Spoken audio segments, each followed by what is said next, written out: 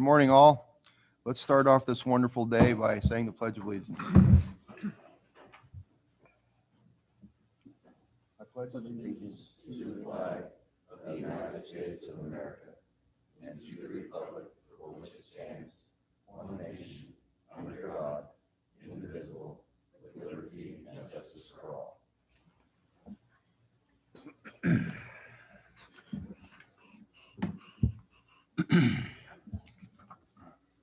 To those watching via Zoom, if you do not send an advanced comment sheet prior to the start of the meeting, but would still like to comment on an agenda item, please do one of the following. If you're on Zoom via your computer, you can send a chat to the host with your name and the agenda item you wish to comment on.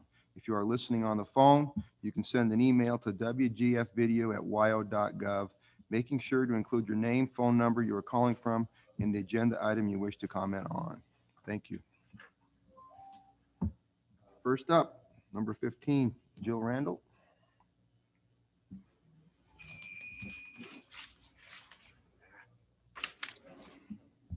Good morning. Morning. Is this live? Don't feel like it's. Hello? They'll tell you if it isn't. Okay. Well, good morning, Mr. President, Commissioners. I'm hoping to start today with some uplifting news and a great update on the wildlife crossing projects that you guys have been so instrumental in getting going. We'll just jump right into it.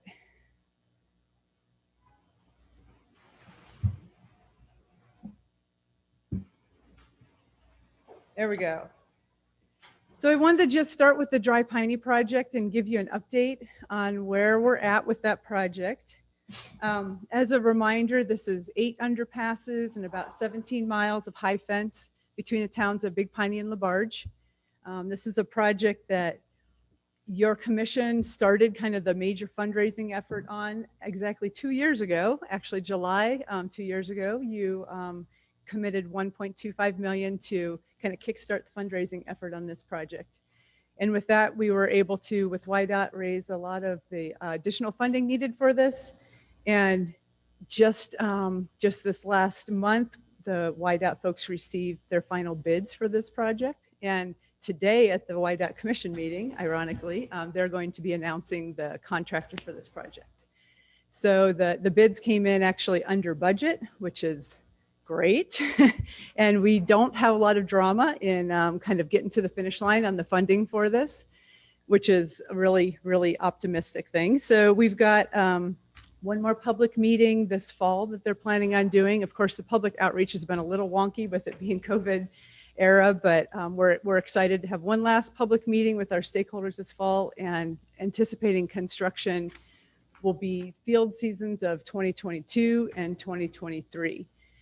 It's a large project, so it is going to take 2 summers to complete. And of course, in that part of the world, there's no window of doing road construction during the winter. So yeah, I guess that's a good update. I feel really excited that we're able to get to this point in such a short amount of time.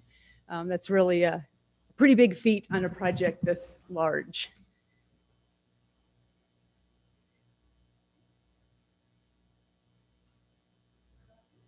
I don't know.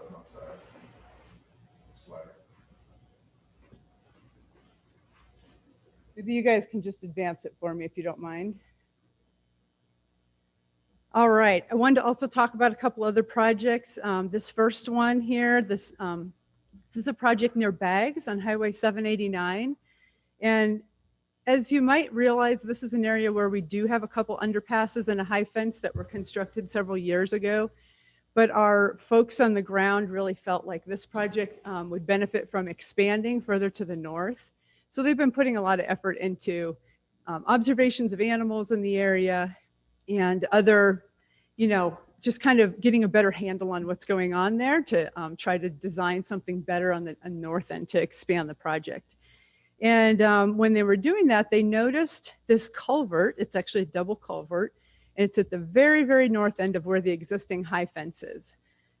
This is a culvert that you would not think of as being something to pass deer. If you look at all the specifications out there, this culvert is too small to pass deer. But our folks on the ground were seeing that there was some use. So they put a trail camera up And that's what this picture is on the bottom left. There were deer using this culvert. And with the Conservation District and WYDOT, they decided, well, let's help them out a little bit. If they're going to use this culvert, let's clear out that sagebrush you can see that's kind of closing in on that hole of the culvert.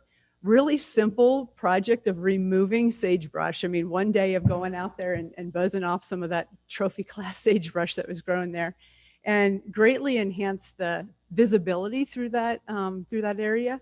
And so you can see on that right picture, that's a person standing on the left. They are pretty large culverts, but they were able to just increase that visibility line like right through there, which is something that's important for animals wanting to use an underpass, is that being able to see through to the other side. So, I think it's interesting that we're still learning more information. We're doing what we can on the ground to make those observations so that we can figure out what does and doesn't work. Just because it says in a book or in a manual that this won't pass deer, we've learned that our observations on the ground are telling us otherwise. So really simple, cost-effective solution to help out some critters. The next one I wanted to mention is Highway 351, which is just south of Pinedale. This is similar to the Highway 28 project that probably some of you have heard about, where we're using additional gates in the right-of-way fence to try to help get critters through. And so that picture on the bottom left is one of the Highway 28 gates, actually, east of Farson. And they put in 2 extra gates right next to each other that you can leave open. It creates a nice gap and an opening that the animals can go through. Of course, you pair these up across from each other on the right-of-way, and it gives them one gap that they can hit and run all the way through both fences that way. So we did the same thing in this Highway 351 project. 7 of these paired gates, so on both sides of the highway there. This is pronghorn, winter range, and migration corridor area. So really helping to facilitate the pronghorn continuing to move south on years that they need to, when they need to continue to head down because of snow conditions that are just north of there. We wanted to be able to help them out. It's a pretty tough fence other than these gates. And because we didn't have enough funding to do an entire fence overhaul, we're using some of these gates. So actually this was a great partner project. The BLM was really instrumental in kind of kickstarting it, and they actually purchased all of the supplies that we needed for the new H braces and the supports for the gates. Game and Fish, and of course WYDOT was involved, but Game and Fish and BLM really on the ground, including the help of our Habitat and Access crew.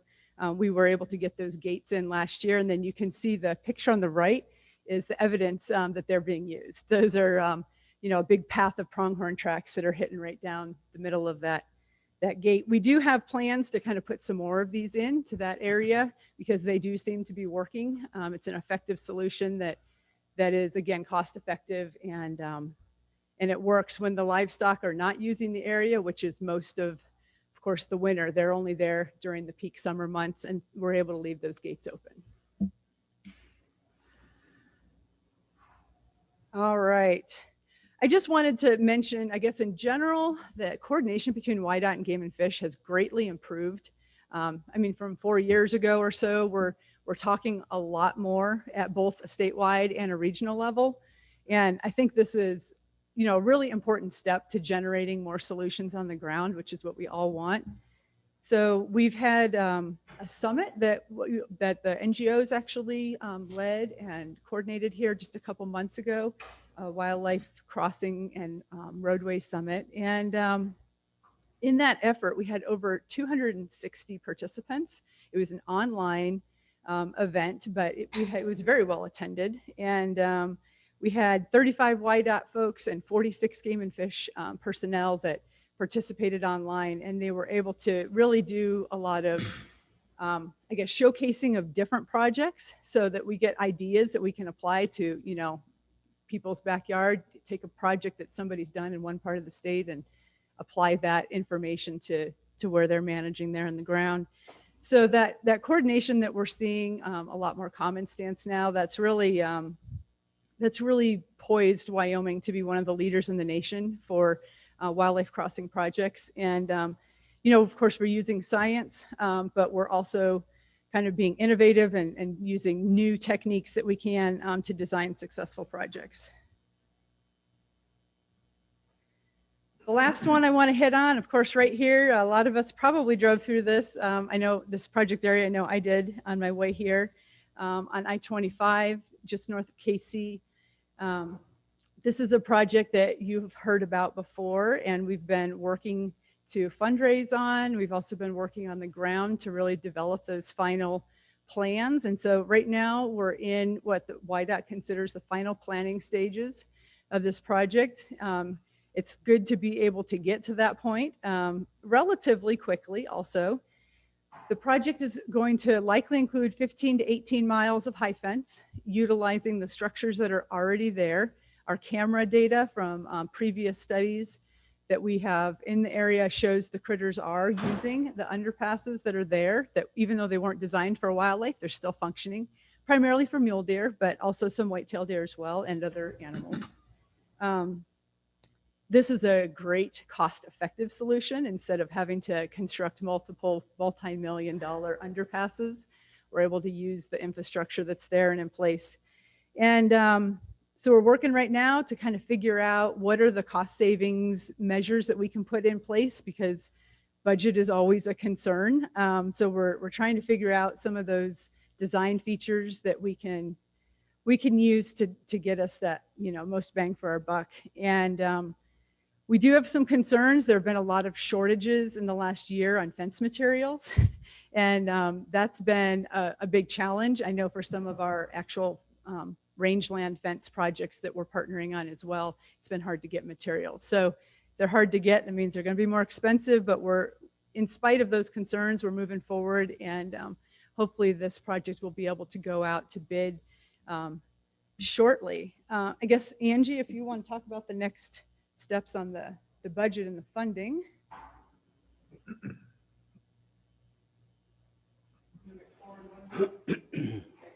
Absolutely. Thanks, Jill. President Doobie, commissioners, good morning. So I want to just take a moment and recognize Jill and our field staff with all the work they're doing on crossings. You guys often get to hear me talk about wildlife crossings, but as you can see, they're really out there on the grounds looking for those new techniques and trying to understand what works. I do want to recognize Jill and her work, and she mentioned that Wyoming continues to be a leader. She was recently invited to speak at the International Conference of Ecology and Transportation on this specific work. So lots of good stuff. But yeah, we're actively moving forward, as you guys know, on this project. And there's lots of moving parts. We're getting closer and closer to meeting our fundraising goals.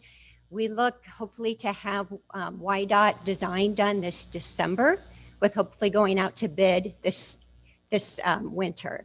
So lots of stuff going forward. And so I'd like to take the time today to bring some guests up to talk about some really good news stories. So the first one, Chris McBarnes, I'm going to have him come up and give you some really good news on his fundraising efforts.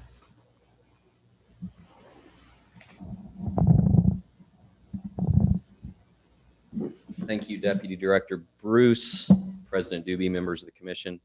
The I-25 project has been very near and dear to the Wildlife Fund's heart. And for the public, those who don't know, the Wildlife Fund's mission is uniting people to advance Wyoming wildlife research, habitat, and education. And so our goal, our main goal, is to fund on-the-ground projects which align with the strategic mission and vision of the Wyoming Game and Fish Commission and Department. And we believe the I-25 project was the perfect project for us to prove ourselves. I think you're going to see a massive, massive return on investment. That's my goal to you and to Wyoming's wildlife through the Wildlife Fund. And these gift announcements today, I think, take the next step in doing this. Now, my grandpa always used to tell me growing up, Chris, if you see a box turtle on a fence post, just know he didn't get there by himself.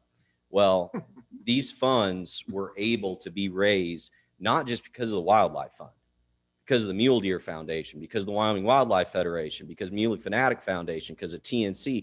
All these groups do such an amazing job at promoting Wyoming's wildlife that it makes all of our jobs collectively easier. So we're all in this together. So I want to preface that today. So we have two gifts to announce. The first gift is an additional $100,000 from the Knobloch Family Foundation. As you recall, they've already committed $100,000 to this project. So now they're at $200,000. And Megan, I believe, do we have Executive Director Nicole Corfonta on the line? Nicole, Good morning. please, the floor is yours. Great. Thanks, Chris. Good morning, commissioners. Thanks for the chance to say a few words. I'm Nicole Corfonta. I'm the Executive Director of the Knobloch Family Foundation, which I want to reintroduce to you this morning. But first, I'd like to give a few thanks. First to the Commission and to WWNRT for the funding that you have already provided for this important project. Although private philanthropy can plant the seed for critical transportation projects, we absolutely need the public funding support that the Commission and WWNRT provide to execute the project. So thank you. Even lower cost projects like this one are expensive, and it takes a team. Thanks to Chris McBarnes, who you can tell brings such good energy to this project, and who's been dogged in sticking with it and seeing this project through to make sure it's funded and gets executed. The I-25 crossing project is exactly the sort of thing that the Knobloch Family Foundation likes to support. We are a family foundation based in Georgia and Texas and Wyoming. In Wyoming and in neighboring states, we make grants for the conservation of ungulates and their habitat to keep populations robust and well-connected through migration, and for other resources as well, including grassland birds and golden eagles, for instance. On big game, we have a few key approaches, and those are habitat protection, wildlife-friendly fence conversions when we have an interested landowner, and transportation projects like the I-25 Buffalo to KC projects and the Dry Piney project. On habitat protection, we primarily fund conservation easements and acquisitions. For instance, the Luke Lynch Wildlife Management Area that the Game and Fish Department was so instrumental in and is so critical to the Red Desert to Hoback mule deer migration corridor. I just want to give a shout out to the excellent Wyoming Game and Fish Department biologists who help us vet these projects and understand the wildlife benefits that an easement or acquisition could have as we're considering funding them. We plan in the coming years to double down on our funding for transportation projects and for wildlife-friendly fencing projects because of their really tremendous potential to reduce big game mortality and improve habitat connectivity, in addition to improving public safety. Unfortunately, wildlife vehicle collisions will only become a bigger problem as traffic in Wyoming increases, and that adds to other challenges like CWD and habitat loss. It's a rare opportunity in wildlife management that we have to so effectively reduce a mortality source, and we think that's a good investment. So I hope we'll continue to work together on projects like this one. Please don't hesitate to reach out if there are projects that we can tackle together that are good for Wyoming's wildlife and habitat. Thank you. Nicole, this is Pete Doobie. I'm the president of the Game and Fish Commission. I just, on behalf of the commission, we just want to say a huge thanks to the Knobloch Family Foundation for their support in this project. There's so many projects that go on in the state of Wyoming where the Game and Fish is involved in, and rarely do we do them by ourselves. We have partners big and small, big donations, small donations, and they all add up, and it all helps Wyoming's wildlife. So we just want to say thank you very much.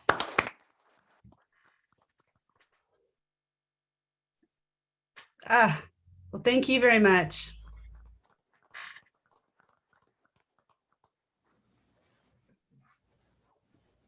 Thank you, Nicole. And I will say the Knobloch Family Foundation grant process has really inspired me as president of the Wildlife Fund. Their process is so thorough. They make you work for the money.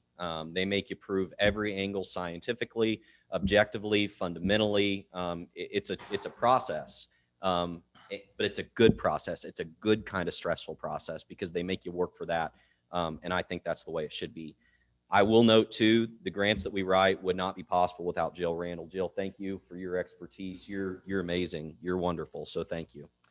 The second gift we'd like to announce today, and this is a relatively new partner to Wyoming, but they're very, very invested here. They've done things, and we're proud to announce that Bass Pro Shops and Cabela's, through their outdoor fund that was created by Mr. Johnny Morris, a visionary when it comes to conservation, not only here in North America, but literally across the globe, are committing $125,000 to the I-25 project through the Wildlife Fund.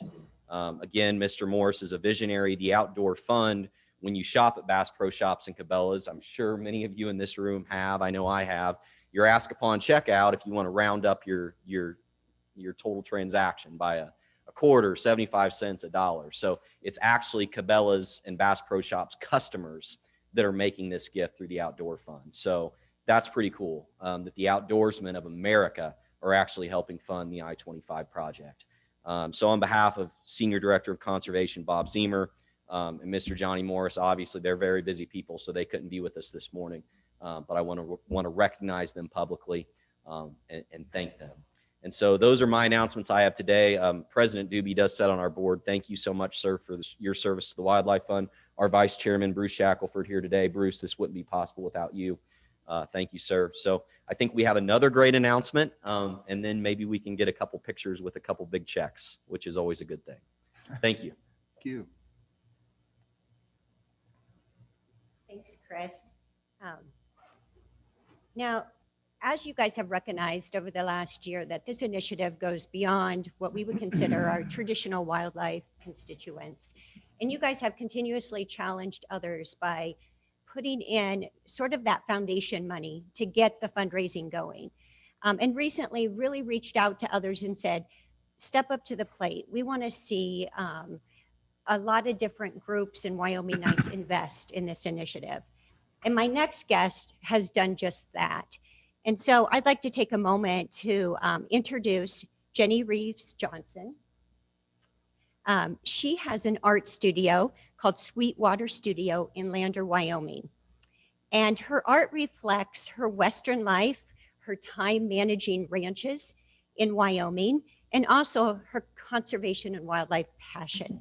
You can find her art throughout the country, and specifically at the Trailside Gallery in Jackson and the Gerald Peterson Gallery in Santa Fe.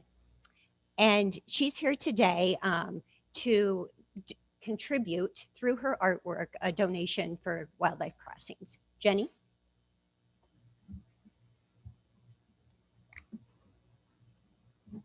Thank you. And thank you, commissioners, for letting a small potato stand up here and give back to something that's involved with all the public. And thank you to Wyoming Wildlife Federation for giving me the way to be able to present this money. And it's an amazing feeling to be part of this huge endeavor because normal people just coming through Wyoming, we're just used to seeing roadkill. And it's a simple normal for all of us. And to know that there is a science developing tactics to reduce these fatalities and even eliminate them in some places makes me feel hopeful and inspired for the future. And I'm a real small potato in this big picture, but there's many like me out there that are just so passionate about the progress that's being made and want to give back, but we don't have the resources to, well, there's a really big check here, but it's only big in size compared to the rest of them.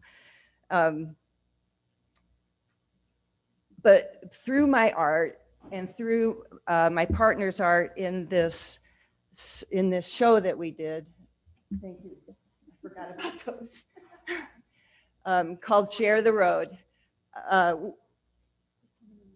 Yeah, we decided to give back 20% of the sales to specifically wildlife crossings through the Wyoming Wildlife Federation.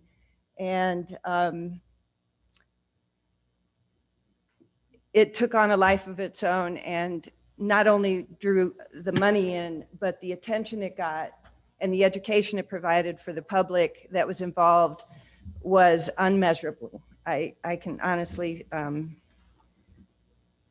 if you could measure it, it'd be worth more than the money that was even brought in. Okay, a little bit about me is that I'm an artist with a studio in Lander, and most of my work in galleries are large stoneware pieces. And it starts out with a passion for a subject matter. And in this case, it was a Snake River cutthroat. And this piece started developing, and I just thought, wow, I just can't put this piece out there and sell it. It needs to make more of a difference. So this is how I ended up going to WWF to help me. But this one was the first piece I did for conservation. And I went to the Snake River Fund out of Jackson. And they, with Orvis out of Jackson, we decided to raffle it off and make money for the Snake River Fund and for the artist. So an artist who isn't able to just donate work outright is still wanting to give back, but they still have to make a living. So we worked with a percentage and proportions, and everything was organized, and all these fundraisers were organized, and then COVID hit, and nothing happened except online and word of mouth and newspapers, and they were all very friendly to us. And it was a success, but probably not as much as it could have been. But in the show, Share the Road, these are the 4 people, and Wyoming Wildlife Federation was involved to spread the word and market the show. And of course, Wyoming Wildlife produced the flyers and the posters and an online gallery, and helped accelerate the presence on social media. For this kind of show, and during COVID, social media was just so valuable. It was amazing. And online sales were accelerated because of COVID, and it was wonderful that way. WWF also did the bookkeeping, and they issued certificates to the artists for the donation, which allowed an artist to be able to then take it as a tax write-off, and that doesn't always happen for art. And then WWF also exposed a lot of education about wildlife crossings that nobody knew, and then we were all 3 of us there were able to spread it around. Of course, I'm the first one in the picture. My partner in my studio is Noelle Wyman, and she has a very different style than mine. And so the balance of the 2 styles were a varied approach to the art show. And then Pete McElwain owns Cowboy Coffee in Jackson, and it was his shop that had the, I think the next one. Nope. Okay, it was his shop that had the facility for our show. Because of COVID, he had to remove all the tables. He couldn't let people sit down, but all of a sudden, Cowboy Coffee looked like an art gallery. So it actually was perfect. So we had all these beautiful walls, and people would buy coffee, and then they would march around and look at the art. And I think it might have helped it be more successful. Pete took, that's a picture in the gallery. Pete took less than his normal commission so that Noelle and I could donate without giving more than 30% of our work. We could give 20% to Wyoming Wildlife, and then Pete only took 10, which was a lot less than what he takes. Here it shows we had a lot of literature provided by WWF for wildlife crossings, and they were available for customers to take. So this picture shows some of the ceramic work I did have in the show. Mostly it was wall work, as you can see in the back. And that's one of Noelle's, and you can see the difference in her style compared to mine.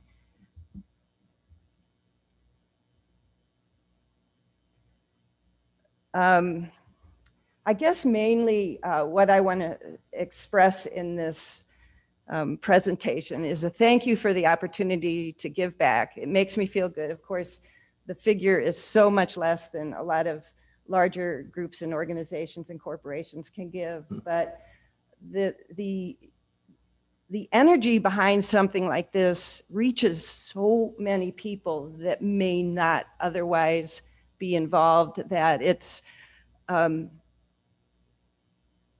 know it makes me feel good, but I actually think it's doing very good too, because I had people that bought pieces and they're in North Carolina and South Carolina and St. Louis and Florida, and they were seeing social media examples of wildlife crossings, pictures, and it actually working, and explanations about it, and asking me questions. And, you know, I had to, of course, do a lot of research and get back to them, but it was like, whoa, this kind of work, putting fine art out there and people taking the art serious, and then knowing the passion from the artist, why they did it.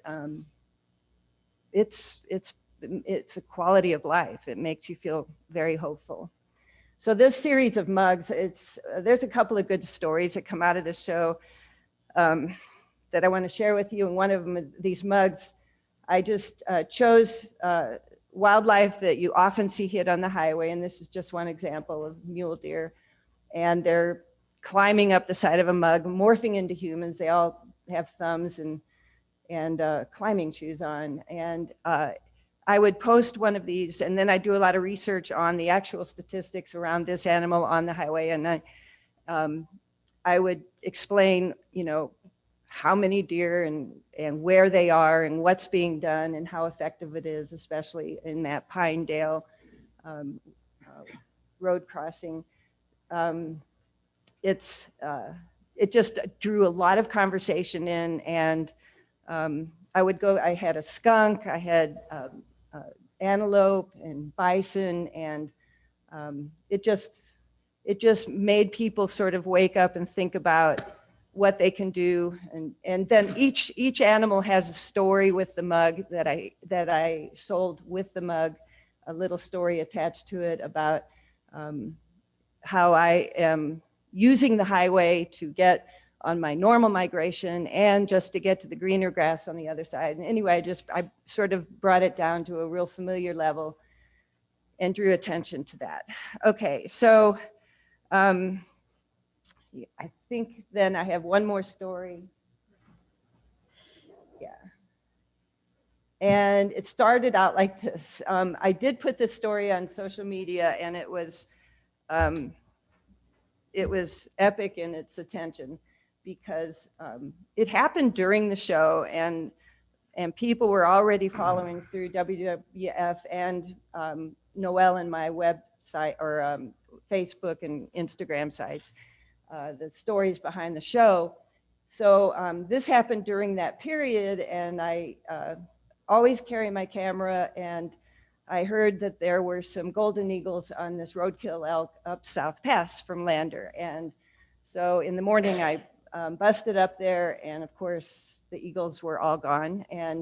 But this was here, and I took a picture of it, and started down the pass, and I saw these 3 moose frantically running toward the highway with that fence in their way towards the just about the South Pass top. And people were buzzing down and climbing up with great aggression in vehicles and semis, and mostly pickups and semis. And these moose were not calmly coming down to the road. They were running from something. And they got to this fence, the mama jumped it, and anyway, I'm there with my Zoom lens. I'm pretty far away, and I'm filming, or not filming, but taking pictures, because I just couldn't believe this. I just knew I was gonna witness this carnage on the highway, because I'm doing this Share the Road show, and this is bad karma coming my way. But it was like, no, it was so rewarding to see this, because the moose came, and the first moose and the baby, the yearling, crossed safely, but the 2-year-old was freaked and it wouldn't cross. And this was the classic picture out of it. But I would get, when the moose was started to cross, I jumped safely into the highway and just started doing jumping jacks. And, you know, that drew a lot of attention and people slowed down. But anyway, so I'm showing you these pictures because they do need wildlife crossings, and showing this on social media was an attention getting. It's like, this is why I'm doing the show. This is what's happening right in my backyard. And, you know, had I just randomly not been up there to witness this other roadkill of an elk, I wouldn't have been able to see this. So,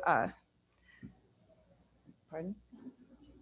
Okay, 20% of Noel and my sales and a donation from Pete, who owns Cowboy Coffee, by not taking as big a commission, is $1,600. And that is a very small potato to the last donation, but it's given with 3 big hearts and a whole community of attention. Thank you. Thank you, Jenny.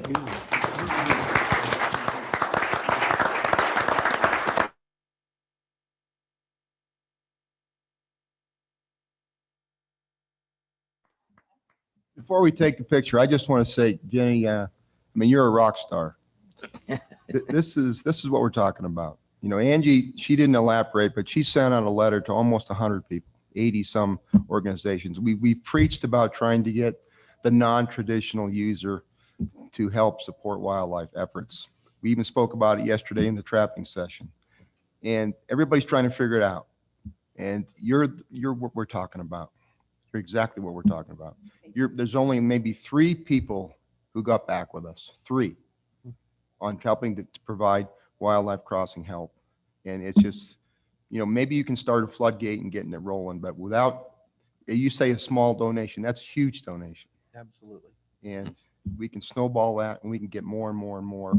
I think this wildlife crossings effort is just something that Game and Fish can just stick their chest out and say, this is cool. You know, everybody's getting on board. It's a very, very successful project. And I think we should tout it more. So thank you very much. I do have a comment sort of question, but I'm on to a next project now. It's about beaver. And I think people like me, we don't know where to start. Luckily, I have a daughter in WWF, and that was a good in. And I went to Snake River Fund, and they were all over it. But now I'm working on another project, and I start with the passion. I don't start with, like, I know where it's going. And then once I get the passion and the research done, and I see that my work is a success, then I go to the marketing and trying to find where it will help the most. It's not easy for someone like me to figure that out without my daughter being involved.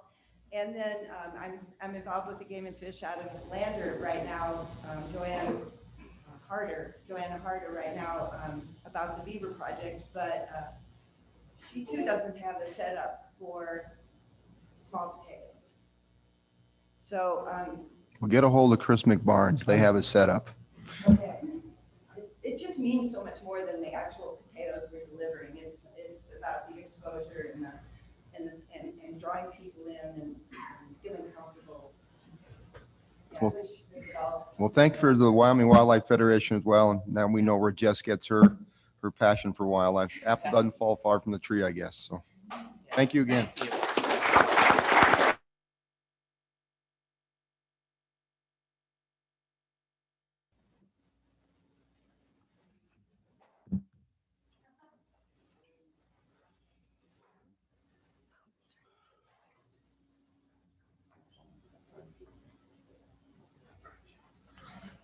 Cool. Oh, really cool.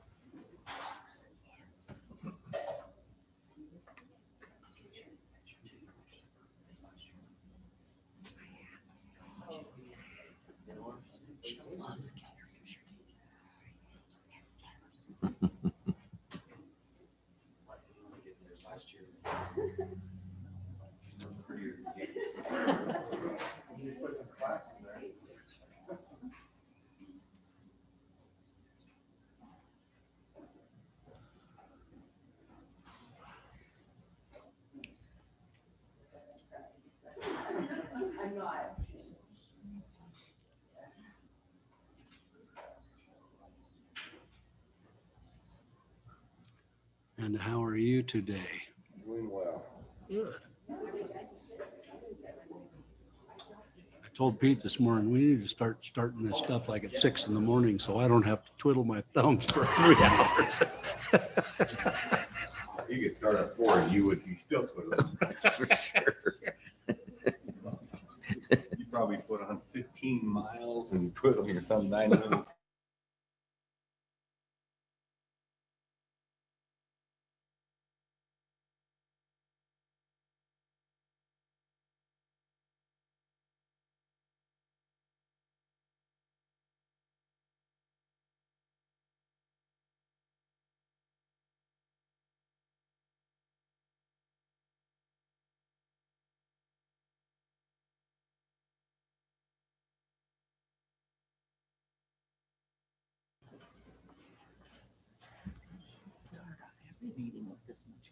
I know.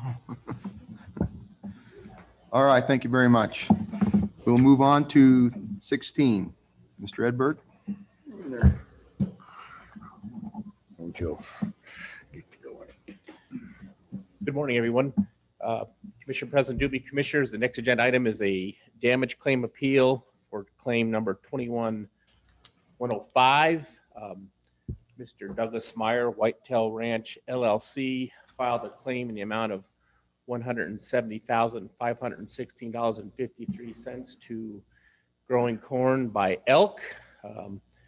Nate Holst, Wheaton Game Warden, led the evaluation on that, and based on our on the ground, in the field, review and evaluation of the damaged corn, came up with a recommended payment amount of $68,178.91. And that amount is also in accordance with state statute and the damage regulation, in which we only pay for growing crop by big game animals.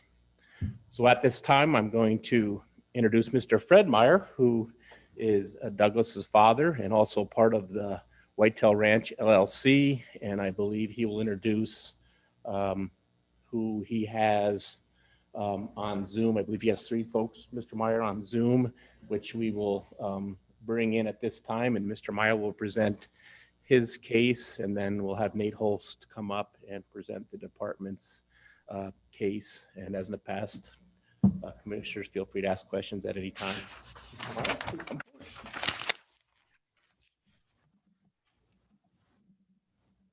Mr. President and Commission, we thank you for the opportunity to present this and talk to you. The people we have today is Phil Nicholas, who is our attorney. The second picture is Brian Andreas, who is a professional crop expert that we've retained starting last spring. And the other person that's here today is my son, Douglas Meyer, who handles the farming operations. Phil can pick this up, but, and he'll get into this. Part of the Game and Fish's appraisal properties and crop damages is an old antiquated program. And you use satellites and stuff to track animals. Well, the farm industry and agriculture has those same sciences now to accuracies within inches. We plant by it, we fertilize by it, we combine by it. We know exact bushels that are lost. We can tie it to images throughout the season.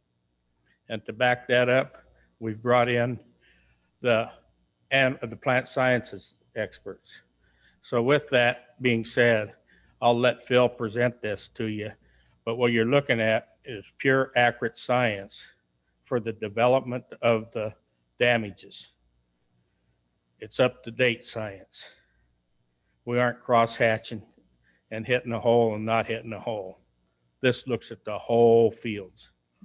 With that, Phil, will you please take over? Well, good morning. Can everybody hear me? Yes. Good. Make sure you speak up, please. Thank you very much. Is this better? I hope I got you. Let me know if you're not able to hear me well.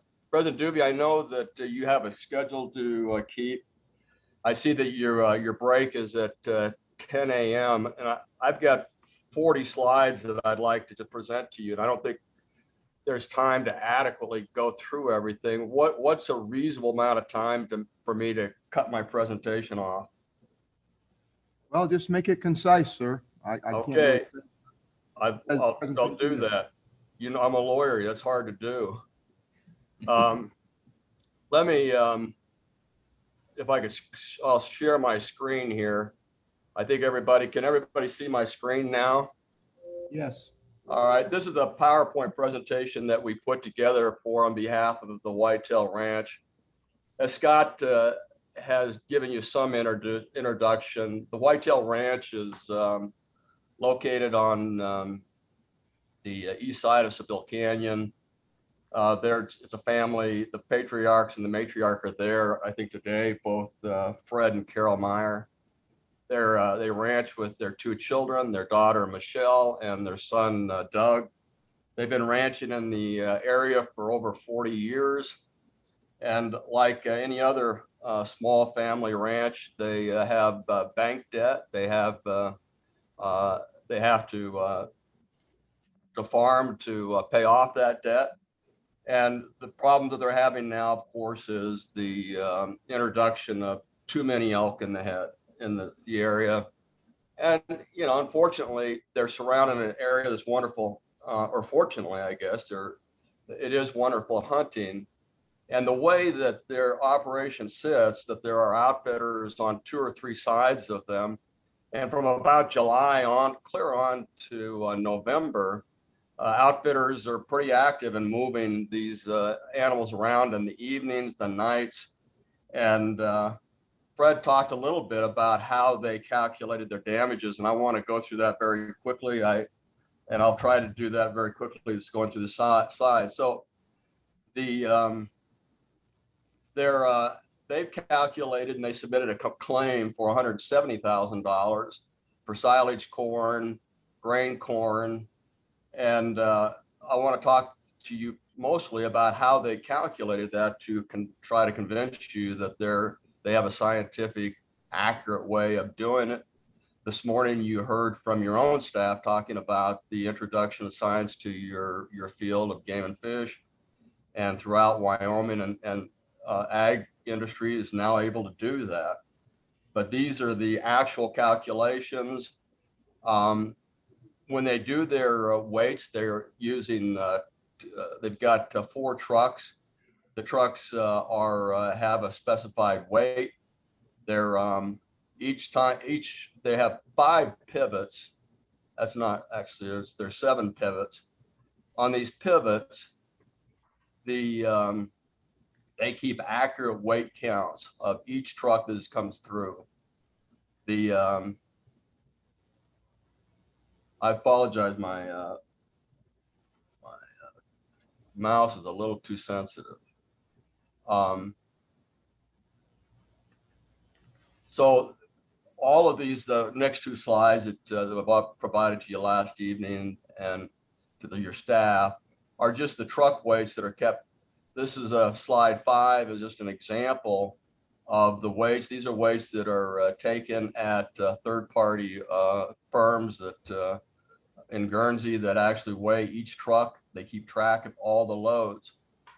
So how does WGR calculate their damages, and how do they keep track of it? They have a plant seeding rate, fertilizer, herbicides, water, which provides a predictable yield. So science, ag, as you know, is a science. And they know that if they hit their planting rates, their seed rate, fertilizer, use the herbicides and apply water, they're going to get a predictable yield. In addition, they subscribe to a field view, which is a safe light infrared program that you're going to see some of the pictures. And these are things that you're certainly familiar with. You'll see, I'm sure that you see many times your staff providing these infrared GPS cameras. Brian Andreas, who's on the Zoom with you, is a certified crop advisor whom they brought in to survey their crop yields throughout the years. Part of the issue here, members of the commission, is that the problem is getting worse each year. And this family is going to go broke unless they figure out a solution to do this. And so beginning last year, they began more serious. They were forced to become more serious in how they address this issue by hiring a certified crop advisor to come in and do plant yields and analysis throughout the year. Obviously, they're able to photograph the damages, and then the corn yield is scientifically measured by yield monitors on their combine equipments that have GPS tracking, and they can coordinate and they can track where the damage is expected to be, and they can watch their weights as they come out of the field. So I already talked about this, is that agricultural science, they know they have a goal of 200 bushels per acre. They typically meet their goal of about 160 to 165 bushels. And they do that with scientific methods by using a seed rate on that's set by a computer. They apply their fertilizer, herbicides, water, and on all the 5 pivots. Field view is what they call a safe light infrared program that you're going to see. And the program produces an image at least weekly demonstrating the plant growth. And so they can keep track of their plant growth and also the damage through the plant growth throughout the year. This is an example of what you see when the elk are coming in. The highest, as you can see from the monitors on the right of each of the image, where you have the red areas, those are low biomass areas. Those are areas where you're having damage to the crop. If you were to look at a June image, you would see it's almost all green and yellow. Now by July 10th, we're starting to see this red damage. And by September 24th, you can see much heavier damage. Really, all of it is caused by elk. This is another field view for the pivots 2-3, where you can see again modest damage hitting June 5th. You still have animals, by the way, coming in June, but not at the magnitude that you do in July. And by September, you can see all of the damage that's caused by elk. Small amount here on another field image for pivot 6. You see the red damage, and you can see the heavy damage by October. This is pivot 7 showing the same early no damage in June, but by July 17th, you can see massive damage. Here's the field image for on June for pivot RJ. And again, you can see modest damage, heavier damage. These are images that I provided to you. I'll go through those. Now, Brian Andreas is the certified crop inspector, and he did his analysis came out on August 24th, September 2nd, September 28th, October 5th, and October 9th, and was able to confirm that the analysis that we're putting together, in fact, was accurate, and the damage that's occurring is caused by elk. He provided reports which have been provided to your staff, analyzing his damages, and these are reports that you have available to you or your staff have available to you. He made findings, but he determined that the weed control was good. There was no insect or fungus damage observed. The plant stand corn count was normal, ear count was normal, and he observed no drought damage, confirming that what we have is elk damage causing these losses. And I apologize for my mouse here. This is what his reports look like. And these are beginning to see his conclusions that are where he confirms the cause of the damages and the loss of production. There's his next report of September 2nd, November 4th. Now, photographically, normally in the past, Myers would expect to see about 25 to 50 head of elk in their fields throughout the summer. Last July 17th, actually on July 14th, I've got a text message from your staff who are out in the field, and they counted 160 elk. Now that night on July, it's actually, I say it's July 29th because that came from your report, but I've got a text message that I could show you later. But on that text, it was July 14th. There was 160 head in the elk during the day. That night, Myers counted over 350 head of elk that night. I show you that by August 15th, there's 300 plus elk, but in fact, it was July 14th that they counted over 350 elk in the field. Now understand too that by July and on, the corn is beginning to get drier and it's more susceptible to damage. So you start to get a point where you get 300 elk coming through. It's a pretty phenomenal amount of damage that occurs. One of the things that we do observe is that in area 6 bow season, as soon as August 15th, as soon as that starts, immediately there's 300 plus head of elk sitting on the ranch. The third jump is on area 6 when the rifle season opens on September 15th. And the fourth big jump is area 7 on October 15th, when you'll see anywhere up to 700 head on their property. This slide, this is not relevant to 2020. This is actually, the date's kind of confusing on that top slide, but this was a year earlier. And the only purpose we show you this is that what's happening is hunters are not the hunters, but the guides are moving cattle at night with spotlights. And when you move 300 head of elk through fences at night, you're going to damage fences. Cattle are going to start moving where they're not supposed to be. And this is an example where fences were knocked down by the folks trying to maneuver elk around to where their hunters can get them, resulting in damaged fences, and then cattle moving to where they shouldn't be. In this case, they got into a corn patch, and the consequences of cattle get into corn patches, nitrogen poisoning. And so everybody should recognize that the damages being presented don't constitute all the damages that a rancher will have in this area. There are other things that happen along the way.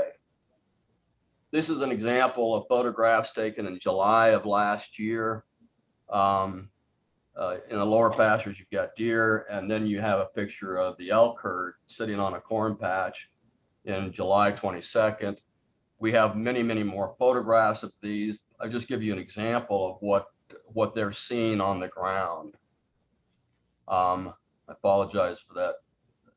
Here's more pictures in November and about harvest time, and you get a feel for what they contend with throughout from July through November.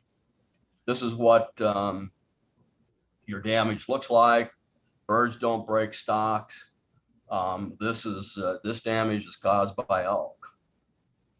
These more areas where you can see more damages. Again, we have many photographs. I know you don't have time to see them all, and so we've just picked a few just to give you a feel for what the photographic damage looks. Now, the combine yield monitor, this is a monitor that's equipped to the combines.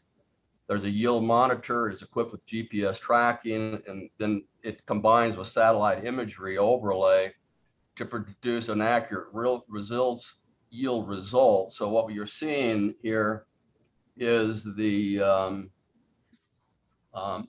actual production that's going through the harvester.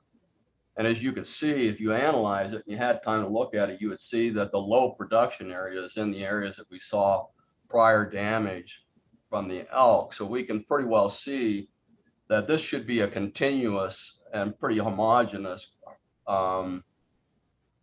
field. It has the same waters applied, the same seeding practices, And now you can start to see all the red damage and the low production that's occurring. Same thing on the next. I'll just go through these fairly quickly. Again, I apologize for the mouse because it's hard for me to manage it on this image here, but all the reds there. So what we see is that damages, and we don't have published yet all of the yields for the 2020, but when they're available, we expect we're going to see that countywide, it was a pretty good, decent year for other ranchers, but not for the Myers.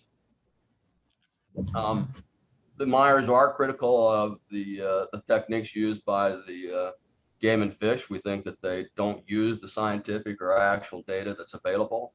They use a subjective analysis of causing and attributing certain damage to other wildlife and birds, and they make false assumptions on the ear damage, whereas the Myers are, I apologize, the Myers are, there we go. Let me get my, I finally got my, okay. So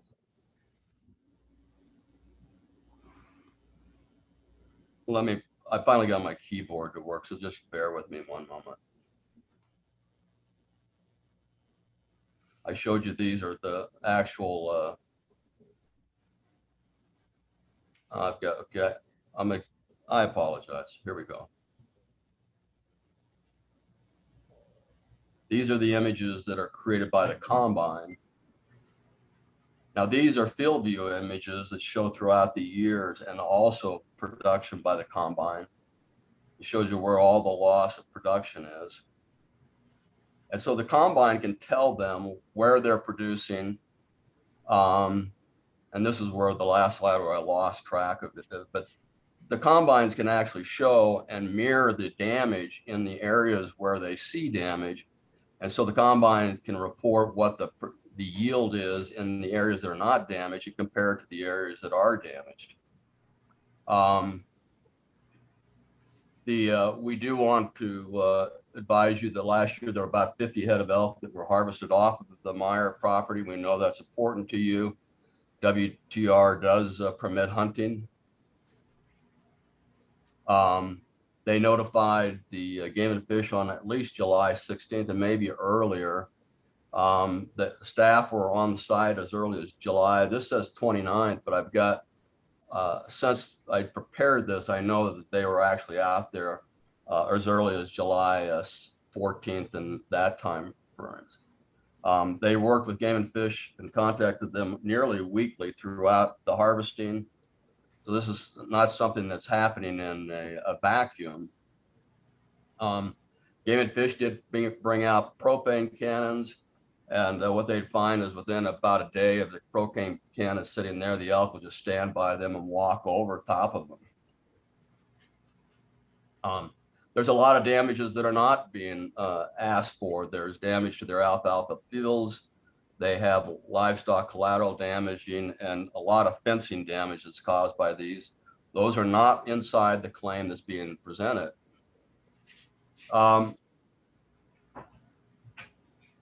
Myers asked me to put in this slide because part of the problem is not only do we have a pretty big disparity between what Myers believed their damage were, the 170, and what your staff have calculated, but 2021 this year is damages are already underway. The Game and Fish has been notified. Corn prices are higher this year. Expenses are higher, and damages are only going to be greater. And if we have a disparity in 2020 of almost 2 times, the disparity this year is going to be even greater. So for Myers, this is a problem that not only is a last year problem, but it continues every year. They can't afford to have this much damage. They simply can't afford to pay for the cost of maintaining the elk herd in this area and run their cattle operations and pay their debts. They do want to talk about solutions, better game management, fencing, and other issues. We know that's not today's issues, but we suspect we'll be back next year. And we just want everybody to know that this is a problem. they're prepared to work with them. So we go back to the beginning of the slide presentation. Members of the commission, the Myers have presented a claim for the $170,000. It's a claim that was based upon their actual yields determined by scientific method. It's something that you all recognize. It's technology that your staff works with regularly. It's based upon actual yields. And we believe that that is the claim amount. And we would ask you to award the entire claim amount. And it is a significant amount. And it makes it even more important that Game and Fish staff work on with Myers to right now for this year to make sure a like amount of damage has not occurred this year. With that, I mean, I would turn it back to the commission. Let me stop my sharing.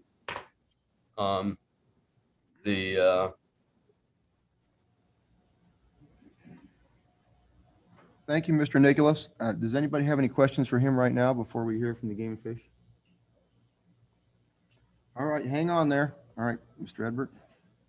Mr. President, Doobie, Commissioners, I'd ask Nate Holt, the Wheatland Game Warden, to come forward and present the department's evaluation and recommendation. President Doobie, good morning. Commission members, good morning. My name is Nate Holt. I'm the Wheatland Game Warden. Today we're going to talk about Whitetail Ranch LLC, damage claim 21105. So we're just going to jump right into it. A quick overview of kind of, I guess, key events that happened during the damage period. July 16th of 2020 is whenever the department was notified of the damages. Mr. Meyer contacted wildlife biologist Martin Hicks, and he informed me of it. Mr. Meyer saw 150 head elk that day. And so we were able to back calculate and went 15 days prior to that. So the damage period began July 2nd. Through July and August, there were multiple conversations between myself, Mr. Meyer, Game Warden Supervisor, Matt Withroder, as well as, or David Ellsworth, as well as Wildlife Supervisor, Matt Withroder. 31st of July, I met with Mr. Meyer in person. We kind of went through the property, just getting a lay of the land, figuring out where we're going to put up zon guns, and just kind of historically where he was seeing elk. August 4th and 5th, once we got those zon guns up and running, we put 3 to 4 out through the property. As Mr. Meyer said, those elk do unfortunately kind of get used to that, especially in corn, the way that property lays. You can go a couple hundred yards away and hardly hear it just because it's muffled. Did have a little more success with the programmables on guns because you can time those to when they're actually coming in. So on the 19th August, Mr. Meyer let me know that they'd be harvesting pivot 1. And so department personnel and myself went out on the 22nd August to assess the damage there. On August 27th, Mr. Meyer asked that his property, which we had discussed this prior, but he was just notifying me that he did want to get his property put on the Hunter Landowner Assist Program. For those of you that don't know the Hunter Landowner Assist Program, it's on the Game and Fish homepage. It's a really handy way to get hunters in contact with hunters with the correct tag in contact with landowners that are seeing generally damage. Not always the case, but so that was he was put on there. They were able to contact him via phone, and we had, I think, a time slot whenever he wanted to be contacted. August 29th, Mr. Meyer notified me of pivots 2 and 3 that they're going to be harvesting that part for silage. And so on September 1st, me and department personnel went out and assessed that. On the 4th of October, the rest of the pivots were going to be harvested for grain, and department personnel went out and assessed that as well. We took up the zon guns because at that point there was no corn still on the ground. On the 27th of October, Mr. Meyer requested to get taken off of the landowner hunter assist program. He told me that he had enough hunters at that point in time. And the reason we're here today, Mr. Meyer does not agree with our assessments of the 5 pivots. There are 5, and pivot 2-3 is kind of 1.5, I guess. And I'll show you on a map here in a little bit. So just kind of breakdown of what they were claiming during the damage period. Mr. Meyer said that there were 20 to 700 head of elk per day, 20 to 150 head of white-tailed deer, and then 5 to 20 head of mule deer. Like they said, they hired an agronomist, so they were able to come up with some calculations. The $38 per ton is not the same price that the department went with.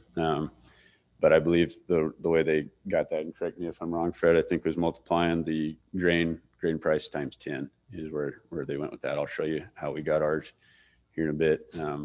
But 1,656 tons is what they were short in silage, came to $62,928. With the total grain shortage, they were short 28,091 bushels at $3.83 a bushel, which that's what they were selling their grain corn for. Came out to $107,588.53. And so their total claim, as they said, was $170,516.53. So this is a real quick look at ours, just kind of side by side. So this is the department evaluation.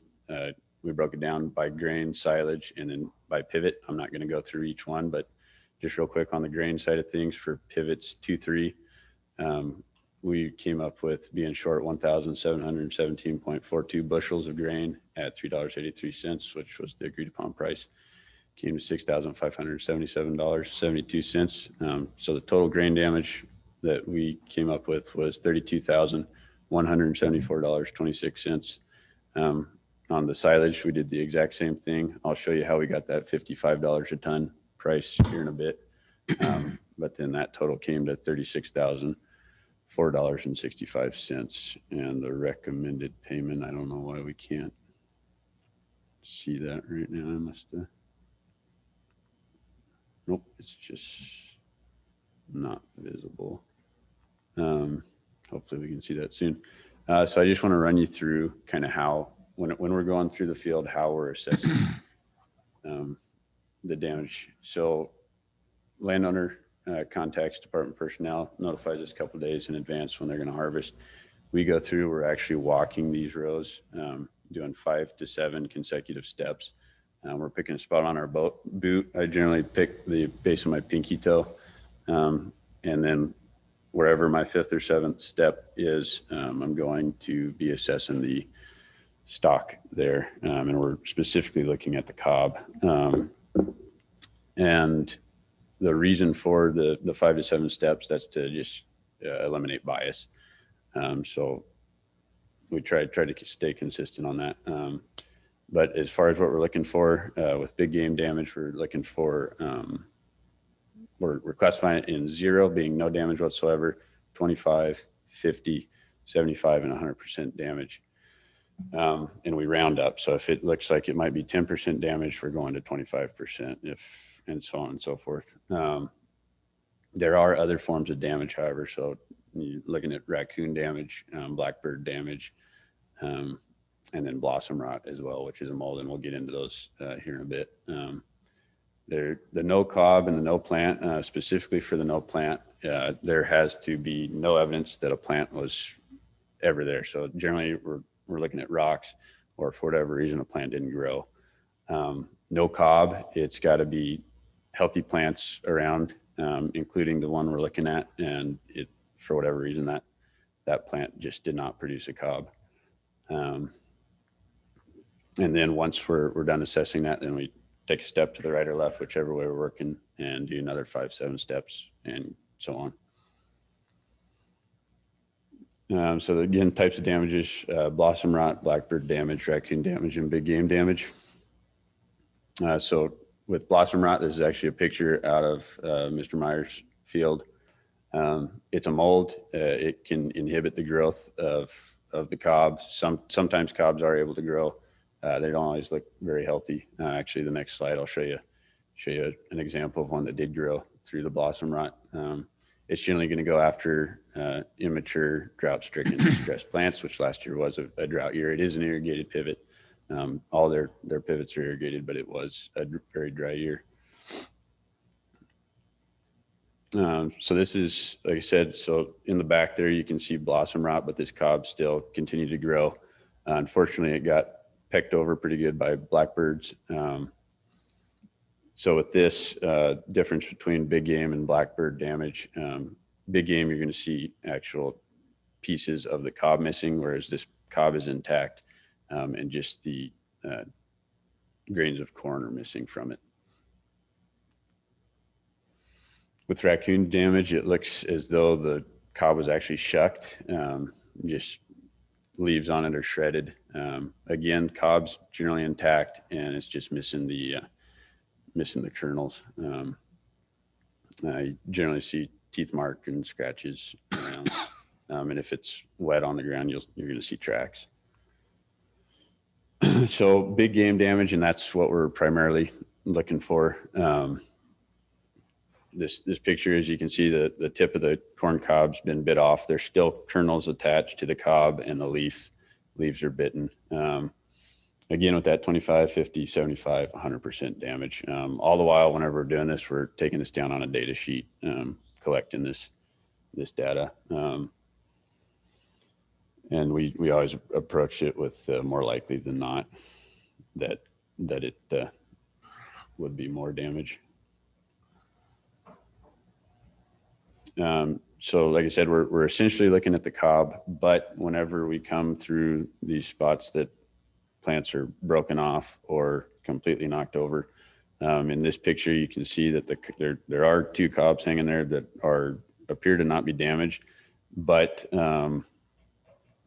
we're unsure whether or not the landowner would be able to harvest this. Probably not.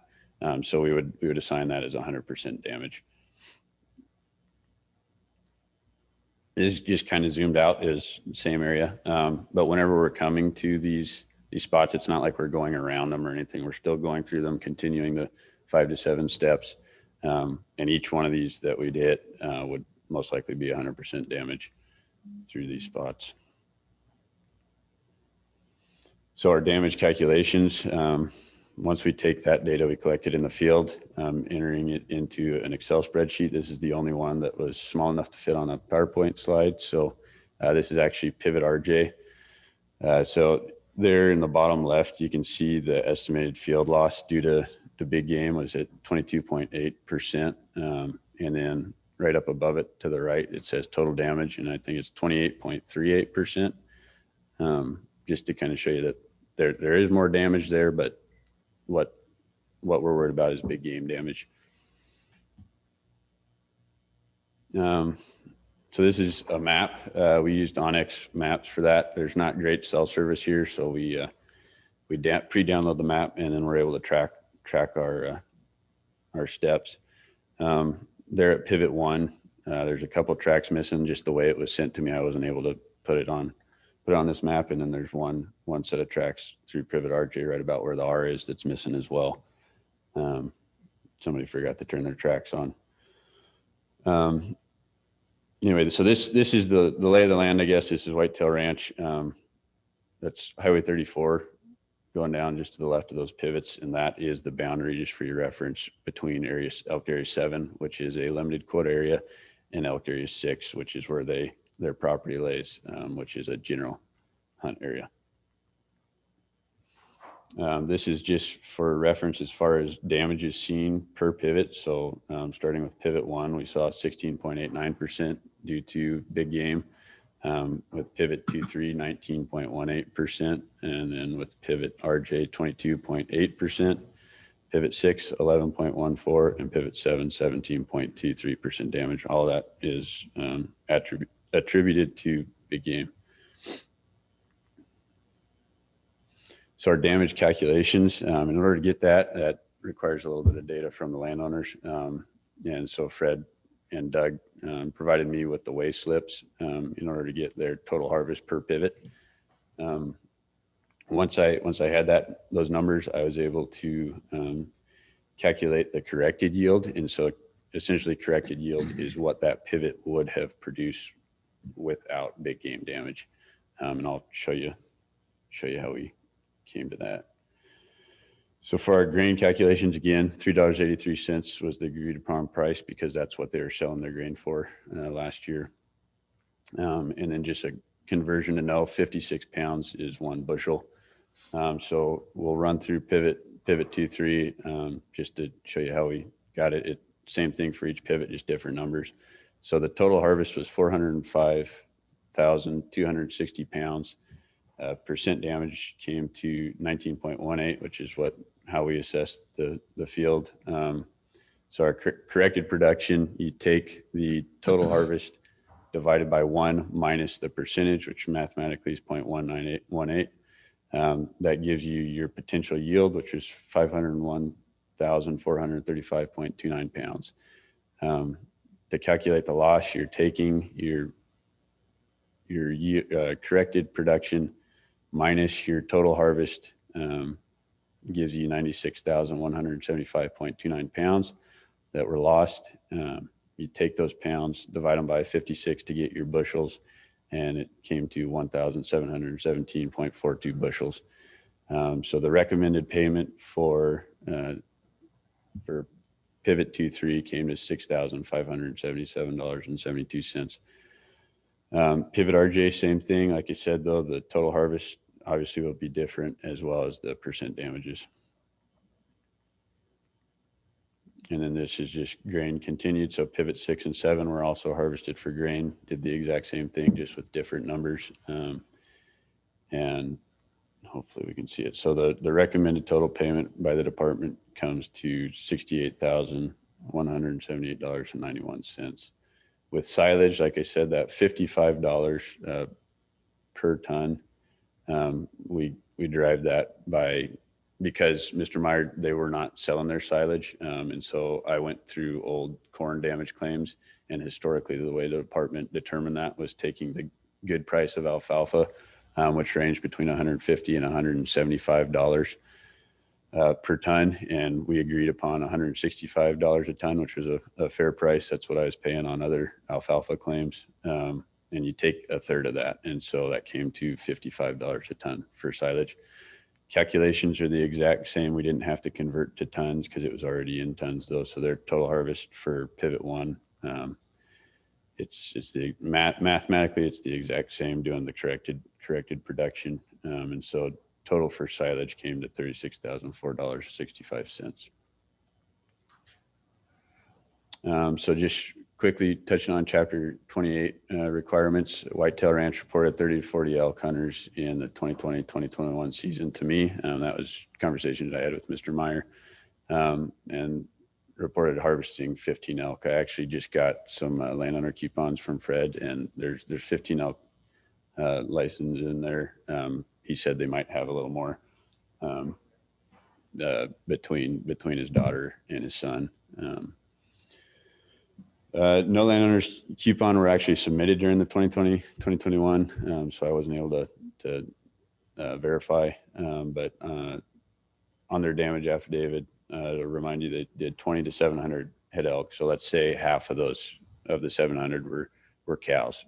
So that's 350 elk, 350 cow elk. So in area 6 and 7, the recruitment, since it's on the boundary, we just did both, is roughly 45 yearlings per 100 cows. Unfortunately, we know how to grow elk there. And so essentially, I guess if they're wanting to keep up with recruitment, which is stated in chapter 28 regs, they need almost 150 elk hunters on their place just to be touching recruitment. Just touching on Hunt Area 6, as I mentioned before, it is a general area. Mainly looking at the fact that we have those type 6 licenses. It allows folks to hunt for 5.5 months out of the year, and it's right during the damage period. There's a little bit there in the beginning where the elk do start coming into the corn, but come August 15th, they can get after it. There's 1100 cow-calf valid off national forest. Again, we're just trying to put the pressure on the private land, mainly for these damage issues. I do want to point out that at the end of the season, there were still 138 of those type 6s that were left unsold. And again, it's a general area, so any Wyoming resident can pick up a general tag over the counter. So there is that season structure put in place to address this. Just want to touch on the differences real quick of our valuations. So grain, the difference was $75,000 and some change. Silage was almost $27,000. And then the grand total difference between our calculations and the claimant's valuations came to $102,337.62. So just to wrap this up, in no way is the department saying that they're not seeing significant elk and deer damage. They are. We recognize that some of our hazing techniques don't work. As I said earlier, those on guns, they do get used to it fairly quickly. Our sampling methods are what we've used historically for these damage claims, as well as our calculations. And then like I said, there's a season structure in place to address this elk population. And with that, any questions? I expect there'll be a few, Nate. Thank you Yes, very sir. much. Yep.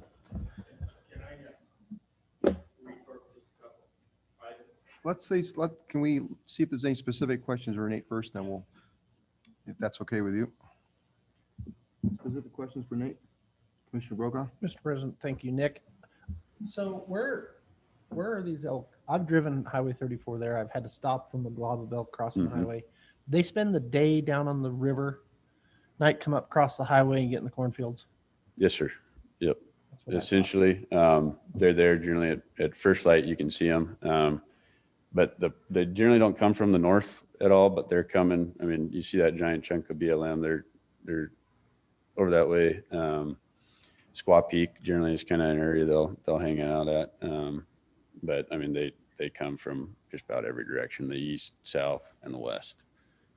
So they're not exclusively coming from Area 7. no, yeah, it's Area 6 elk and Area 7 elk. Both. Yep. And I'm guessing Mr. Meyer has up there 24 hours a day too. When the corn gets tall and they're day bedding there. Well,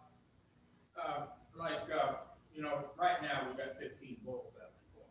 Yep. But, and some of the holes that you're seeing in the green corn are where there's bull, and there's a lot of bull walls. But where we really see the aggression, okay, if you look at all the areas around it, we never had this problem before.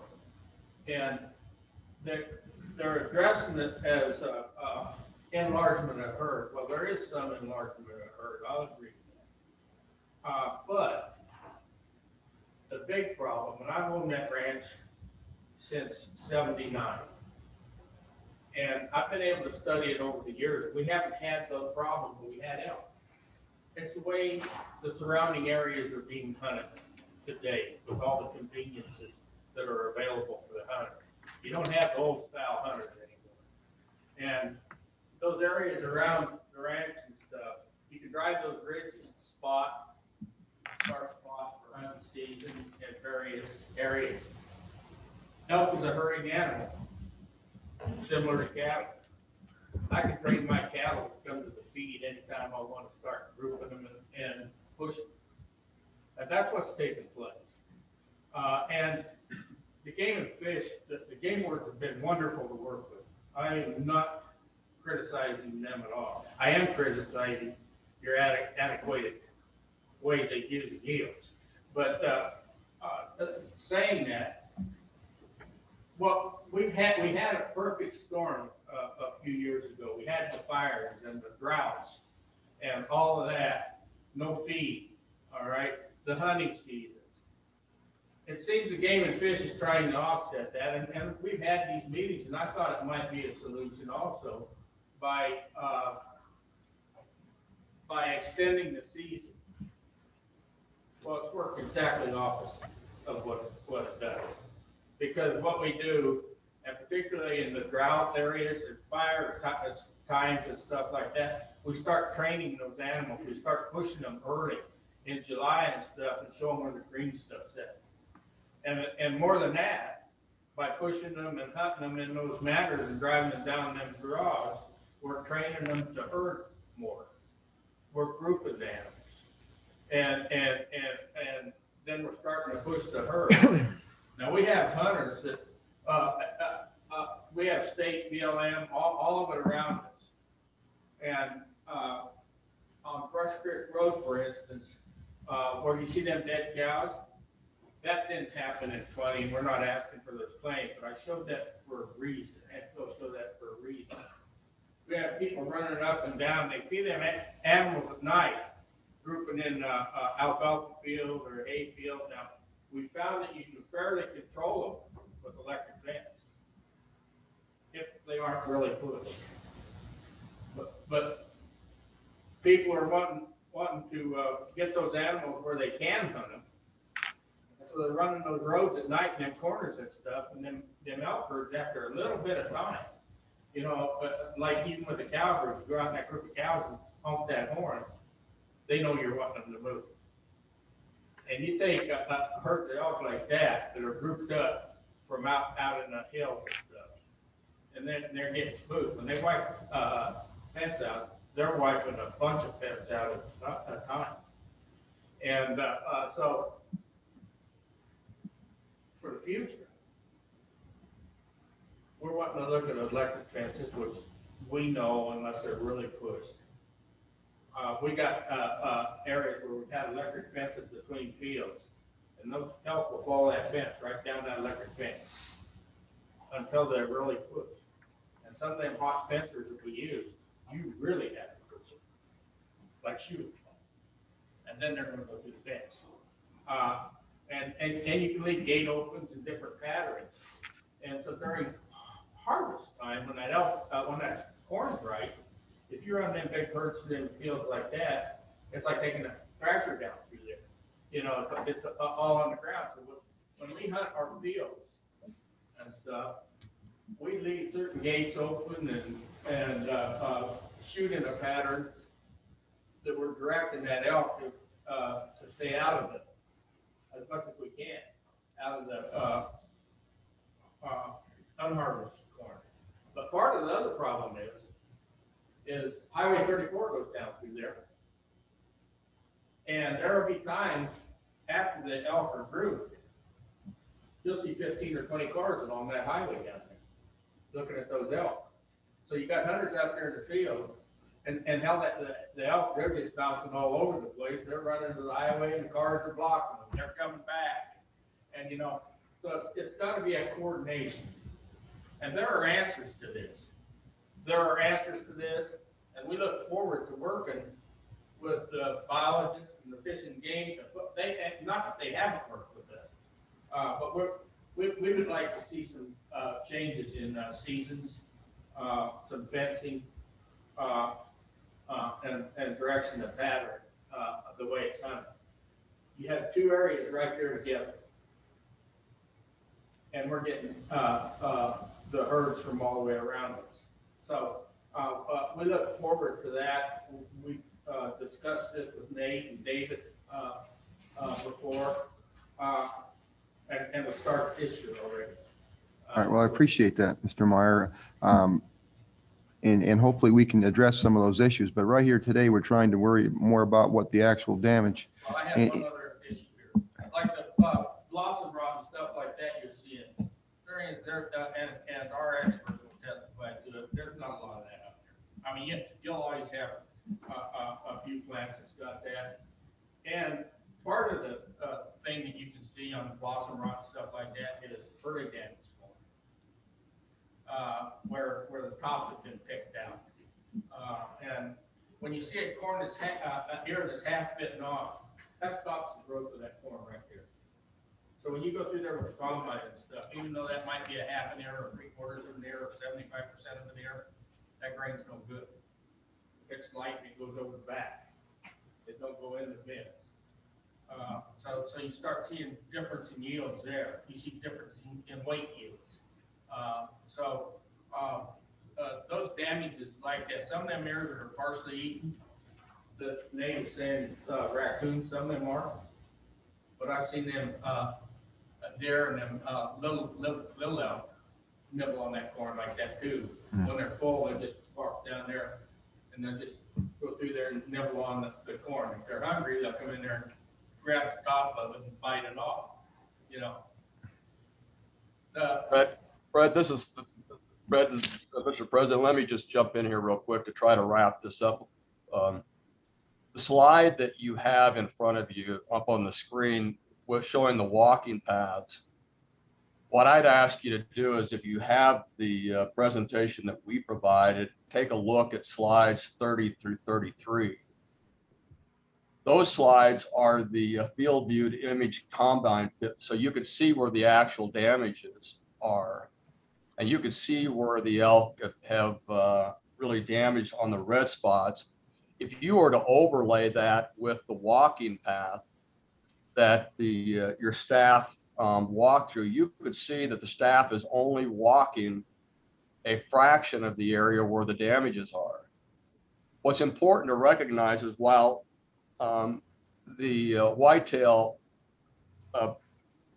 goes to scientists and asks them for feed rates or seed rates and fertilizer rates projecting a 200 bushel per acre yield, they know they're not going to get that. So they ordinarily get 160 to 165 bushels per acre.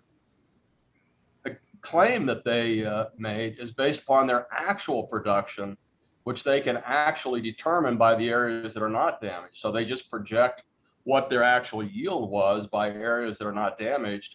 And so you can, it's a pretty scientific way to calculate the total. And so if you look at slides 30 through 33 and you look at their actual damage and actual production, you could see that Myers have accurately and scientifically calculated their losses. So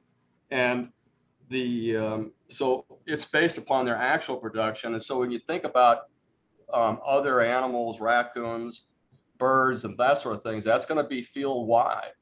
That's calculated already in their reduced actual production of, if they're trying to get 200 bushels, they're closer to 160 in what they're actually calculating. And you can determine that damage by the overall production of the entire fields. What the damage claim is based upon is the red areas, and what we can see are actual lost production. Fred, while you're up there, I would like you to address one issue, and that is to explain to the commission your calculation of the silage and why you use the 10x measure. What the staff has in essence done is say if you bought alfalfa replacement, you would have a lower damage. And I think you need to address that so they understand your calculation.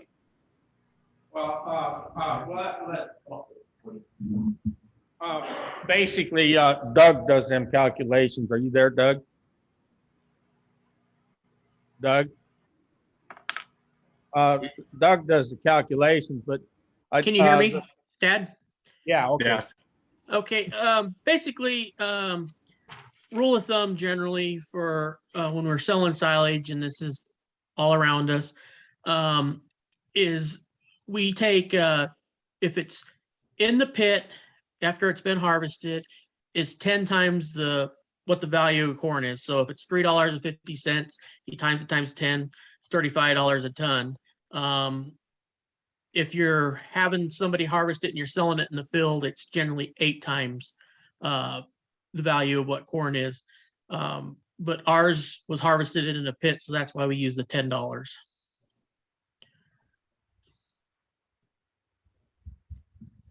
Does that? Thank you.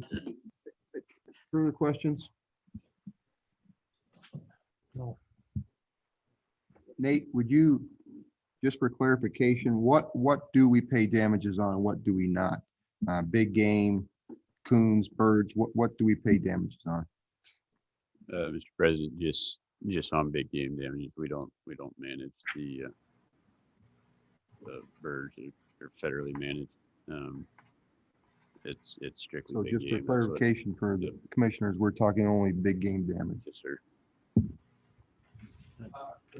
Mr. President. Well, we can do that. Can we, let's see if we've listened to a lot of stuff. Let's see if our commissioners have some questions. Mr. President, Mr. Roberts. Could you go back to what, slide number 22, I think it was, on the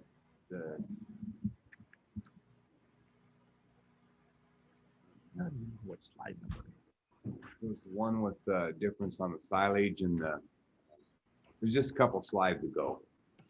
Is that harvest under access requirement? No, it was the, keep going, one, is that, no, one more. That one. Now, and I'm trying to get my head around it on the silage corn and the difference on the silage on the price. Can somebody explain to me the difference between the 62,000 and the 36,000 on the silage? Number two, item number two. Right. I guess I don't, the I don't difference know how is we just come up with the between, evaluation difference. I'm not, I mean, how they calculated things was, I think what the difference is, looking at this, Okay. the difference in what the damage on the tonnage is on. I noticed they used $55. I think Doug used 38. But the difference in the total value is the tonnage is taken off. Mr. President, this is Phil. I think you've got two factors, volume of damage and price. So when it comes to corn, to the silage, it's price and volume differences. When it comes to corn, it's just volume differences. That answer your question? Honorable loss. Any other questions at this time? No? All right. Did you want Mr. Andrews to speak? Are you there, Brian? Yeah, I'm here. No, it's basically these guys, you know, they do their 7 steps and then look down and do the damage assessment there. But that's going to be hit and miss on the spots where the elk concentrate on. If they go into an elk concentration area, there's like nothing there. And so I come up with a percent of the field that was like that. I called it a bad area. Percent of the field was medium damage and percent of the field that was medium light damage. And there's part of the field that didn't have much damage at all. And that's how I come up with my calculations overall for each one. And then I'll actually, like I said, Whitetail Ranch use actual figures for their loss. Brian, you did on determination that game animals, elk and deer versus bird, the type of bird damage you've seen or type of sick plants, blossom rot or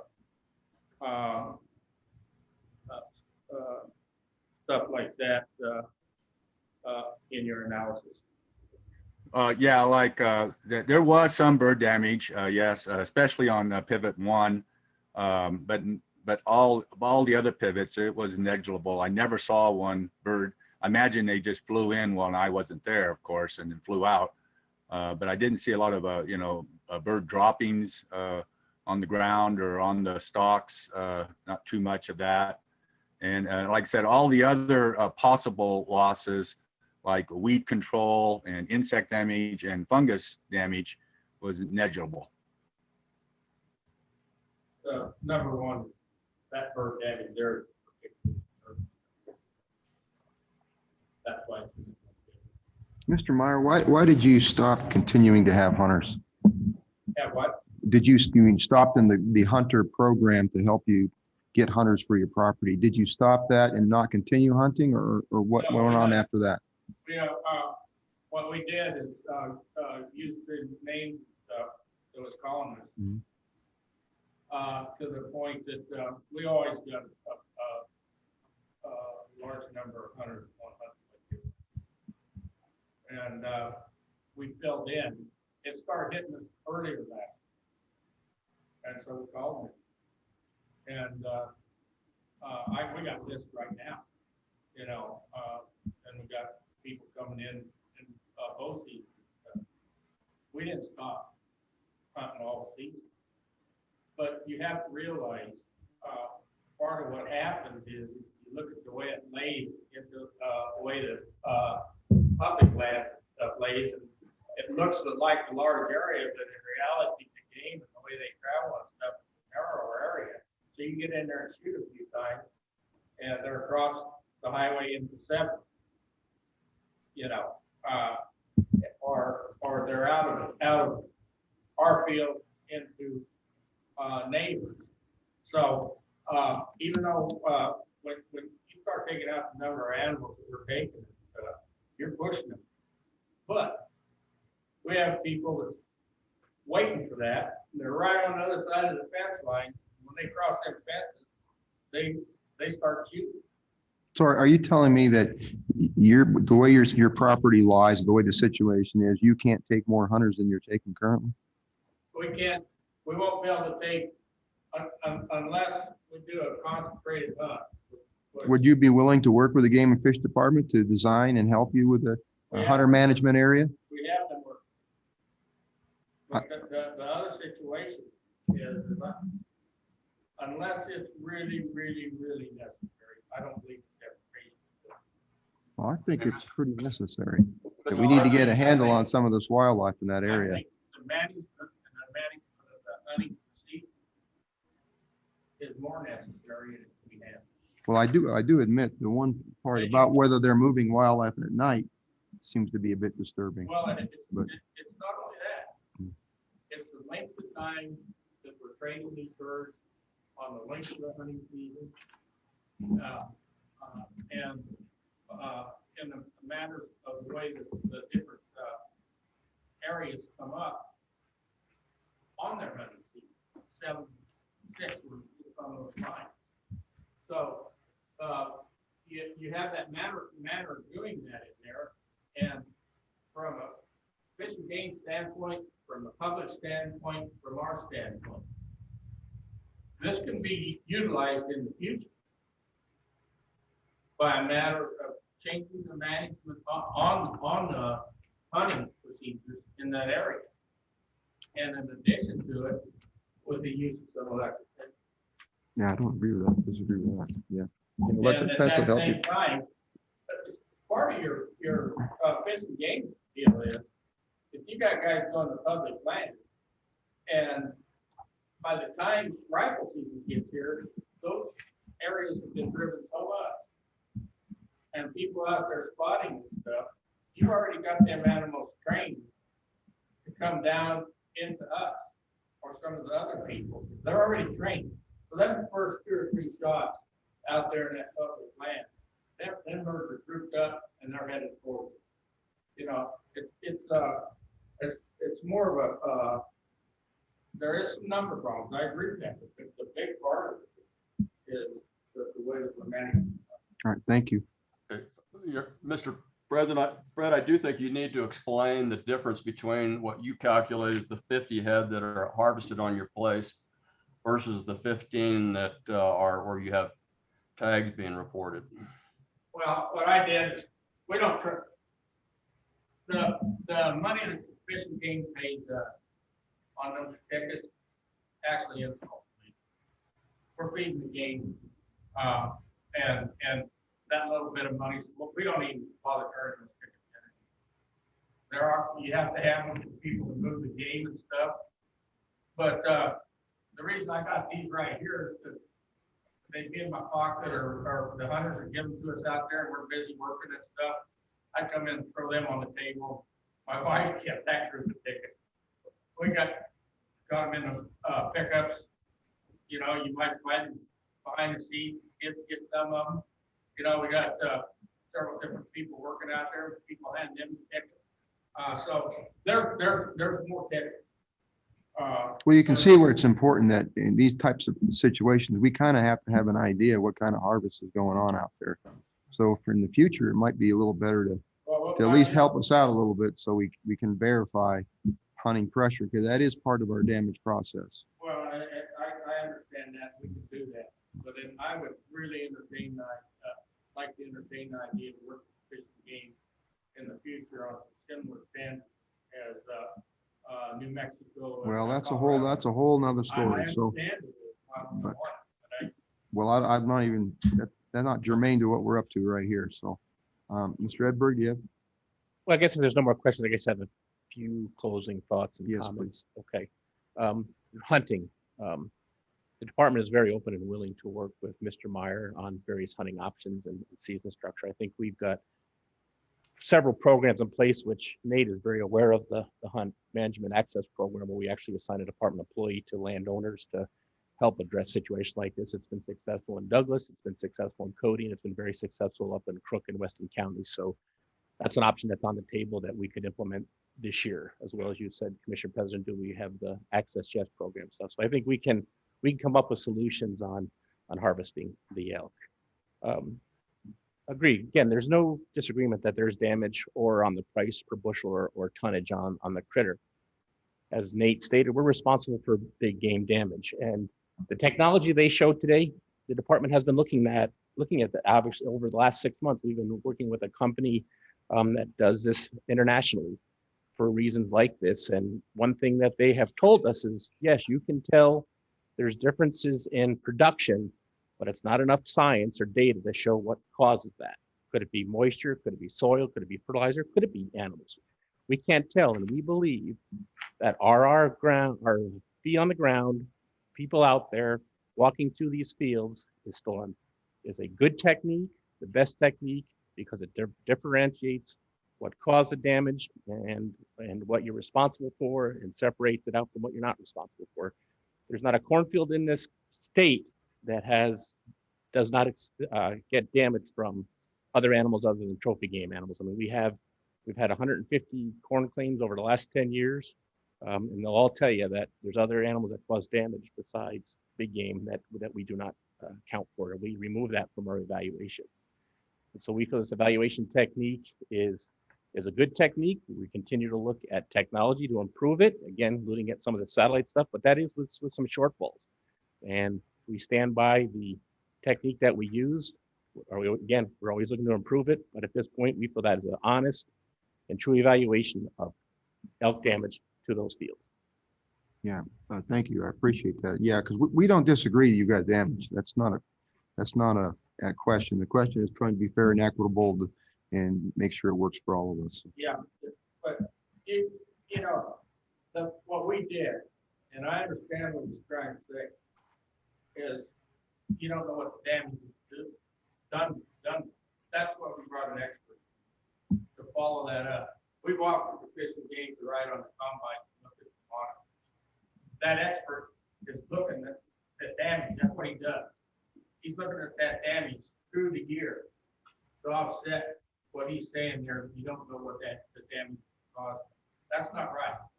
You can do these scientific methods and then back it up with expert technology, visit those fields weekly or bi-weekly through the year, and you can progressively see that happen. And by the way, when you take things circles and you look at the red areas, okay, you can go out there in the field right now. It's green all the way to the edge. You take them circles, you take that outside ground where all that red is, where they start working in, that's 10% of that circle alone. That's 10% that's wiped out right there on the edge. So when you start looking at them percentages, that when you come out of that crosshatch, you're just looking at a few feet. But when you do the circumference, you're talking about areas. So those are the fallacies in the program that you're using and trying to justify as a non-adequate program. The fact is, what you guys are doing is trying to take 747 to the moon. We've got spaceships today, and we got technology for these damage stuff now, and you use it for your other animals. We need to use it and bring it up to date. I'm glad you're looking at it the last 6 months. Yeah, I appreciate that. And it seems like we are trying to update and check into our methodology. So we appreciate that. Commissioner Byrd? You talked about electric fence and you're having some luck with that. Yes. Do you have it around all the pivots? No, We don't. We got, and we've been talking about this for a couple of years. We've been testing it to see if it works. There's some very intricate stuff you need to do. For instance, it's simple. Like you need to flag it. You take that electric fence and flag it about every 15 or 20 feet with tape and stuff. Those animals will come up there and they'll smell. And when they smell it, they'll bite. And they remember that. The height. And we found we're going to need 2 heights. You know, you handle the bigger animals, but if you don't take care of them calves, they come through the fence and all of a sudden it's a different story. Now the cows don't go where that calf. Right. So you've tried some of, you're kind of just testing it now. You haven't put it clear around a field. We've done enough of it. So I put a request in help on fencing stuff on this, that because of the health and stuff needs to be higher. And with the utilization of the fence we have now, putting insulators on it, and then some taller posts to raise the top wire on some of it. We want to put in some fencing this year in the Kevin Abbott area and control it. We know where we have the electric fence, even if the cattle come, that those elk will follow that fence around and they'll go to where the electricity until they're pushed. Yeah, then nothing's going to stop. Okay, thank you. Any other questions? Commissioner Bird, this is Phil Nichols. I did want to make clear that I think that, as I understand from the Myers, is that they would like and are inviting Game and Fish to help with the cost and the labor to put up the fences. While they've test driven it, I don't think they have the resources to protect all the fields, but they believe that it'd be worth a try if Game and Fish were willing to help with them. And they think it'd be less expense than what the damage is likely to be. Thank you. Any other questions? I'm not sure. Any other questions? Any other comments? Mr. President, I do. Commissioner Brokaw? We all agree about the damage and we have a problem. We have a difference in numbers based on pounds. What are we restricted by statutorily in determining our rate, our pay rate? What the department has recommended, right? I mean, that's our formula, that's our calculator. So, Mr. Commission President, Commissioner Brokaw, the regulation requires that, you pay a rate, a fair market value rate. So if you're talking about tonnage, price per ton or price per bushel, we feel that is a set fair price based on agreement we had with Mr. Meyer. He agreed to both of those, and those are what the markets show for that time. However, I think you have the flexibility to increase the amount of overall damage that is then multiplied by those set amounts of price per bushel and price per ton, if that's what you're asking. Okay, thank you. And then another question for Mr. Meyer, Mr. President, if I may. Yes. What would be the cost of, just an estimated cost, it's not presented today, but what would be an estimated cost of fence damage and then repair? Do you have any idea, ballpark? Are you talking about, I'm not clear on your question. Are you talking about putting up the electric fence we're talking about now, or the damages we have during the year? The damages that we had in the year, because you were just submitting corn loss for payment. You weren't submitting alfalfa fence damage. Well, the fence damage, basically from the 1st of August to the middle of November, we'll have two guys basically half a day, almost every day. Because that's when it's getting all the hunting pressure, it's pushed, and we got to be on top of the fence. Material wise,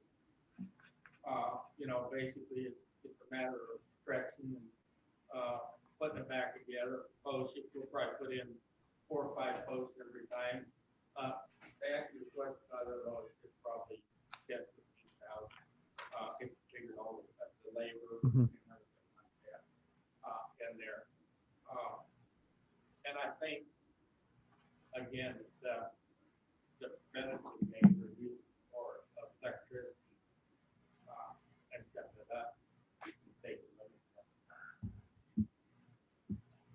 Commissioner Brook, as you said, their defense damage is not part of this claim and is not claimed. And so I believe that would be acting outside what is available for discussion today. Thank you. Any more discussion? Any more questions? I would entertain a motion.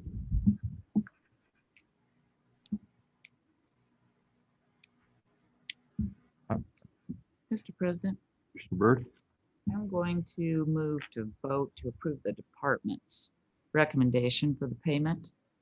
And then that we do keep working with them, checking into fencing, if we can help them with it, or hunting, keep working with them as we have been. second. I'll second. Moved by Commissioner Byrd, seconded by Commissioner Jolovich to approve the department's recommendation on the Meyer claim. Any discussion? Commissioner Robert?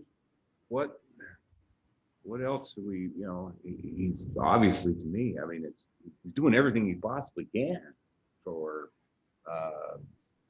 every hoop, every jumping through, everything to try to move it forward. And I don't know, I believe that he's entitled for more. How much more, I don't know. But I mean, I just think that the contrast in what Mr. Meyer is trying to say is, hey, I've done everything. I'm pushing this forward. I'm doing everything that's possible to get the to work with everybody to have it done. So, I mean, I don't. But damages is another thing that I'm really just kind of confused about. I mean, I would like to thank Mr. Myers for pushing us forward. So that's just my thoughts. I mean, I just think, what else do we want him to do? What else can he possibly do as far as going? And I know the department's strapped, and I know everything, there's formulas and everything, but and it's the difference in we want technology. He gave us technology. Yeah, I don't think it's a problem of whether he has damage or not. He definitely has damage. It's the methodology that more, in my opinion, is what we're debating over, is the methodology used. We have our procedures, they have their procedures they're presenting to us, and that's where the major difference is attributed to the difference in the damage claim. But the Game and Fish is looking at updating it. That's It correct. just hasn't, at this point today, it hasn't been. That is correct, Commissioner Byrd. There is some shortfalls with that technology on determining exactly what caused that damage. It just shows there is a difference in production in those certain areas of the field. If we were to give Mr. Meyer an additional percentage, it would be a willy-nilly. We wouldn't have any basis to do it on, other than because we felt like he should get more. That's basically because we don't have the technology. We don't have anything other than our methodology and their methodology. That's it.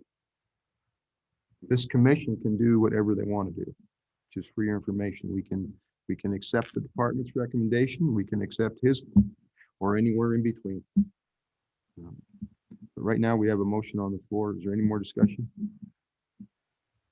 Mr. President, I'm a little concerned about anything that we want to do, because we also know there are statutory requirements that are there, as with any of the damage claims. And if we violate those statutory requirements, then we're leaving ourselves open for litigation and so on and so forth, in my mind. Mr. President, if I may. Mr. Jolovich? Scott, I think it looks like we probably ought to really fast forward what you've talked about doing in the last 6 months. Maybe there's a little catching up to do with technology. Commissioner President Doobie, Commissioner Jolovich, we don't disagree. As a matter of fact, we just had a video conference with this vendor last week, and a lot of these issues are coming up and have come up, and they're continually trying to improve the product and stuff. But again, there's no better technique than putting somebody on the ground, walking a field, and physically inspecting what the damage is to separate what you're statutorily responsible for and what you're not. For example, we had a corn claim in Casper where the blackbird damage was extensive, but he was all claiming it as deer damage. And through our evaluation, we were able to prove that the actual deer damage was minimal. And again, I'm not disagreeing with their combine counts and stuff like that, but it is not separating, you know, factor A from factor B. It's putting them all together, and that would include damage that the commission is not responsible for. And again, we're looking at this technology, totally agree, but that's not without its shortfalls, but we're going to move forward with looking at it and seeing how we can use it. Okay, thank you very much. I would like to say one thing to that. Now, we've been pushing them, talking to them about this technology for over 2 years. All right. It became serious when we got serious about the claim for them to look at. That's what happened. And now they're looking at it. But it took us to take that type of laws for it to happen. You know, and we're the ones that's going to come on the bad end of this thing. We've done everything. We've got the expert out there to offset what he's talking about. We can't tell what it is. We had that expert. He's right there. We also invited the Fish and Game to be there at that point in time. And we invited them to come out and look at that stuff. You know, and I explained to you, and outside of the circle, the big red area where it's gone is a 10% alone. You know, so this technology and this proof, even when you get the technology, that same claim right there can be made. It can be made right then and there, unless you back it up with an expert and somebody that's there on a weekly, bi-weekly basis reviewing that crop and can walk to those specific spots and then look at that overlay and say, yes, this is what happened. And you see them little round spots out there in them pictures, that little round spots of red, just to prove my point. Them little round spots of red out there that aren't very vivid. They look like a dot. You know what that is? Okay. That's the bull wallers. That's where they went in and wiped it completely. So that's one way that you can start looking at this thing. So I hear what he's saying. Coming to the party late's not an excuse. And we did the experts to verify what took place from the beginning. Okay, thank you. So Commissioner Dubey addressed Commissioner Ladwick's presentation or question. I guess any recommendation that you make would be based on reg, and that you would basically feel that the department's recommendation did not adequately evaluate the corn damage, and as such you feel that you can modify that, and it wouldn't be willy-nilly, it'd be in accordance with regulation. Say that again. That you can modify the award, and it would be in accordance with regulation, and it would be based on the fact that you felt the department's evaluation was not appropriate or did not determine the total amount of damage. But I guess the question you had is, you know, what that percentage is. Would that be willy-nilly? And while it wouldn't be based on what our numbers were, you could use the commission or the department's percentage numbers as a basis, and based on their presentation, you know, come up with something in between that would be somewhat based on fact. I guess thank you. Don't really care for the definition of willy-dilly. I Yeah, don't think that. That's what I mean. We don't want to use willy-nilly. Oh, my apologies. Willy-nilly was me, nobody else. Yeah. Yeah, and what I meant by that was we didn't really have a basis other than opinion. You can take We our need to have a facts, rule. their facts, and come up with something in between, which would be allowed. I didn't mean a regulation. dartboard. Well, almost a about this? dartboard. No sense. I'm not Spin trying the to make wheel. light of it. I will point out one thing. It's getting a little heavy here. Is when watching your thing and it said elk and deer, DEAR. I thought we were going to have a little more fun with this. But I hired Phil. That's a Freudian slip, I guess. I just thought it was going to be a whole lot more fun. We sure love those deer. All right, Mr. President, Commissioner Brokaw. I think it's a very valid point. Those of us in agriculture that put a product in a circle, Mr. Meyer makes a very valid point. The 10% in that outside portion is very true. And so I would like to amend the motion. I would like to amend the original motion by adding 10% to the total department's recommendation, which was, I've lost it now, the $68,178.91.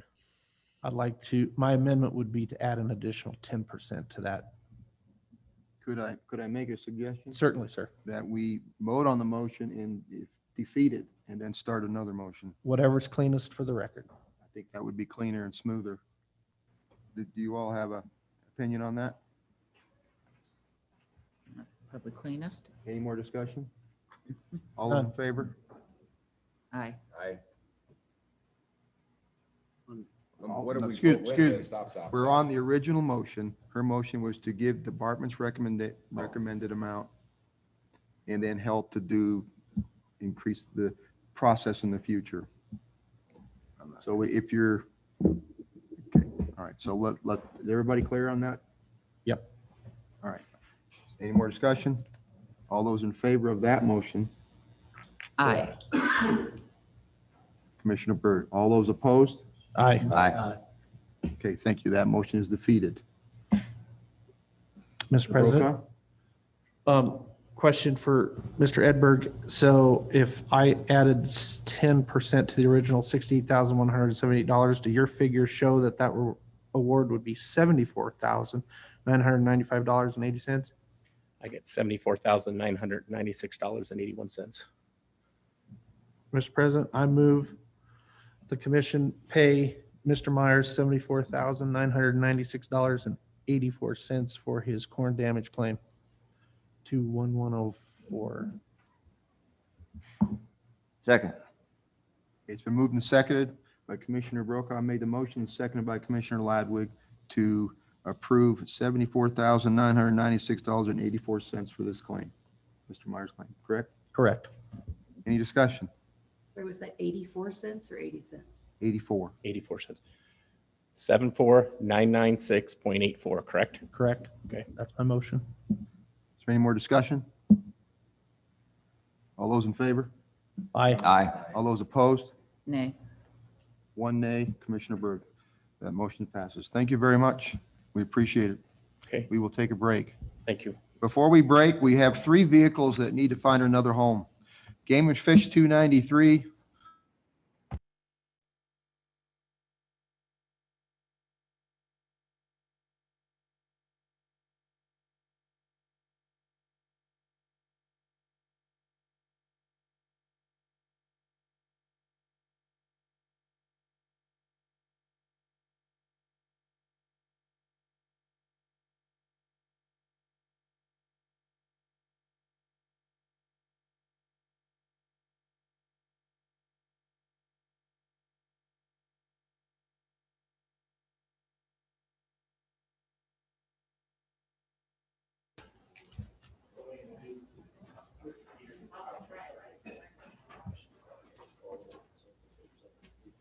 Mr. Edberg.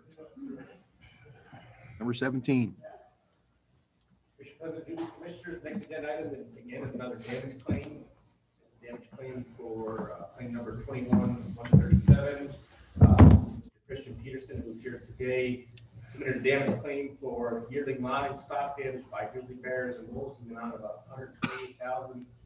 $128,857.70, which includes a multiplier for the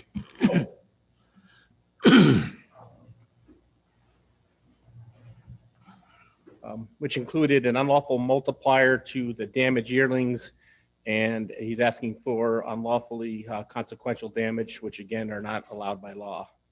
The department investigation resulted in 10 yearling steers being verified as damaged by grizzly bears and gray wolves, totaling $11,626.20.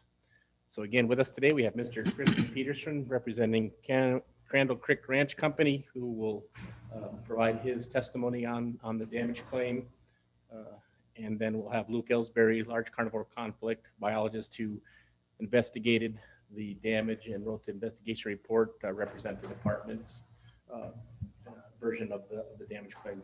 So with that, if the commission has no questions, I'll turn it over to Mr. Peterson. Okay, thank you. Christian, come on up.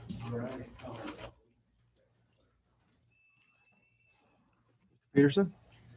President and Commissioners, thanks for having me. I'm always worried technology will let me down, so I print out hard copies. All right. Well, let's see, this is a clicker. Okay, so this is our 2020 grazing season. It's our 2020 livestock loss reimbursement claim. All right, just a little bit about us. Crandall Creek Ranch, family owned and operated since 1988. We bought part of the ranch in 1984 and part of it in 1988.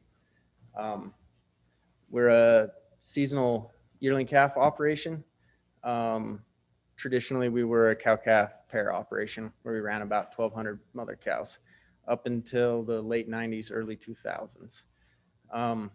So our grazing allotments, they're about 55,000 acres. You know, we've been working with the Forest Service and Game and Fish for a long time. There's just a picture of our, on the left and on the far right, those are some of our irrigated meadows in at Crandall Creek Ranch headquarters.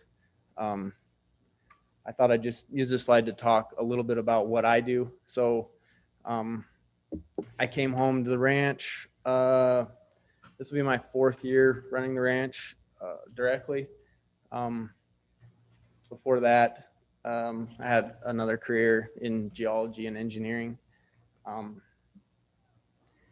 Like I said, we used to run cow-calf pairs. We suffered astronomical calf loss in the late 90s, early 2000s, and so we switched to a yearling operation. What I do is I buy calves in the fall. I start buying in as early as September and October, and I buy all winter long, and I put cattle in grow yards, background them, get them healthy, put some weight on them, and then I bring them to our mountain operation in the summer to graze them on irrigated meadows, and then also the majority of them go on Forest Service grazing allotments. This is my living. I don't do this for a hobby. However, I do love what I do. Too much, I guess, ask my wife, but I've gone all in. So some of the tactics that I use to make this a profitable business is, I have, an elaborate budget and projections and spreadsheets, which allow me to calculate, what I can pay for a certain calf, whether it's in a sale barn or off somebody's ranch on a given day at depending on what weight it is. I use tools like that, and I've been hedging on the Chicago Mercantile Exchange for 3 years now. I use futures and options to mitigate risk and to take profit. Here's Crandall Creek Ranch. You can see the blue dot on the top of the picture. It is, so our deeded meadows and our grazing allotments fall within the trophy zone. So I'm sure you all are familiar with that. We're in the northwest corner of the state. So here's some 2020 numbers for you. So here are my known deads. So I've got 4 respiratory, 1 roadkill. I didn't have any broken legs last year. 9 bloat, other 13 larkspur poison, 11. I had 2 confirmed wolf kills and 8 confirmed bear kills. So with all of that combined, I have 48 known deads. I have, it's confusing that it's the same number, but I have an additional 48 unaccounted or missing steers at the end of the 2020 season. Now that is a correct adjusted number. I adjusted that number down since I made the claim because I did find a couple steers that wintered on the mountain. You may wonder, like the other category is like the largest one. There's just kind of unexplained deaths in there, or ones that I thought might have actually been bear wolf confirmed kills, but that's that category. I just didn't want to have the biggest category not have a little bit more of an explanation. Here is one of my shipping sheets. So I've submitted this with my claim. This is on a, so the yellow box, the orange box on the left this is a spreadsheet that I've made. That's just on the orange box on the left helps me calculate my trucks. So this was on October 9th, I think. I planned to ship 904 head, but if you look in the shipping summary on the top right or the top center, I actually only shipped 903 that day. Anyway, I've got those are all my scale weights, and then I calculate my shrink and my slide to get to the price that I actually get per head for my cattle. So without going through lots of some math, anyway, it comes out to $1,202.62. That's what I got for my steers. So value of the claim with the multiplier, got 8 confirmed bear kills times 3.5 would be 28 head. 2 confirmed wolf kills times 7 would be 14. 14 plus 28, 42 head. 42 head times the 1202.62. That is the value of the cattle with the multiplier. The value of the confirmed kills. All right, just a little bit about kind of what we do. So preseason, we've got a high employee cattle ratio. We're on the mountain well before the cattle rise, fixing water troughs, replacing infrastructure, replacing fences. I have no one to throw rocks at but my own family.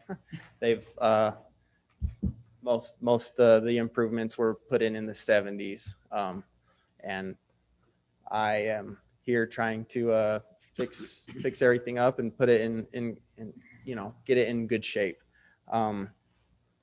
So anyway, we try and get prepared before the cattle arrive. So all season we've got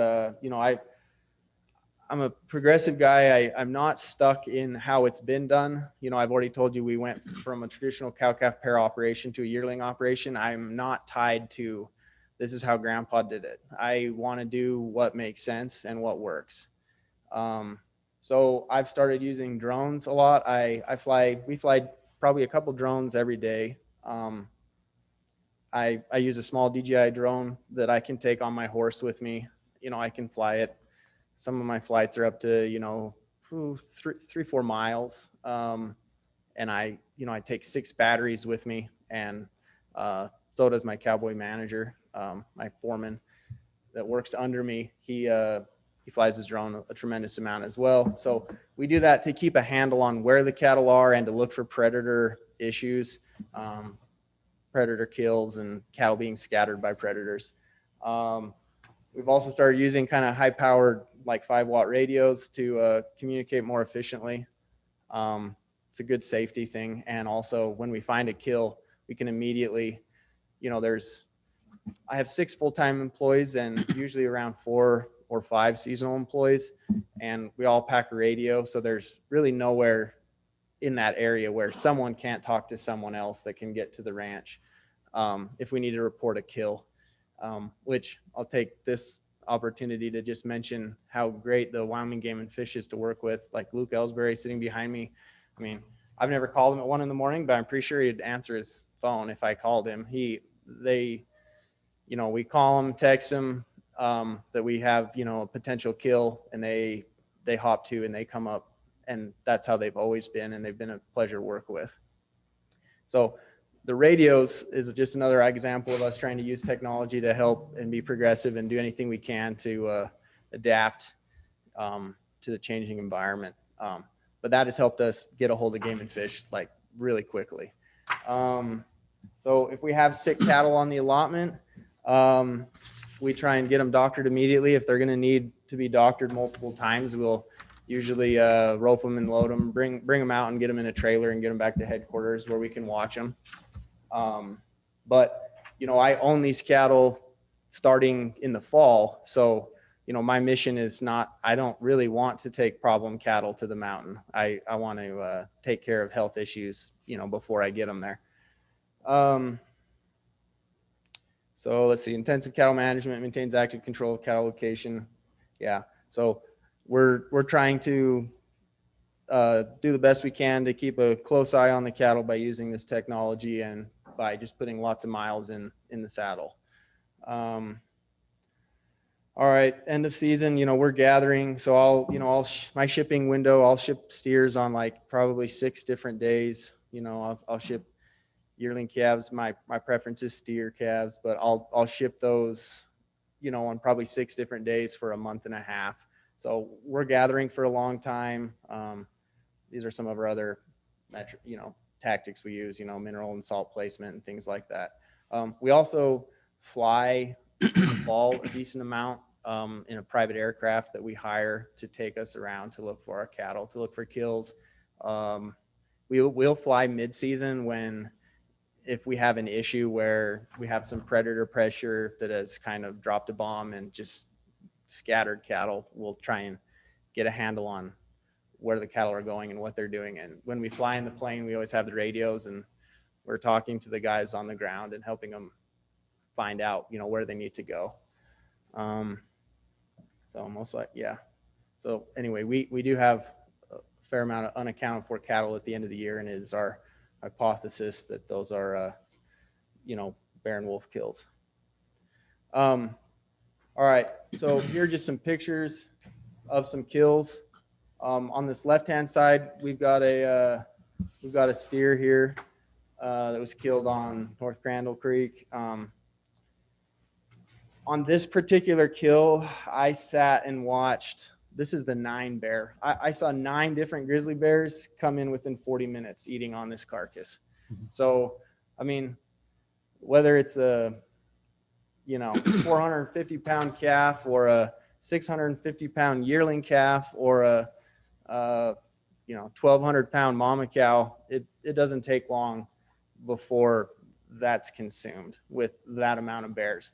I've also seen 11. That's actually my record. I've seen 11 grizzly bears and 3 wolves on on a carcass in 50 minutes. Yeah, just another tidbit. We did have a grizzly kill a horse 880 feet from the bunkhouse in 2019. The horse was sick, but it was getting better and it did get killed. But these are just some pictures. So the one in the top right, you can see some rake marks on the inside of the rear legs. That's typical wolf. You guys have probably seen this. These other 2 on the bottom center and the bottom right, Game and Fish usually refers to these as walking wounded. So the one on the bottom right, that picture I took in my squeeze chute, we brought that steer maybe 8 miles out of an allotment, and then roped him and loaded him in a trailer and brought him back to the ranch and put him in the corral for Game and Fish to look at. It's a very time-consuming project to do stuff like that. This actually, it took us like 2 tries. He evaded us a few times after, you know, sinking a few hours of effort into it. That's him in the middle there. So anyway, like I said, Game and Fish refers to those as walking wounded. What we're told and what we believe is that, you know, a younger grizzly bear was trying to kill these. And that's the area, you know, the dorsal area where a grizzly bear likes to chew on livestock. And these ones got away from him. You know, we had to put them down. Just some things that I've observed when this happens. This allotment, you know, you can ride in there 7 miles. And I would see maybe a group of 80 yearlings and then a group of 220. You know, there's a group of 900 in there. So I'd see 80 and then, you know, I'd see another group of 200 and some groups of 60, you know, big groups of yearlings. We had quite a little cluster of these. And These are just some examples I'm giving. I'm not saying that this is exactly in the year 2020, but these are some good pictures that I had. But typically when I see those things happen, whether they're confirmed kills or walking wounded, then when I go in and I'm flying my drone and I'm looking and I'm there horseback, I start seeing groups of 2 yearlings. Here's 8. Here's, 6. Those are big groups. A big group would be 10, and they just fragment. And that becomes very difficult for us to keep a handle on everything when with those predator issues. Also, the wolves and the bears seem to work together a lot. This bottom left steer, I saw him with a wolf sign, like rake marks on his legs, and then he was a confirmed grizzly kill. So the 2 species seem to work together. Here's just some more pictures. This picture in the front left, or the kind of front and center, this was a confirmed kill in 2018. Anyway, I'm just giving you an example. This was on our irrigated meadows, half mile from the barn, on the edge of a field that has 3 pivots in it, out in the open. That was a confirmed bear kill. These ones over here, you can just see those customary rake marks on the bottom right. That actually is the steer from the previous slide. This steer on the far left is the same steer as this. We took this picture a few days before it died, or before it was killed. So it had wolf marks all over it. The wolves have been chasing it, and then it was a confirmed grizzly kill. That other mark, or that other steer above there, is one in our irrigated meadow that has kind of crusty marks on its hind legs. That's typical wolf as well, but it started to heal over. So anyway, just kind of familiarizing you guys with some of these pictures. Another interesting note there. So that night, the night that that steer in the upper right-hand corner received those marks and they were fresh, we had a confirmed wolf kill about a half mile from there. So, I mean, can I prove it? No, but I would guess that they came in and chased that one with some other steers on our meadows, and then went up a half mile behind our ranch and killed another one, and it was confirmed. So just kind of a regulatory review. I'm sure you all are probably pretty familiar with this. Rough country qualifier. So geographic areas determined by the department to have a terrain, topography, and vegetative characteristics that influence the ability of claimant department to find missing calves and sheep that are believed to have been damaged as a result of trophy game. We qualify there. So here's the calf loss. So confirmed wolf kill, it's up to 7 calves reimbursed, calves or sheep. 1 confirmed bear kill, it's up to 3.5 calves or sheep reimbursed.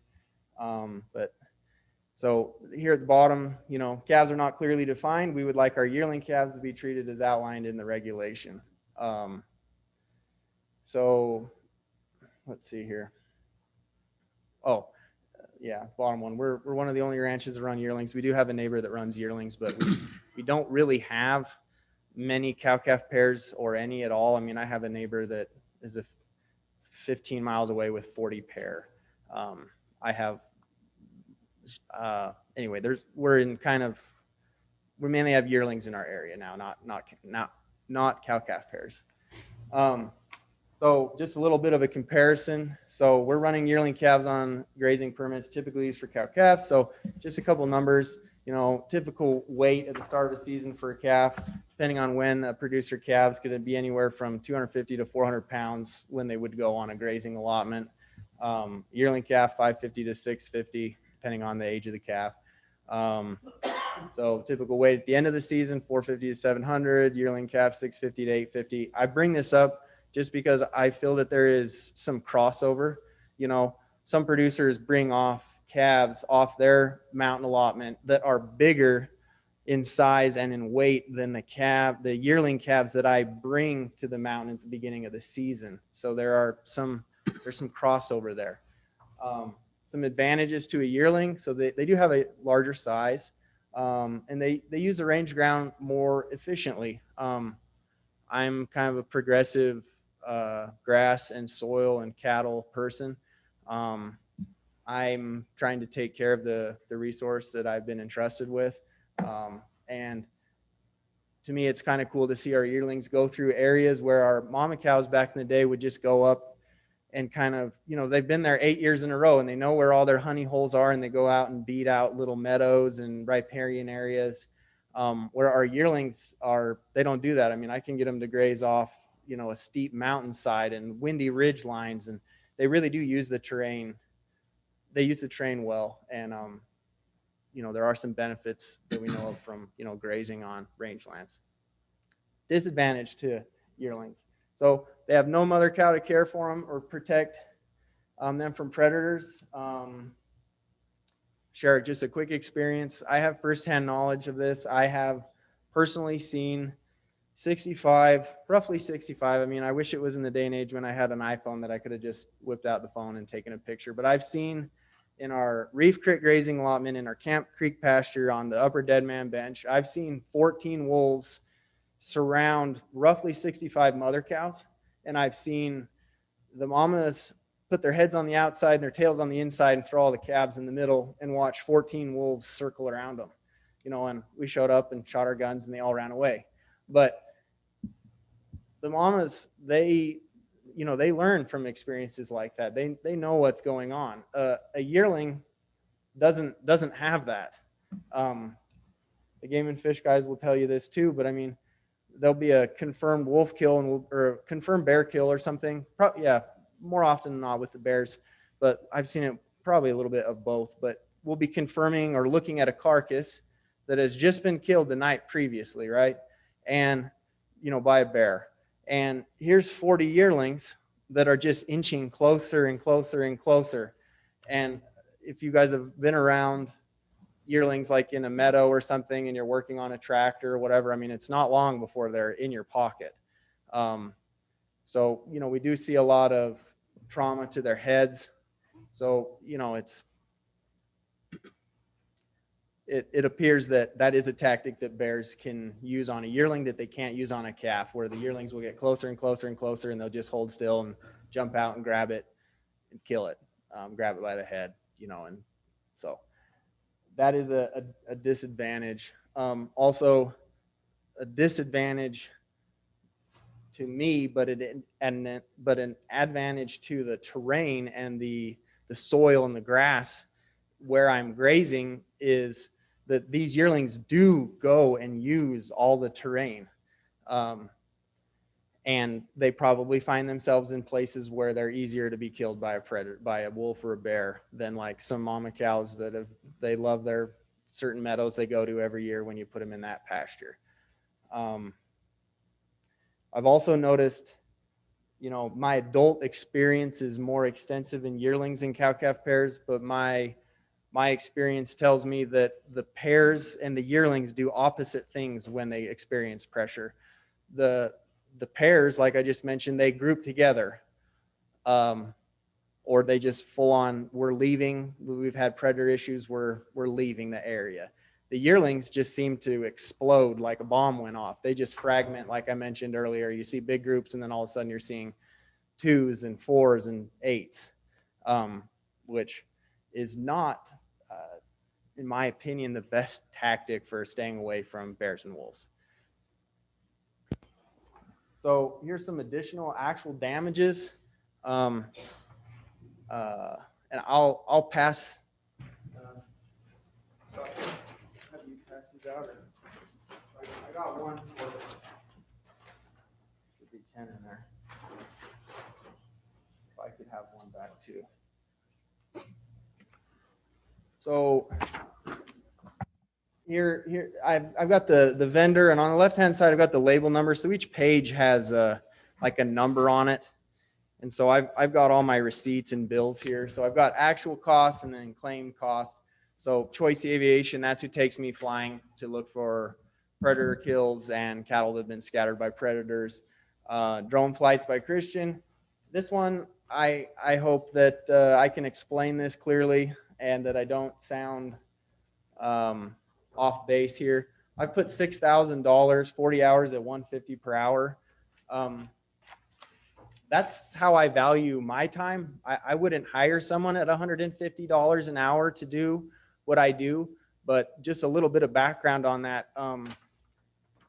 Like, for example, these are some numbers on the tip of my tongue for this year. If I experience a $1 move in the market in the Chicago Mercantile Exchange, that can, with my current hedging positions, that could be a $25,000 hit. If I don't have the time dedicated to my hedging. My marketing, if I can sell my steers this year for an extra $1, it's another $35,000 in my pocket. I have to buy cattle, I have to sell cattle, I have to market cattle, I have to buy commodities. I'm not a commodity trader, but I have to buy a lot of commodities, especially in a year like this where prices are very high. There is a value to my time, or a big one is training my employees. And so when I spend, this isn't 40 hours just looking at the cattle with my drone in general. This is 40 hours of looking for specific kills in a specific area because I have a reason to think that we have a kill there. So there's that. So one added hired cowboy because of predator conditions. There's that cost, and then another cowboy manager. Here's the associated housing and maintenance. Here are the radio programming. Anyway, a few more things there. I don't want to bore you with all those details, but that's anyway backed up in those receipts. So our request for actual damages. Treat our yearling calves in an equivalent manner to calves designated in Chapter 28. Help us stay in business. We can't continue to operate with significant predator death loss if not reimbursed. So our actual damages requested of 42 head for $50,510.04, and additional actual damages $69,785. Total damages $122,995.04. Just a little tidbit of information. In 2019, I had 1.2% unaccounted for cattle. In 2020, I had 2.1% unaccounted for cattle. So I did increase the size of my operation, but it is going up disproportionately.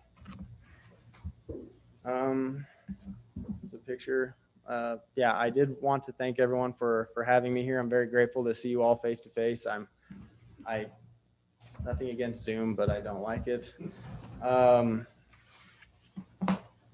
This is just nothing to do. This is just interesting data. This is some interesting data from my family's ranch on these exact allotments. It's our calf loss from 1997 through 2002 with wolf population data. So I don't know. Just not exactly what we're talking about, but interesting data nonetheless. So I believe that is Thank you, what I Mr. have. Peterson. Anybody have any questions for Mr. Peterson right now before we hear from Commissioner Longo? Before we hear from Mr. Edward, can I, this is Jaylee Meineke, I'm Christian's attorney. Could I just make a couple of comments to the board? Sorry about that. We didn't know anybody was online waiting. I forgot to. Who No are we problem. speaking? This is Jaylee Meineke from Meineke & Sits. I'm Christian Peterson's attorney and the attorney for Crandall Creek Ranch. All right, thank you. I wanted to just take a moment to introduce myself to the board. I'm an attorney in Cody and Sheridan, and I do have pretty extensive personal agricultural background.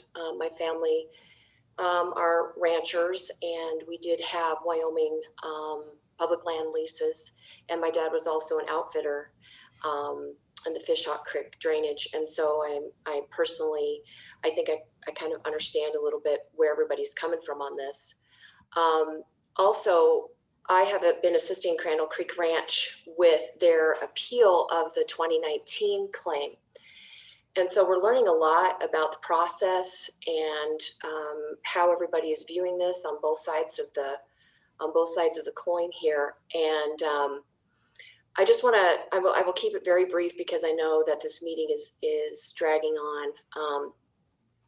And I just want to address a couple things in the legal realm of this process. I think Christian did a great job of presenting the facts to you and how he runs his operation and how it affects the Crandall Creek Ranch. As Mr. Edberg said at the beginning of this presentation, Mr. Peterson's initial claim was denied on two bases, and that was that the Game and Fish Department thought that Christian had improperly applied the wolf and grizzly bear multiplier, and that they did not believe that his request for damages was proper. And so I just want to address the legalities of that just briefly for the board. We are submitting this claim with the multiplier because Chapter 28 of your regulations does not define calves at all. And so in the past, the Game and Fish Department has declined to include yearlings in the term calf. The Chapter 28 only allows the multiplier for calves, but with all of the definitions that are included in this, in these regulations, there's no definition of calf. And so that is left up to the board and before you, the Game and Fish, to determine what that term means. And at our last arbitration for the 2019 claim, one of our panelists said, I don't understand why we're arguing over the definition of a calf. Well, it's actually very, very important because Mr. Christensen runs yearlings and he suffers the same damages. The costs are drastically increased for his operation for running on the national forest. And yet neglecting to include yearling in that calf definition drastically cuts into his profit and deprives him of crucial profits from his operation. So we're asking the board, because there is not a definition of calf, I believe the law allows you to interpret that term as you wish. And so with Christian's slideshow, we were trying to demonstrate that in a lot of cases, there's essentially no difference between the size of a baby calf at the end of the season and a yearling calf at the beginning of that season. And so the purpose for the multiplier is absolutely applicable to a yearling operation. And to protect Christian and other operators like him, we're going to ask the board to please apply the grizzly bear and wolf multiplier to Christian's claim and identify yearlings as applicable in the regs. And one of the things that we've learned through this 2019 claim, through the testimony of all of the experts at the arbitration, is that the reason why yearlings were not included in this definition when the regs were written, or why the calves wasn't specifically defined, is because at that time, primarily back in the late 90s when these regs were written, there were no yearling operations to speak of. It was almost unheard of. Now it's becoming more prevalent in the producers' realm to have yearlings on the mountain, and so we cannot neglect them and think that they don't apply, or that these multipliers can't apply to them simply because it wasn't a thing when the regs were written. And so that's the main ask that we have today, is that the board view yearlings as calves and in that definition, and apply the multiplier so that Christian can get full compensation. The other legal issue that we have today that Mr. Edberg touched upon in his very brief opening, and you'll get to hear from him again, is that Mr. Christensen requested actual damages. Mr. Edberg said consequential damages, and consequential damages are not allowed according to Chapter 28 of the regs, and they're defined for you in that chapter. However, actual damages are allowed. And the slideshow that Christian did for you of all of the additional costs that are related to running his yearlings on the mountain can be included in that actual damage claim. One of the reasons we're presenting that to you today is because as these yearling claims are evolving and these higher claims are being submitted for arbitration, there was recently, not our appeal or not our arbitration, but there was a very similar case where the arbitration panel had found that these types of expenses should be included in actual damages, and the claimant, a rancher who had a cow-calf operation, should be granted these additional costs as damages for actual damages for their operation. And then on appeal to the district court, Judge Simpson overturned that and indicated that because the claimant had not presented those actual damages to you as a board, he was not entitled to get those at arbitration. So really what we're doing here is we are presenting those to you at this initial stage so that as we go through this process, we can have you and then potentially an arbitration panel and the court determine whether these actual damages and the types of damages that Christian has presented to you qualify within the statutory language.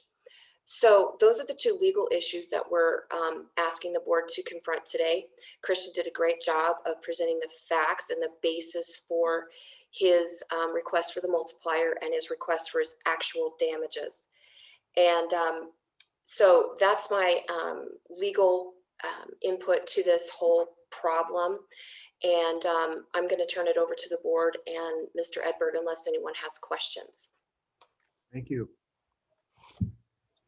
Any questions? Commissioner Lundvall. Thank you, Mr. Peterson, for the presentation. Just a couple questions. On the additional actual damages spreadsheet that you gave us, you talked about some updated technology that you're using. What year did you guys start using some of the drones and the flyovers and things like that? 2018 started using the drones. Last year, we grew the drone programs. Now we have 2 drones flying all the time. And then last year was the first year of our high-powered radios that we went and got. So any of the other actual damages that are additional on here, I just noticed the 2 about technology, the extra staffing and things like that, and the work that they do. Has that been going on for quite some time, or are you saying that these are new things that you guys have put in place to try to work with against the predators? I would say kind of a mix. We've always tried to have extra help, and now we're just making it like a priority. Like we have to have another, an extra person and an extra like cowboy, manager, herdsman, or I guess I should say cattle foreman. And I might have missed this earlier when you were giving your presentation. Since you started using some of the newer technology, what difference have you seen in predator loss? I don't believe I'm seeing a decreased predator loss. I think I'm getting better at finding it. But I'm still not great. I guess it's opening my eyes really to the extent of the problem is what the technology is doing, especially the drones. When I fly into an area like I mentioned where I was seeing 80 head and 250 head, and then all of a sudden I see 2 and 4 and 8 with my own eyes, and then I launch the drone and fly for 2 hours, on 6 batteries, and I confirm what I'm seeing in my isolated area in a very, very large area. That's what it's doing for me. It's just confirming, whoa, it's confirming some of my theories. Thank you. Any other questions right now? Not right now. Okay. Mr. Edberg.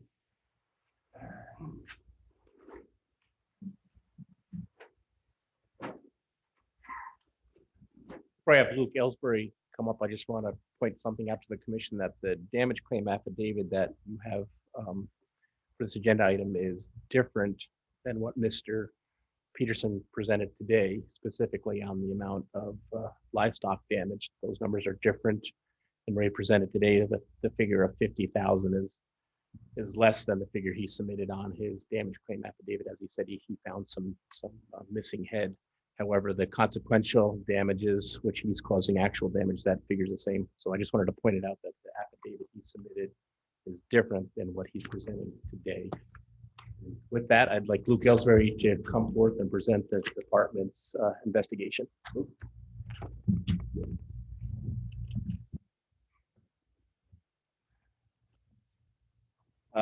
President Doobie, members of the commission, thank you again for your time today, and I'll try and make this somewhat brief and concise and get through some of this regulation. So just a quick overview of what Mr. Peterson submitted in his claim affidavit. He did claim $128,857 for livestock damages during 2020. So that's June 30th, 2020 through December 1st, 2020, due to grizzly bears and wolves. So it basically broke into the two items of damage that he presented to you folks. The livestock damage for nearly 50 yearling steers for $59,072, and the consequential damages for $69,785. I'll start with the cattle, move through that, and then move into the other items later in the presentation. But so Wyoming Game and Fish Department compensation rules are outlined in both Wyoming Statute 23-1901 and Wyoming Game and Fish Commission Regulation Chapter 28. Regulation Chapter 28, Section 3 explains how the department utilizes those factors and formulas when determining how we're to compensate for calves and sheep. So just right off the bat with Section 3, you see, except as specified in subsection A of this section, the department shall only offer payment for damage to individual livestock, confirmed by the department or its representatives have been killed or injured by a trophy game animal.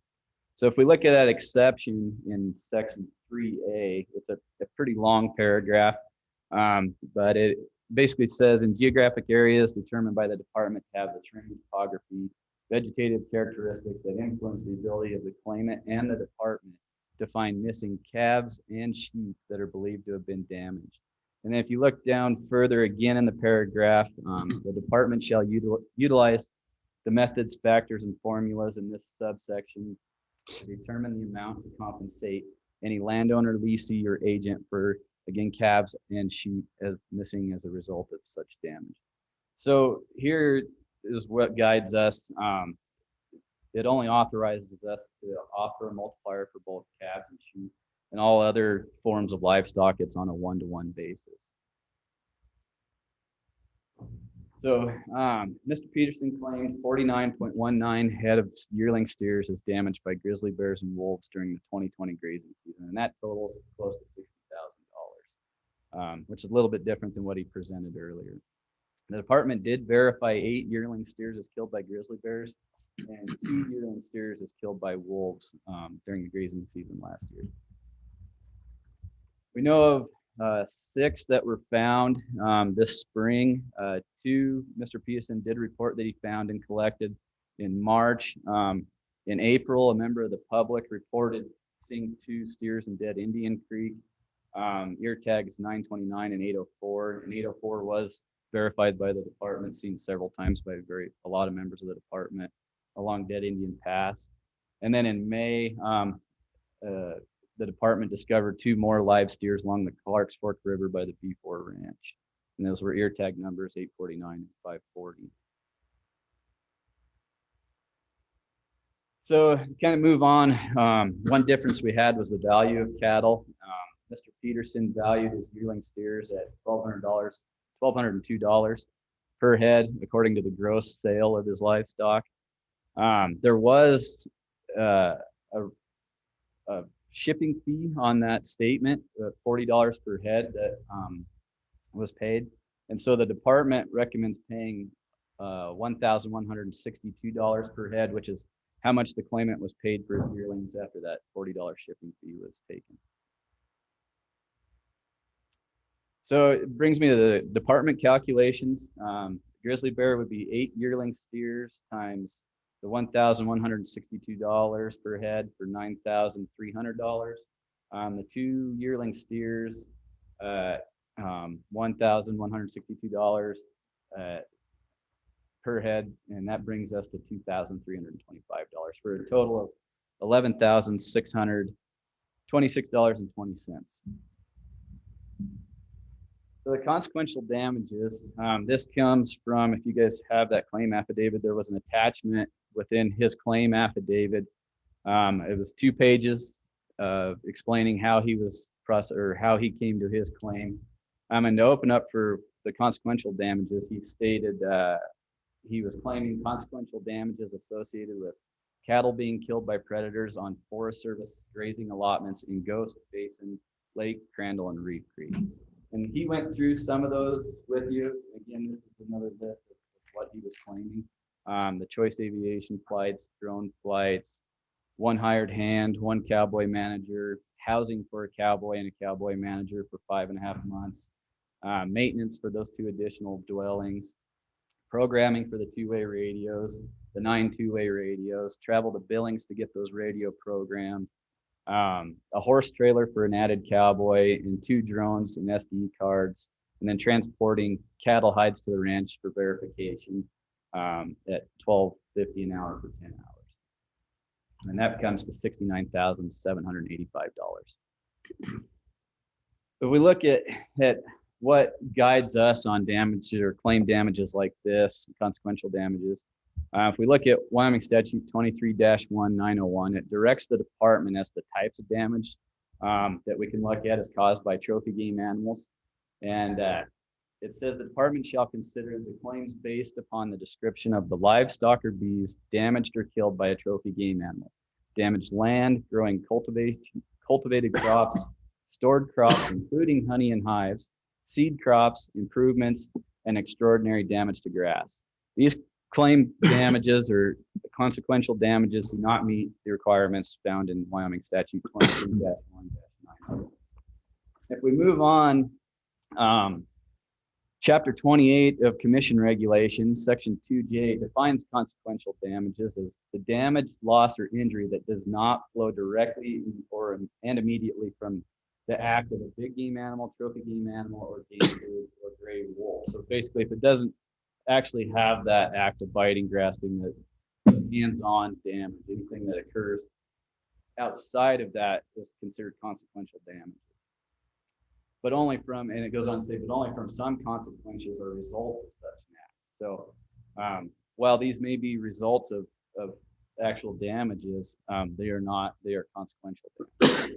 It's not a bear actually damaging radios or drones or any of that. So these are to include, but are not necessarily limited to future or anticipated production, except as otherwise provided for those young of the year livestock or calves, sentimental value, and labor or equipment cost to remove damaged property. If we go down to Section 7A, it lists out reasons why the department should deny a claim. So it basically says the department shall deny the verified claim for any of the specified reasons in the subsection. If we go down to 7AIX, it says if the verified claim was for consequential damages. And all 12 of these claim damages do fall under that consequential damage. We look at the definition of damage in Chapter 28. It's actual damage to land, growing cultivated crops, stored crops, seed crops, or improvements that is caused by big animals, trophy game animals, or gray wolves. And then it goes down further, or actual damage to livestock or bees, including honey hives, that is caused by a trophy game animals or gray wolves in accordance with Statute 23-1-901, DNH, and sworn by the claimant to have verified claim to have occurred. So again, actual damages to the livestock or crops.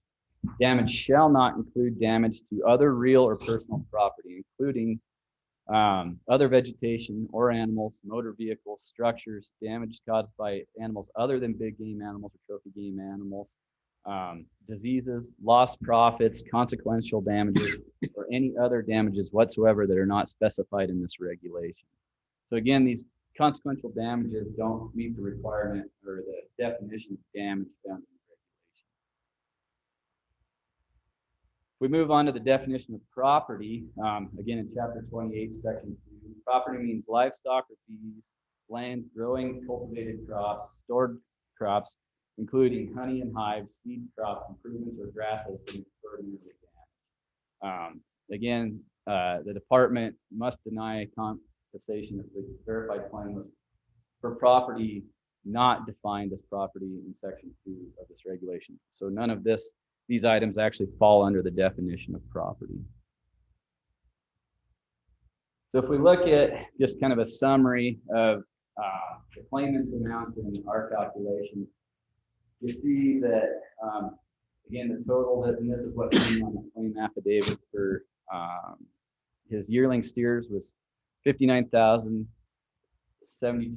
versus the department recommendation of $11,626. And then the consequential damages at $69,785.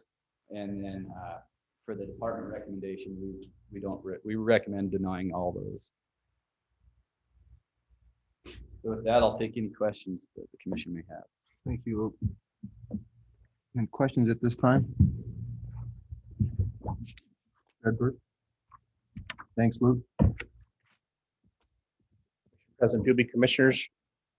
I'm not going to rehash Luke's presentation or Mr. Peterson's presentation, but I guess it's very clear that Commission is only responsible for paying for the verified losses by grizzly bears and wolves of those yearlings for the amount recommended department, and the other damages that he's claiming as actual damage are clearly consequential damages according with statute and reg, and as such, the Commission has no lawful authority to pay for those. So the department's recommendation that you support the department recommendation of the payment recommendation before you.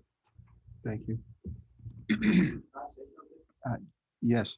Hold on. Anybody have any questions for Mr. Edberg before he? All right, go ahead, Christian. I just wanted to go over a couple of things. So when Luke was talking about the $40 shipping something or other on the shipping summary, so that is in fact not an error. It's customary in the cattle industry. If you sell cattle to someone in advance, I sell them in July typically. They don't come and pick them up till October. That they would give me a $40 down payment per head. So that $40 is not that $40 note on there is still part of the actual value of the cattle. Just in my spreadsheet, I account for it that they've already paid me $40 down. So they're not going to double pay me. But the value I have claimed is the accurate amount. And then, basically in my claim, I've transposed the consequential damages for the actual damages. I'm claiming those damages. Those damages are not consequential damages. They're actual damages. So that's all I have. Mr. Edberg. Just one final comment. Again, multipliers do not apply to yearlings. Very clear in the regulation. And making any payment for consequential damages is definitely a violation of both statute and regulation, and puts the Commission in a very bad way for violating their own regulation and state statute. Thank you. For clarification on the shipping fee, I mean, when I contract my cabs, they send me a deposit. Is that what you're talking about? Is it a deposit? Deposit, yes. So what is that figure that added back into it? No, I already. I know you do. I just wanted to see what. So it'll be an extra 40 a head.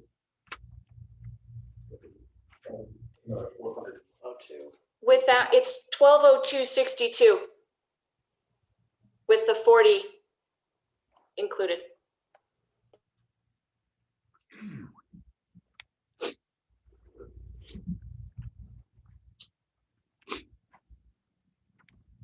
Just for clarification, that's not really a shipping fee if that's the way you have it marked. I mean, that's a I deposit. didn't mark it as that. On my sheet, I say total due ranch minus $40 per head down payment per head ship. Oh, that's what they maybe got a shipping fee from. I Yeah. mean, if that's what it truly is, that's a down payment. That was all of us. That contract your livestock before they pick them Yeah, up. so I've divided it by the total net price was $1,085,969.13. To get my the dollars per head, I divided that total net price divided by the number of head I shipped that day. So it doesn't, that's the accurate number. And then what confused people on the spreadsheet is that for the buyer, I put on there minus the $40 a head that you've already given me money down. So We just want to make sure we get that square so that you're actually would be compensated for what you actually received. Commissioner President Duby, if I do my math right, I believe that was Ms. Meineke on the deal that, we offered them, our recommendation was $11,626.20. That was without the $40 per head. So if you had $400, 40 for each head, added on to $11,2620, I get $12,026.20. Thank you. That's correct. Thank you. I believe that's what Ms. Meineke shouted out there. Yes. Any questions? Any comments or concerns? Is that a yes, Ralph? Well, no, proceed with the. Right. Chair would entertain a motion.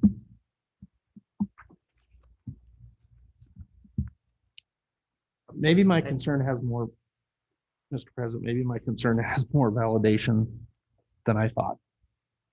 I'm a little uncomfortable with their counsel, and the statement she made that we're going to use these sheets once we get to district court.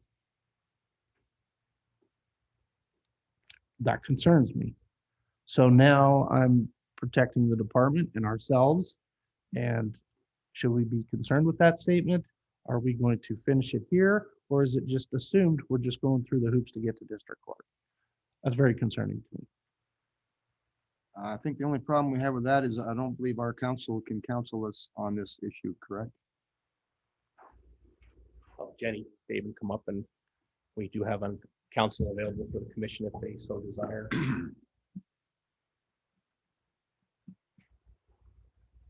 Yes, sir, that is correct. If you would like counsel, you may call Travis Jordan in my office from the AG's office.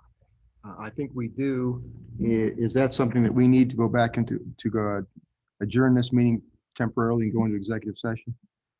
It would be appropriate to take a break and call your counsel, sir. All right, so I guess the chair would entertain a motion to go into executive session. So moved. Second.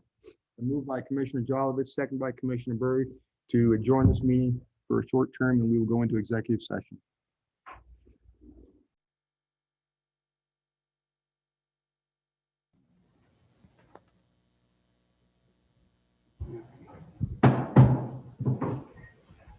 Okay, everybody, welcome back. Is there any more discussion or any more comments from the commission? Okay, do you have any more comments you want to say? All right. I would entertain a motion. Mr. President, I move to follow the department's recommendation with the amended discrepancy to approve $12,026.20 due to the denial claim for consequential damages as they do not meet the regulations as defined in Chapter 28. For a second? I'll second. Moved by Commissioner Lundveld, second by Commissioner Byrd to accept the department's recommendation as adjusted and as modified. Any discussion? Any more discussion? All those in favor? Aye. Aye. All those opposed? Thank you. We will break for lunch and be back at 1 o'clock. Is that fair? Okay, thank you.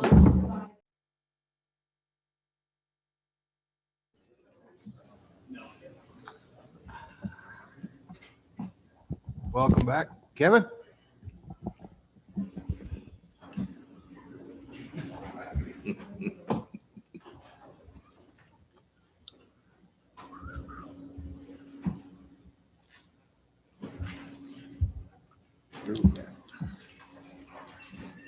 I think invasive muscles. Okay.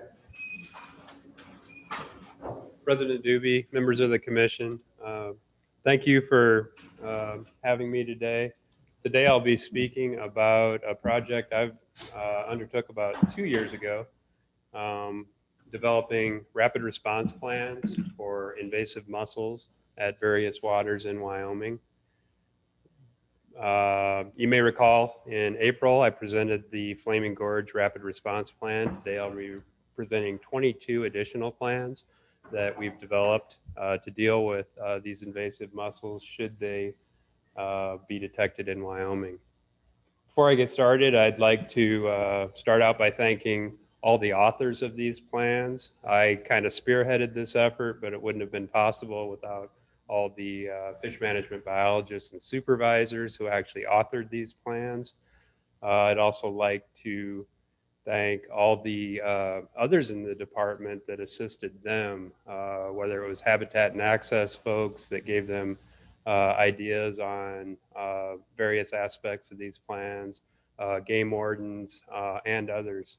I'd also like to thank Rebecca Fitzgerald and her staff, particularly Sarah DiRenzo, for the public outreach we've done on these plans and for helping develop public outreach materials within the plans.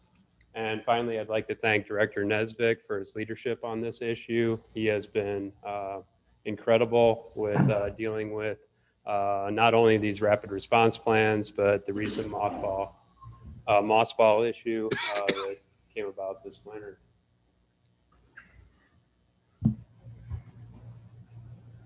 A quick overview of what I'm going to talk about today. I'll start out by offering some information on our current aquatic invasive species prevention efforts. Then I'll kind of switch gears and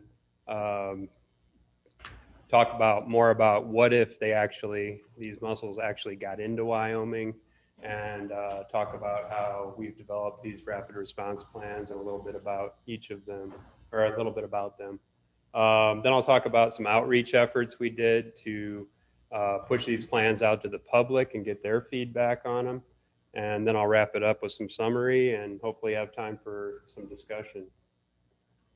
So what we're talking about today are zebra and quagga mussels. They're probably two of the worst aquatic invasive species that the United States is currently dealing with.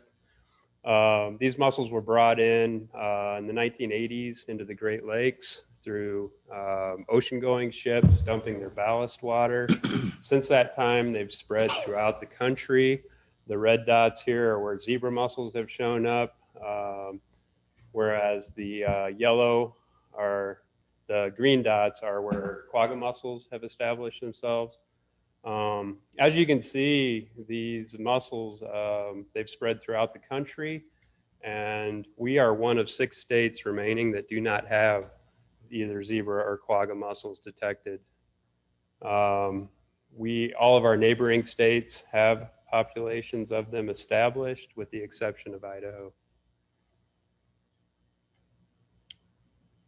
Because we're one of the few states that don't have zebra or quagga mussels, our AIS program has been focused on keeping them out of the state. Therefore, our tact has mainly been to inspect all boats at port of entries coming into the state of Wyoming to make sure they are mussel-free. There's a lot of ways these mussels can get in. The main focus has been on boats coming into the state, as I mentioned.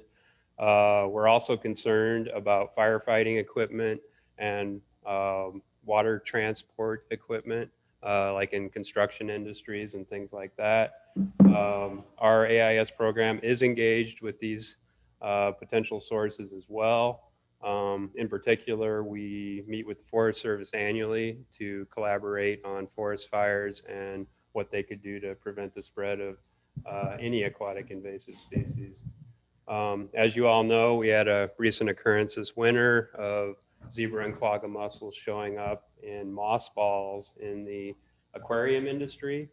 And that just points out that we're not sure where these things could come from. And we try to cover our bases the best we can. But we got to be aware that there's a lot of ways these things can make it into the state. So given all these threats, we're lucky at this point, and it's a testament to our 11-year AIS program that we've been able to keep these critters out. But there is that risk that they could show up. And if they did show up, it would be a significant shift in our program to keep them contained in a water where we detect them. And we'll have to shift to inspecting all boats leaving that particular water. Therefore, we needed a plan. Not only did we need to keep them contained, but we need to act quickly once we detect them. So these rapid response plans were developed. It was a strategic plan goal back in 2019 to 2020. And about 2 years later, we're finally bringing them to you for your approval. A little bit more about containment. As I mentioned, we're trying to keep them out. If they get in, we need to keep them in that water. So we will be shifting to exit inspections on whatever water they might show up in.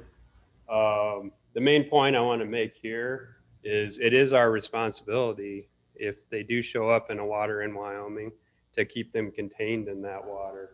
Not only to keep them from spreading to other waters in Wyoming, but to keep them from spreading to other states around us. Case in point would be Utah's dealing with quagga mussels in Lake Powell, and we expect them to do their part to keep those mussels from moving to Wyoming. We are a member of the Western Regional Panel on Aquatic Nuisance Species, so we work with all the Western states to lessen the risk of these critters. So that would be doing our part as a member of that group to lessen the spread should we detect it. So Wyoming's rapid response plans were developed for 23 high priority waters. The prioritization, it's summarized in a administrative report authored by Beth Fair and Josh Leonard. These plans, their prioritization process took into account not only the likelihood that they could be introduced into a water, likelihood of introduction basically comes down to the number of out-of-state boats visiting that water, but they also considered the likelihood of establishment. And this comes down to the water quality conditions in a particular water that could lead to them taking off. It's kind of interesting. Over the past few years, they've seen detections of these mussels in some waters, particularly in the western U.S., but they only get one detection and they never take off. So we can't count on that, but that is most likely due to water quality parameters. So this is a list of the waters we developed plans for. Some of the things we took into account when we started on this project, we wanted to make sure we were able to inspect all outgoing watercraft leaving a water where they were detected. We wanted to minimize the impacts to boaters. We didn't want to inconvenience them too much, so we tried to take that into account. One way we didn't want to impact them is we didn't want to go into an all-out closure of a water. So we tried to write the plans so we could have people on the ground within 1 week start inspecting outgoing boats.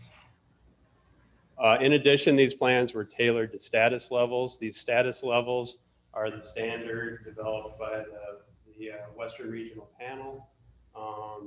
I won't go into too much detail on them, but just consider that monitoring does go on most waters in the state. And so if monitoring is going on and nothing's been detected, it's considered negative. Suspect water is where we basically had one detection, but we haven't had another within 12 months. Positive means we've had 2 detections. Oftentimes these detections are of the larval form of the mussel, the planktonic form. So if we get a positive, we come back within 12 months and get another positive, then we consider it positive status. Infested status is where we really don't want to get. As I mentioned, some of these waters that go suspect or positive actually revert back to negative after a period of 3 to 5 years of additional monitoring. If we get infested, that means that we have reproducing, recruiting populations of mussels, and it's rare for a water to go back to negative after that. We'd be in it for the long haul. The timeline for development of these plans, the process started July 1st, 2019. We had drafts of all 23 plans completed by June 2020. Then we took them out for partner review, partners being the other agencies and interested parties associated with each of these waters.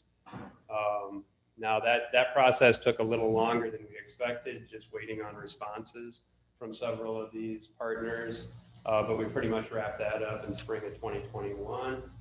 I mentioned the Flaming Gorge plan that I presented in April. This plan was a collaborative effort between Utah, Ashley National Forest, and the Bureau of Reclamation. And because of an interest of Utah in completing the plan earlier, we sped up the process on that one. We did public outreach, or the public outreach process in February, and I brought it to the commission for approval in April. These 22 additional plans, we've now conducted a similar public outreach process, which I will go into detail on. That process started in April and concluded in May. And as I mentioned, I'm here seeking approval today. So I don't have time today to go into the particulars of each of these 22 plans. So I'll just kind of give you an overview of what the plans entail.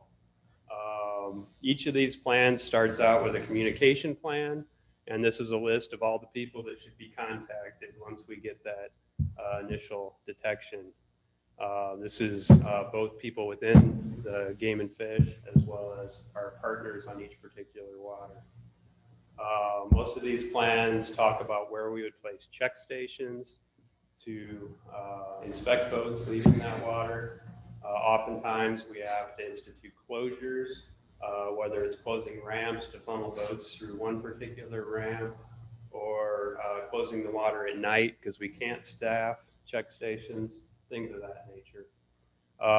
Many of them have kind of a short-term versus long-term aspect. Short-term is usually getting people on the ground, getting the work done any way we can while we build more permanent check stations. These more permanent check stations are usually put in strategic locations where we can intercept all the boats leaving at a fewer number of check stations.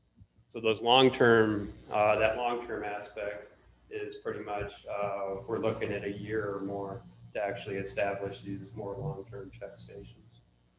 The plans also detail the personnel necessary to staff these check stations, as well as the supplies and equipment needed, decontamination units. One thing that turns out to take a lot of resources is having a supply of fresh water that we can use to decontaminate boats. We also factor in things like what it would take to construct check stations and things of that nature. Each of these plans also has a public outreach component, and this includes we have a Google Drive with a warehouse of templates and things of that nature for press releases and just action items that would happen should we actually get a detection. Now, I've mentioned we've had to collaborate with a lot of agencies on these plans. I'd say one of the biggest ones is State Parks and Cultural Resources. Many of these waters that we wrote plans for are administered by state parks. They were a great help in development of these plans. Bureau of Reclamation was also a big player, as most of the large reservoirs in the state, the dam is actually controlled by the Bureau. But many other federal agencies. We also had counties we had to collaborate with. Lake de Smet, just south of here, is an example of that. It's actually administered by the county. And local municipalities. The city of Pinedale got really interested when we approached them about Fremont Lake, since that's their water source. We also reached out to concessionaires in many of these cases, as their livelihood is dependent on that water. So these collaborations with these agencies, many of them were at the table during plan development. The authors regularly checked in with them and bounced ideas off of them. They also had the opportunity to review once we had the draft plans.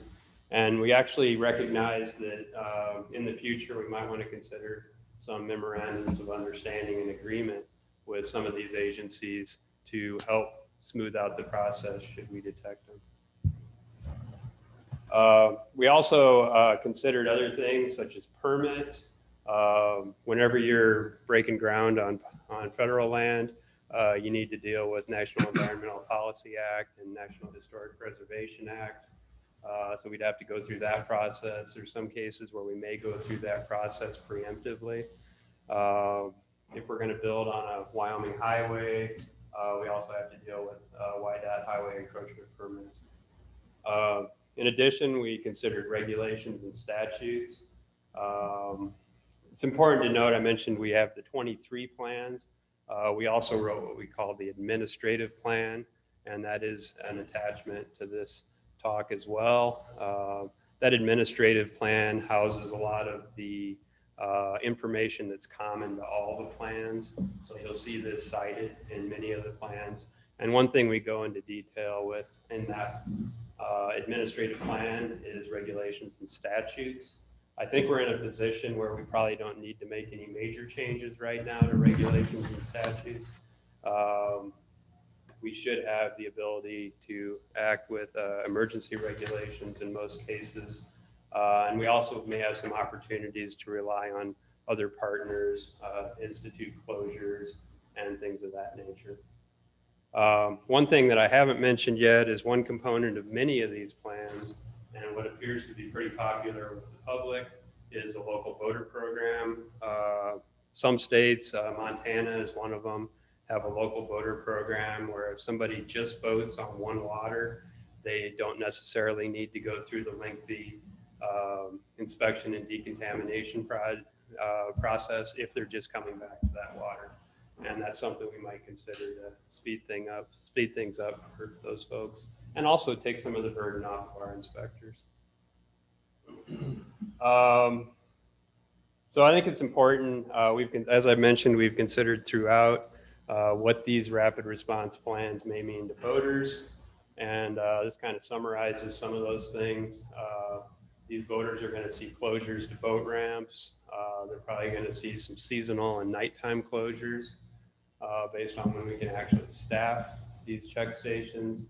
We're going to see some prohibitions on shore launching. I know I mentioned that with the Flaming Gorge plan. And that's just to make sure boats are accessing the water at ramps where we have inspection stations. We're going to be requiring these exit inspections, and we're possibly going to be decontaminating boats as they leave, depending on the status level. But all in all, it's going to mean lines, wait times, and inspection times will increase for boaters. Real quick, results of the public outreach process.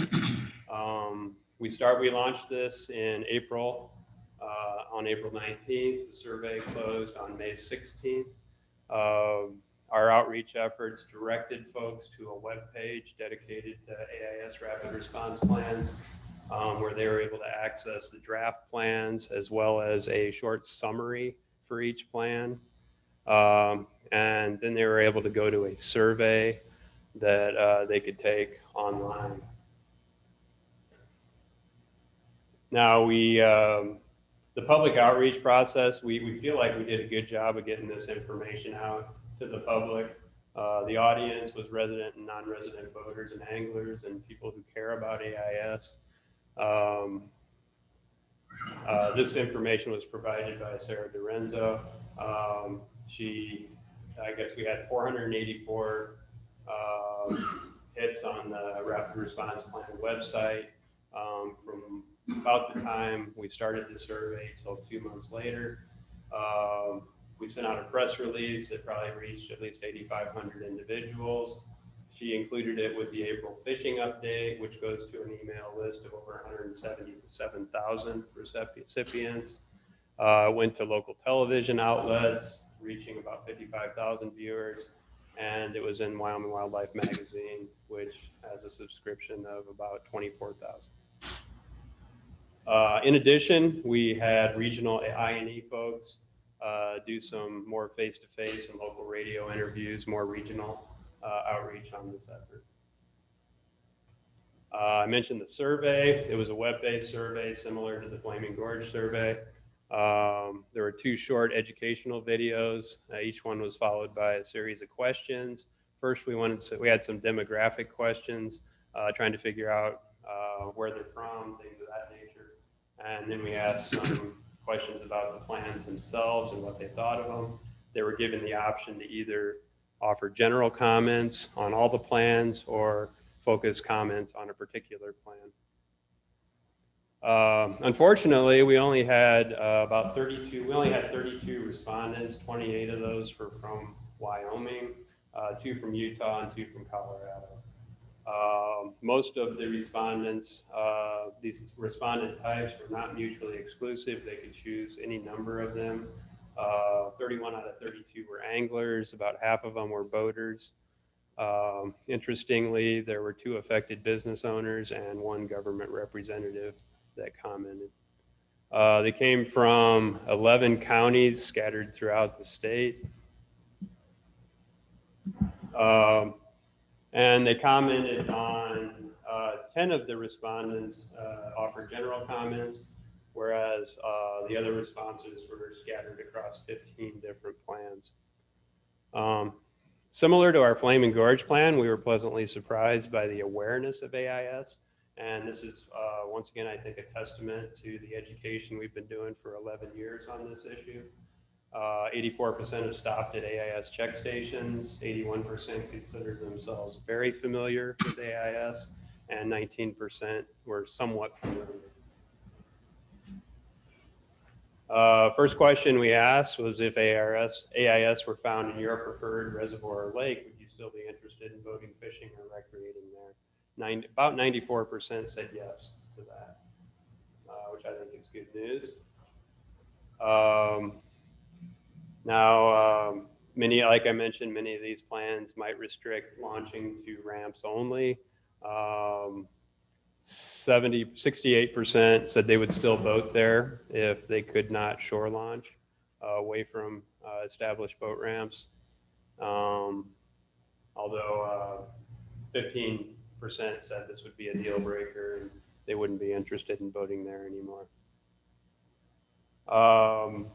Would you be interested in a local boater program? 68% said yes to that. As I mentioned, a local boater program could make things more convenient for somebody who only boats on that particular water. We also asked if they would be willing to pay additional fees for this, and the majority said no, they wouldn't pay. I don't think payment, personally, I don't think payment is necessary for a local boater program. As I mentioned earlier, a local boater program could actually save us money in inspection times. This was the big question after reviewing the rapid response plans. How would you rate Game and Fish's plans to respond to the detection of AIS? And 65% of the respondents said they're great, good, or okay, whereas 34.4% felt they were poor. We did offer the opportunity for written comments. 25 out of the 32 did offer written comments. Kind of to summarize those comments, many were in support of the plans. Some were opposed to certain aspects of them, specifically closures. We had some that didn't like the night closures we did on some of the waters. Turned out many of these sounded like they were duck hunters that like to go in, others that might like to night fish. Others felt like it wasn't a good idea to close their favorite boat ramp, things of that nature. Many of them pointed out that they feel the existing system is working and they don't see a need to change anything, but I believe they didn't quite get the point of that switch from prevention to containment. So we will have to make shifts to keep them contained if we do detect them. And some offered comments where they felt like we ought to do this for the Colorado or Utah boaters, but not the Wyoming boaters. But once again, containing the mussels in a particular water is really every boater's responsibility. We did specifically address some of these comments. One comment mentioned the water hauling and firefighting equipment. I don't believe we had any information about the annual coordination we do with the Forest Service on firefighting equipment and the other efforts we've made with water hauling companies. Firefighting coordination, we also have a website that we update annually that the Forest Service can go to and see a list of waters with aquatic nuisance species, not just zebra or quagga mussels, but all the different species. And it offers them a resource so they can avoid spreading them. We also inserted language into both the administrative plan and each of the rapid response plans that just highlights the need to address water hauling and firefighting when we respond. We also had a comment from an Ocean Lake boater pointing out that we have private launches on that water. We weren't aware of that when we developed the plan. However, we did deal with that in the Hawk Springs plan.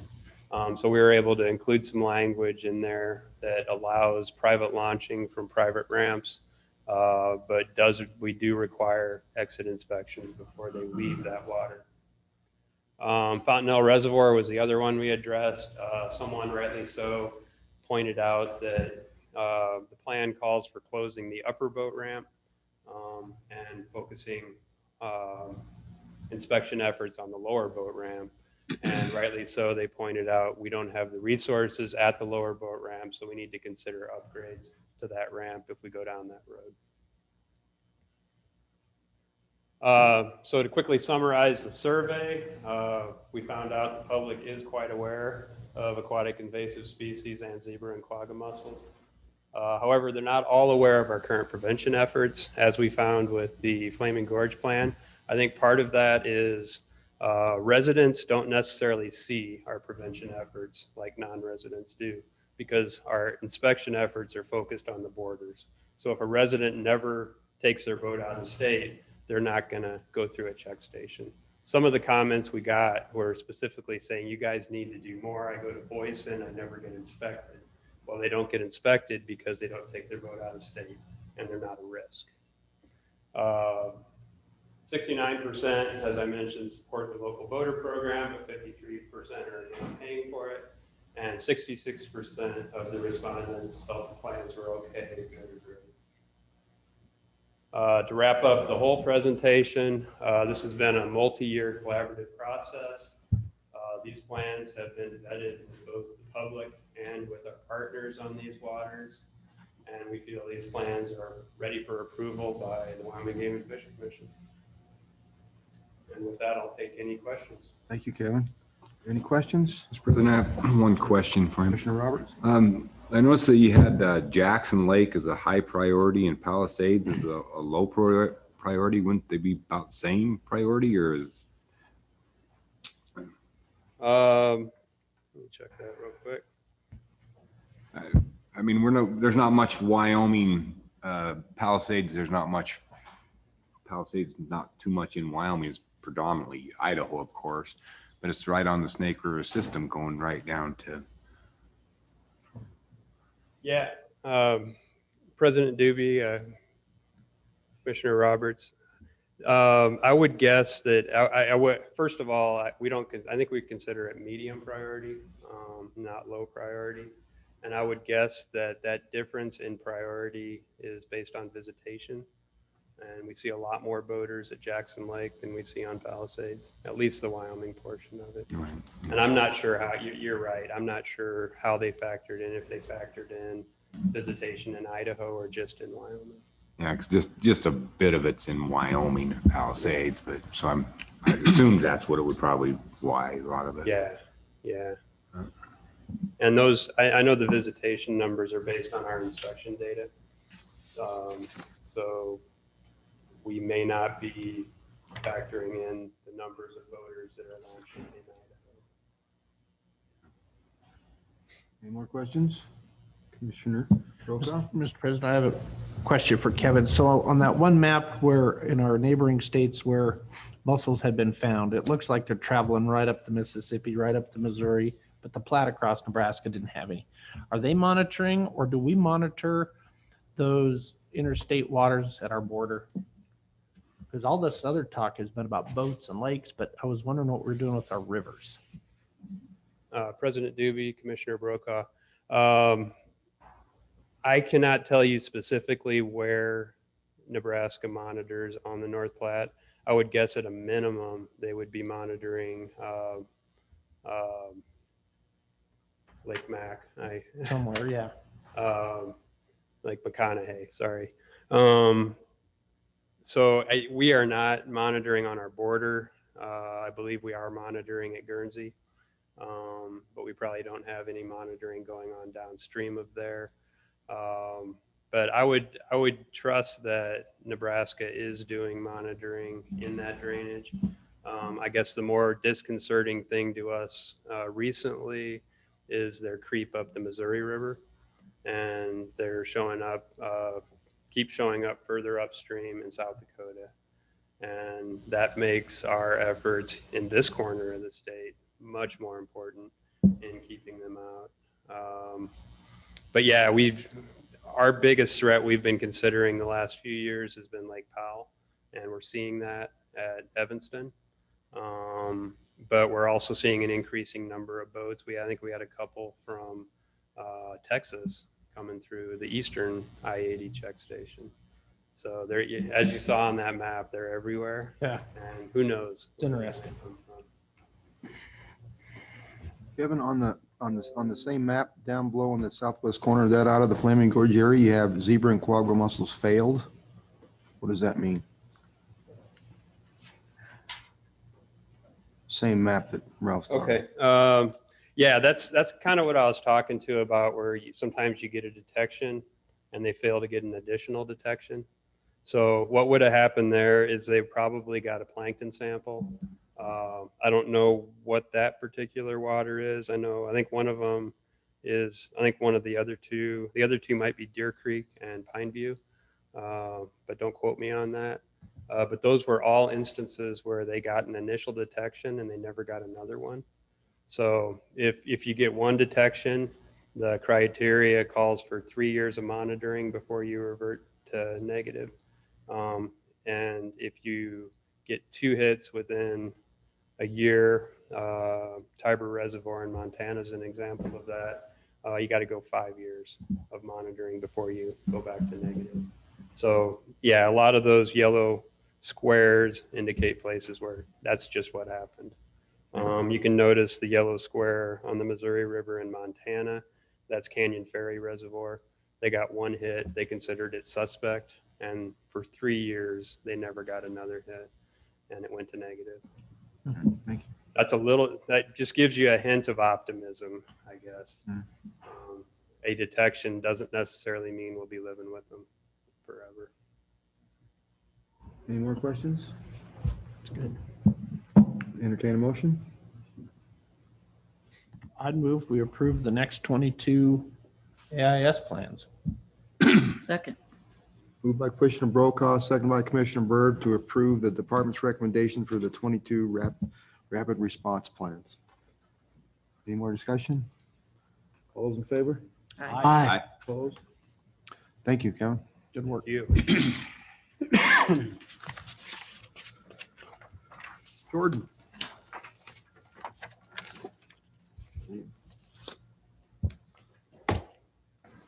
President Doobie, members of the commission, I'd like to take just a minute to introduce Jordan Winter to you.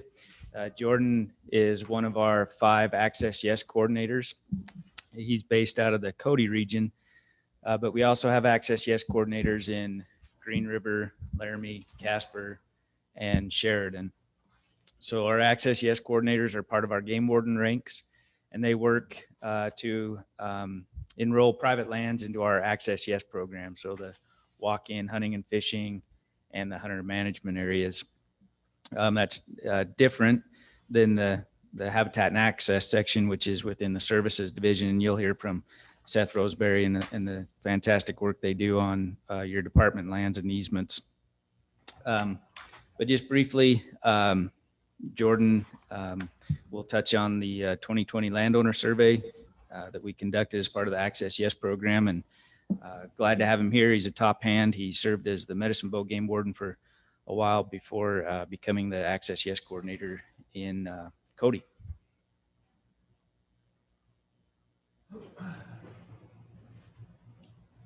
Thanks, Rick.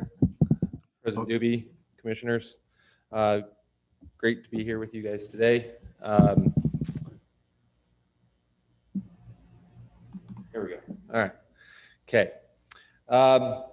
So the Access Yes program, like Rick said, started out as a pilot program with the department in 1999 and became permanent program in 2002. In 2002, the Management Audit Committee of the legislature conducted a review of then the PLPW program, which is now Access Yes. And one of the outcomes of the audit was a commitment by the department to complete a 5-year survey of sportsmen, department personnel, and landowners. This survey was also then conducted every 5 years in 2005, and it was completed by Disc Information Services Incorporated. And this report came out in July of 2006. 2010, their survey was repeated. And then in 2015, in order to save money, the regional access coordinators completed the survey. And at that point in time, only landowners were surveyed at that point. So in 2020, we continued to implement the survey and to all the private landowners that are currently enrolled in the Access Yes program. And by completing the survey internally in 2020 and 2015, like I said, we saved the department money and then also met the department's goal of increasing our relationships with landowners. As was done in 2015, we opted for a more hands-on approach. So as is the case now every 5 years, the vast majority of existing access agreements were set to expire.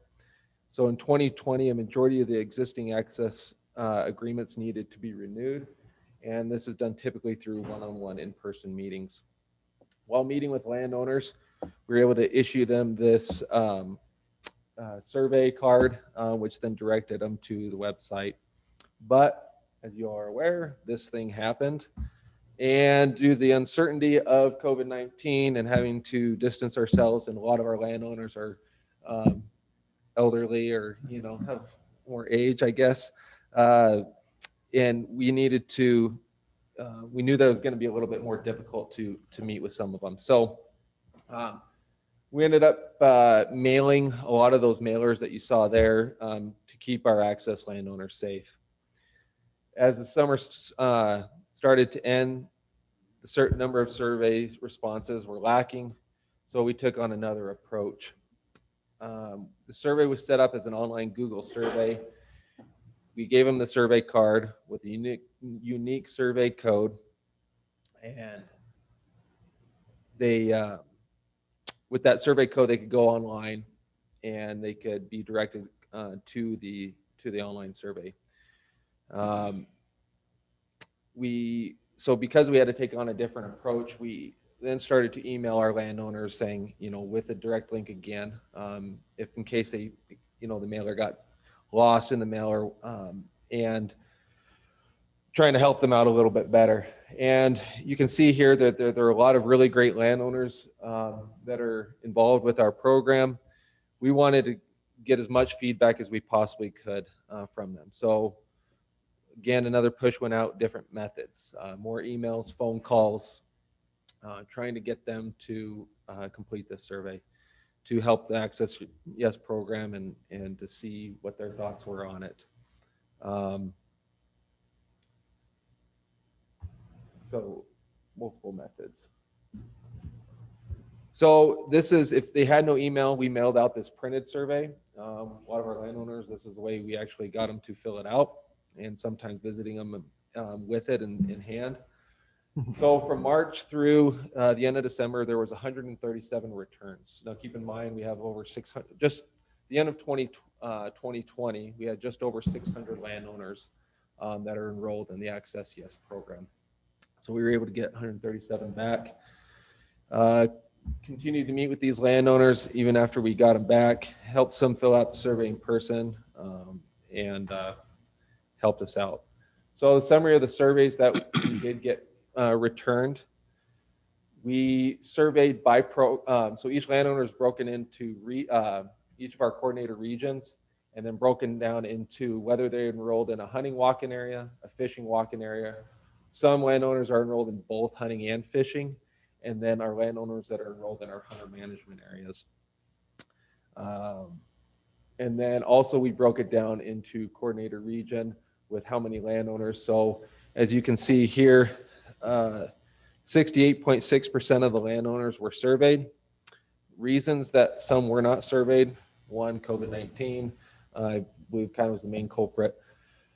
And responses some back from landowners where they were sick and tired of surveys that year.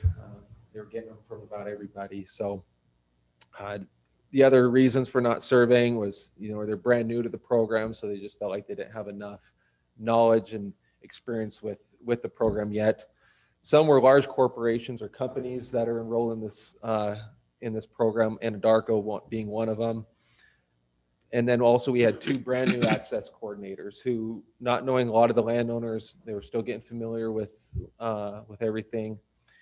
And so 33% of those that were of the total issued were actually returned. 23% of all landowners. So when we actually look at the survey itself, according to respondents that are enrolled in the program, you can see that 50% of all landowners that are enrolled in the walk-in hunting or hunter management area have been enrolled for over 10 years.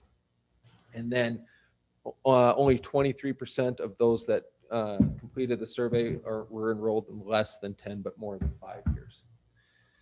The percentage of landowners enrolled in a walk-in fishing access is also 50% for 10 plus years.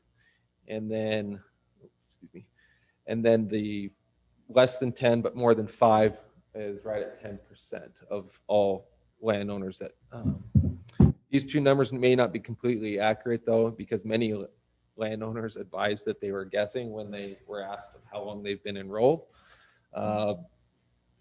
So the reason for a multi-year agreement, so 81% have a 5-year agreement. Because again, this may be low because observed answers of 2, 3, and 4-year contracts were as answers from these landowners. And like I said earlier, some didn't even know how long they'd been enrolled. So, but typically as access coordinators, we do either a 1-year or a 5-year. Gets the most bang for their buck. So the reason for the multi-year agreement is many different reasons. They could answer payment incentive, the ease of the process, and or other, and they could answer more than one. And as you can see here, 46% of landowners said they signed a multi-year agreement because of the ease of the process, and only 26% was because of the payment incentive. This is what we use for a payment schedule. This is, we just updated it actually last year when we did renewed contracts. And for the walk-in hunting and hunter management areas, our top tier was actually 10,000 plus acres and above.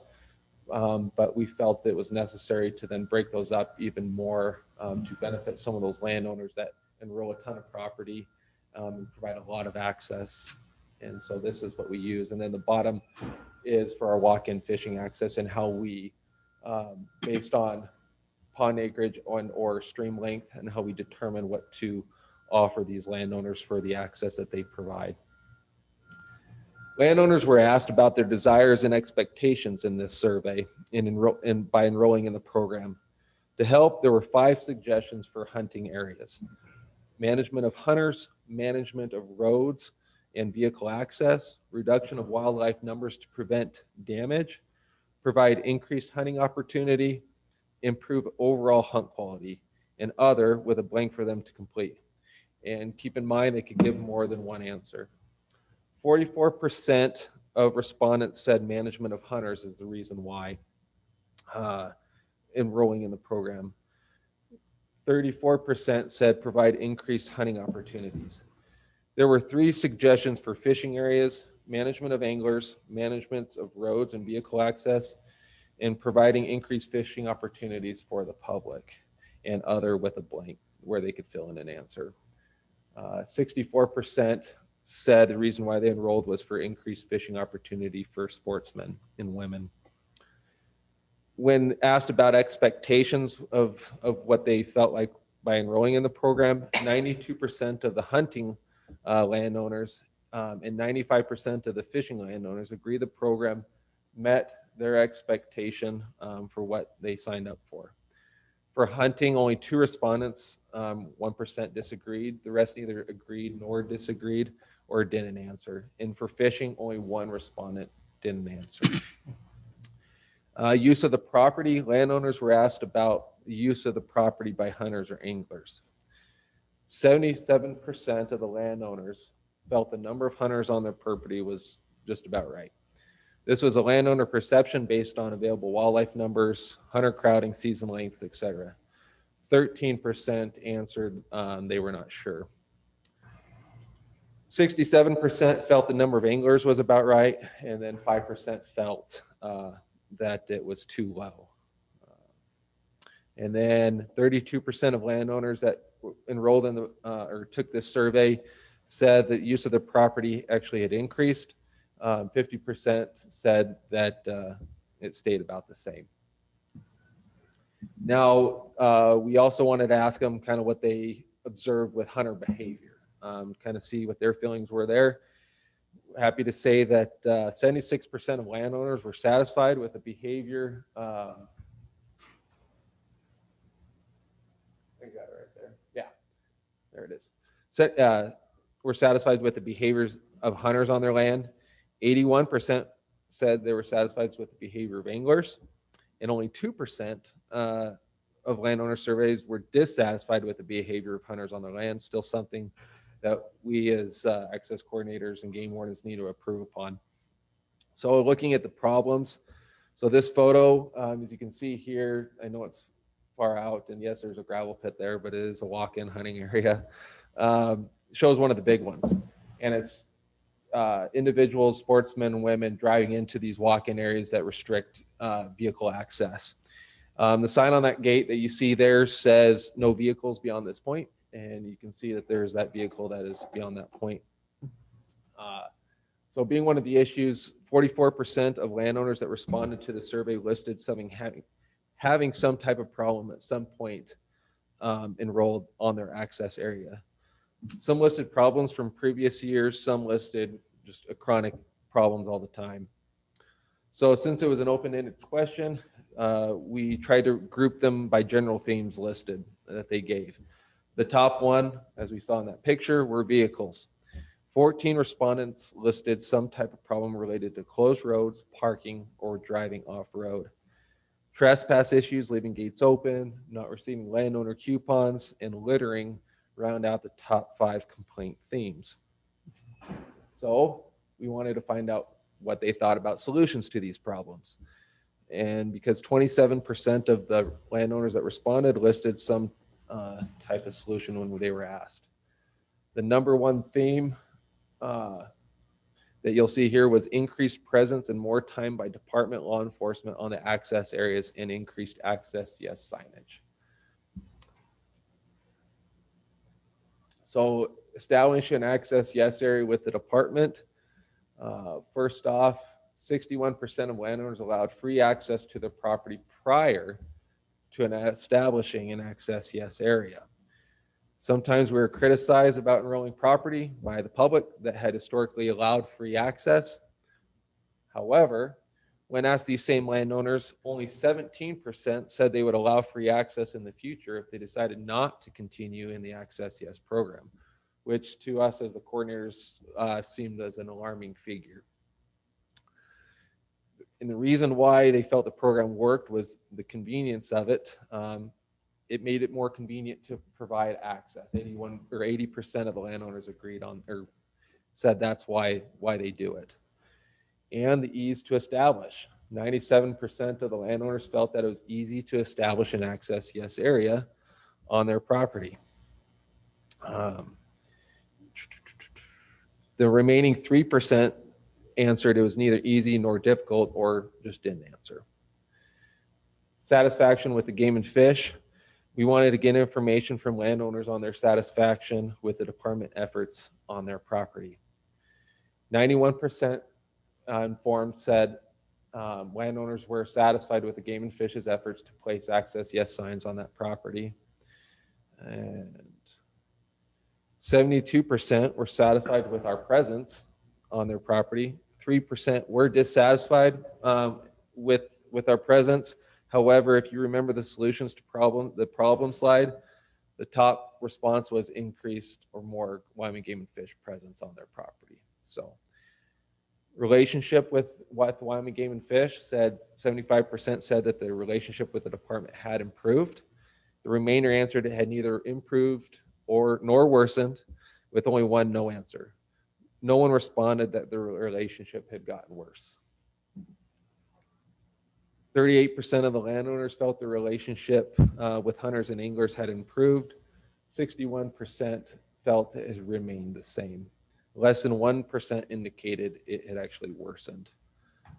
So aspects of our Access Yes program, landowners were asked about the aspects and what worked well for them to help. 5 suggestions were given to them: improved access for hunters and anglers, improved hunting or fishing quality, permission slips issued, walk-in area hunter management area signage or walk-in area hunter management area maps, and increased department presence, or other with a blank for them to complete. And once again, they could answer more than once. Following aspects that worked well: signage, 45% said it worked well. 45% said improved access for hunters and anglers. 11% for permission slips.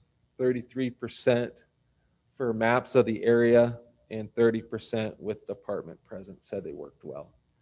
When asked about incentives, what we provide for these landowners, 85% said that they were satisfied. Overall satisfaction, though, which is kind of the big questions to landowners, how satisfied are you with this Access Yes program? 84% of the respondents were satisfied with the Access Yes program. This is 115 of the 137 respondents. Of the remaining 22, 15, which is 11%, were neither satisfied nor dissatisfied. 2 did not answer, and we had 5 who were dissatisfied or very dissatisfied. The access coordinators were made aware of those that were dissatisfied and are taking necessary actions to try and amend those relationships with those particular landowners. For comparison, in 2010, 89% were satisfied overall. In 2015, 85% were satisfied overall. Final overall, Access Yes coordinators and myself were happy with the results of the survey. Although there is high satisfaction, obviously there are things that we are going to continue to try and improve. As noted from this survey, increased presence on these properties, signage, sportsman's education. Would have liked to have a higher return rate because we value the feedback from all of our landowners, but due to the nature of the beast last year, we understand that could have played a role in it. And then the Access Yes landowner executive summary should be in your guys' notebook, and then also the landowner survey composite summary. So this will provide a summary of all the responses, so you guys can look at it for each question that was asked. And that's the end. If you guys have any questions, I can answer any of those for you right now. Thanks, Jordan. It's a great program. I'm sure hopefully we can get it to bloom and blossom even more. So thank you. Any comments or suggestions or questions? Doobie. Commissioner Roberts. Warden Winter. Do we have a breakdown of the landowners by counties that participate in this program? President Doobie, Commissioner Roberts, we do. And if you, can I give out that? We can get you that information. Okay, thank you. Yep. Any other questions, comments? Okay, thank you very much. We appreciate it. Seth?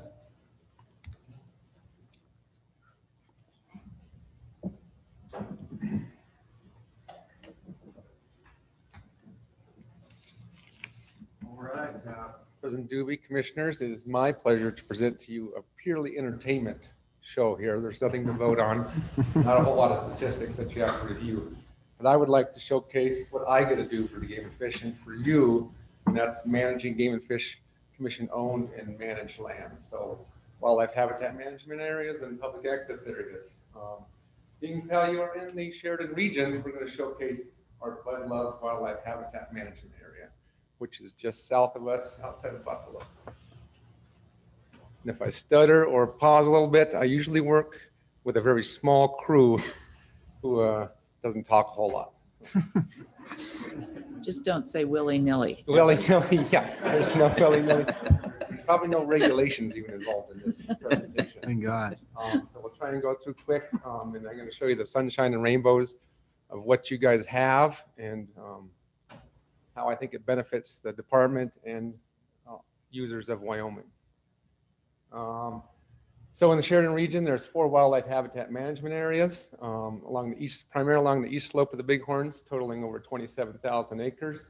And we have 1 smaller wildlife habitat management area out of Beulah. So Sundance, right on the Montana border or South Dakota border, next to Ranch A. And then we have our public access areas. In northeast Wyoming, and we'll show here next, these areas are key, just as Jordan talked about access yes areas.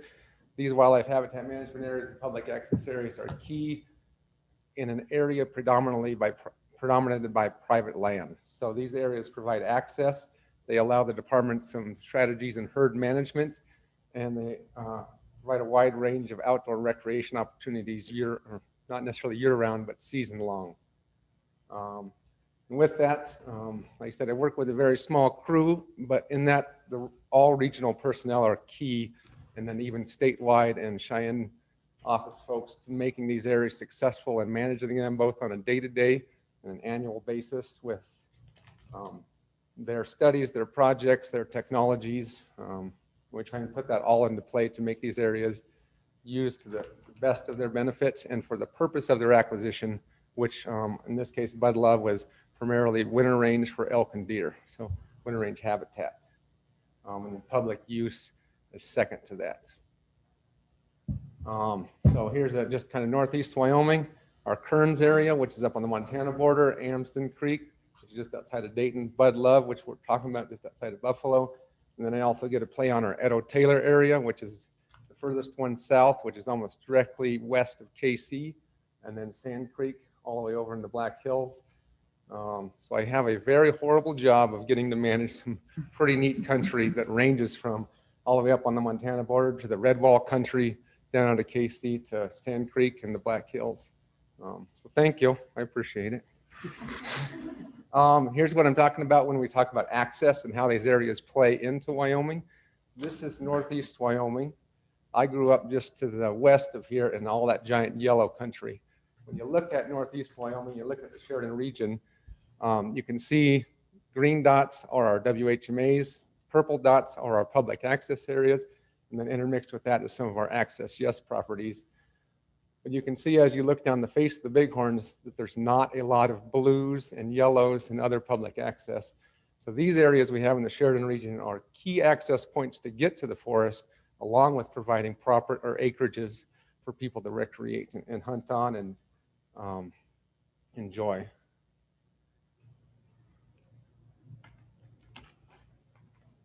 Oh, sorry, I went one too far.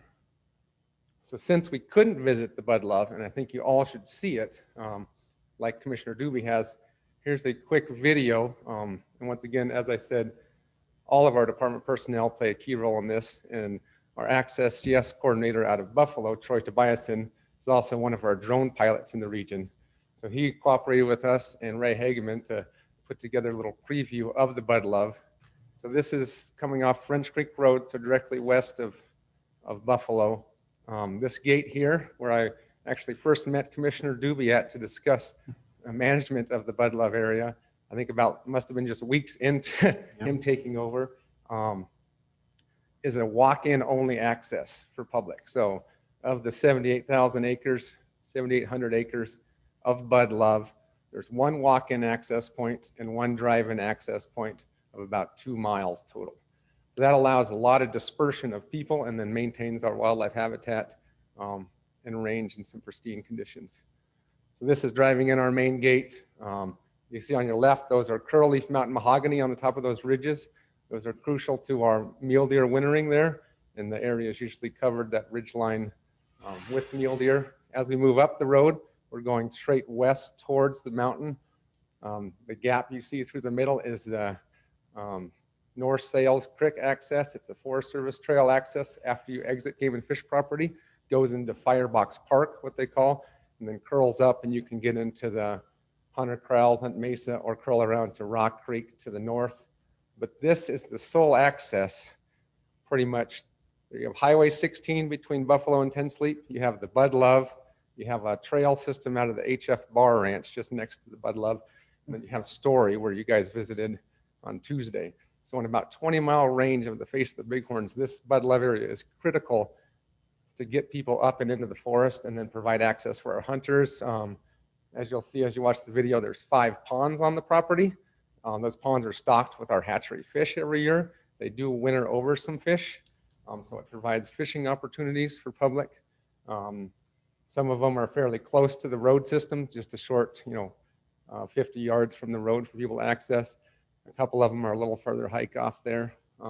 We do have a trophy pond on the area, so we have a special fishing regulation that restricts catch on it and tries to promote, kind of that trophy atmosphere, artificial flies and lures only on the area. As we go over the ponds, I'll also discuss that we acquired this property and come 50 years later find out that these ponds are not fully adjudicated for water rights. Thankfully, we have folks in-house. Our surveyor, Darby Schock, is very adept at water rights, working with the original landowner and our engineering and Darby. We are now on the final stages of fully permitting all those ponds. This pond here, North Sales, or called the Taylor Cabin Pond, is at the trailhead. This pond was actually a collaboration with WYDOT for a wetland mitigation project. So they put a road through a wetland, came in, helped restore and revamp this pond, and now it's used for fishing and water storage. And so these are all historic irrigated hay meadows or meadows that we're flying by here as we head back east, that these ponds were both tied to for irrigation rights, but then are also now being permitted for wildlife and fish propagation and wildlife. So these hay meadows are irrigated to use your water rights every year. They have been renovated to increase in production and forage for wintering wildlife and also other upland birds and pheasants that are stocked there. As you move to the north end of the Bud Love, this is looking far north towards Story at the ridge of the divide, and then the HF Bar Ranch. You'll see kind of this broken topography. There's antelope, mule deer in there. There's grouse, and we have turkeys on the area. And then we move up towards the face of the mountain. And the wildlife here typically can spend up. We have year-round wildlife, but our elk population too, being how on the slope of the Bighorns, we're an elevational kind of migration group. We don't have that long distance migration. We can have our elk on us for 6 months to a year, as far as when they're down at the lowest point during the winter, as they migrate up and start getting into the mountain meadows. So these areas are really critical to allow us access, management, monitoring of wildlife on an area that's predominantly private land, and allow us some kind of rapid opportunities to implement those projects.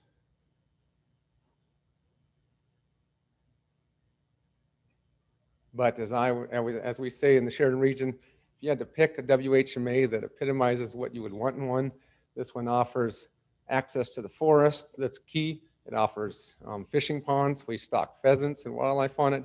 There's horseback riding that people, it's an all-around used. It's hard to find a day when there's not a number of public out there recreating on it, using it. It's kind of one of our poster childs, I think. So we covered a little bit, but Bud Love's the second largest WHMA in the Sheridan region, about 788 acres. 6,600 of which is deeded. These have federal nexus on it, so they were purchased with some funding from the federal government, and so they, with PRDJ and wildlife restoration funds. So that kind of allows us some added backing in our management of the areas because they were acquired for a specific purpose. These areas have to be managed for that purpose, but they are on the books as deeded game and fish property, which we then pay taxes on, which then allows us the benefits of some added coverage and then being, I like to feel like operating similar to the neighboring ranches. We try and operate, I guess I tell folks, if I had to summarize my job to someone who didn't understand, I'm a ranch manager. I manage the property for the wildlife, for the habitat, for spraying weeds. I do fences, we do roads, kind of all aspects of property ownership in cooperation with our neighbors. He said it's located just west of Buffalo. All of our areas along the east slope of the Bighorns are pretty neat as far as we had limited neighboring ranches. So our cooperation with our landowners adjacent to it is both critical and simple. We keep good relationships with them and they keep good relationships with us. History of the Bud Love, and I have to thank, as I talk about this, Christina Schmidt, who is our Sheridan Region Information Education, has done an extraordinary job of emphasizing the importance of some of our areas and celebrating them as they turn milestones. So the Bud Love is turning 50 years old. So 50 years ago, I like to say that someone thought it was important enough to set this aside and protect it. It's not quite twice my age, but it's a little bit. Buffalo Game Warden Bill Morris petitioned for several years to purchase the property due to its consistent elk and intermingling with livestock. Similar to our other areas on the north end of the Bighorns, Amsden and Kearns, there are sportsmen's associations that pushed and wrote in and pushed the Game and Fish to acquire these properties for the benefit of them and users and wildlife. The commission considered purchase of the property in 1963, but decided against due to the cost.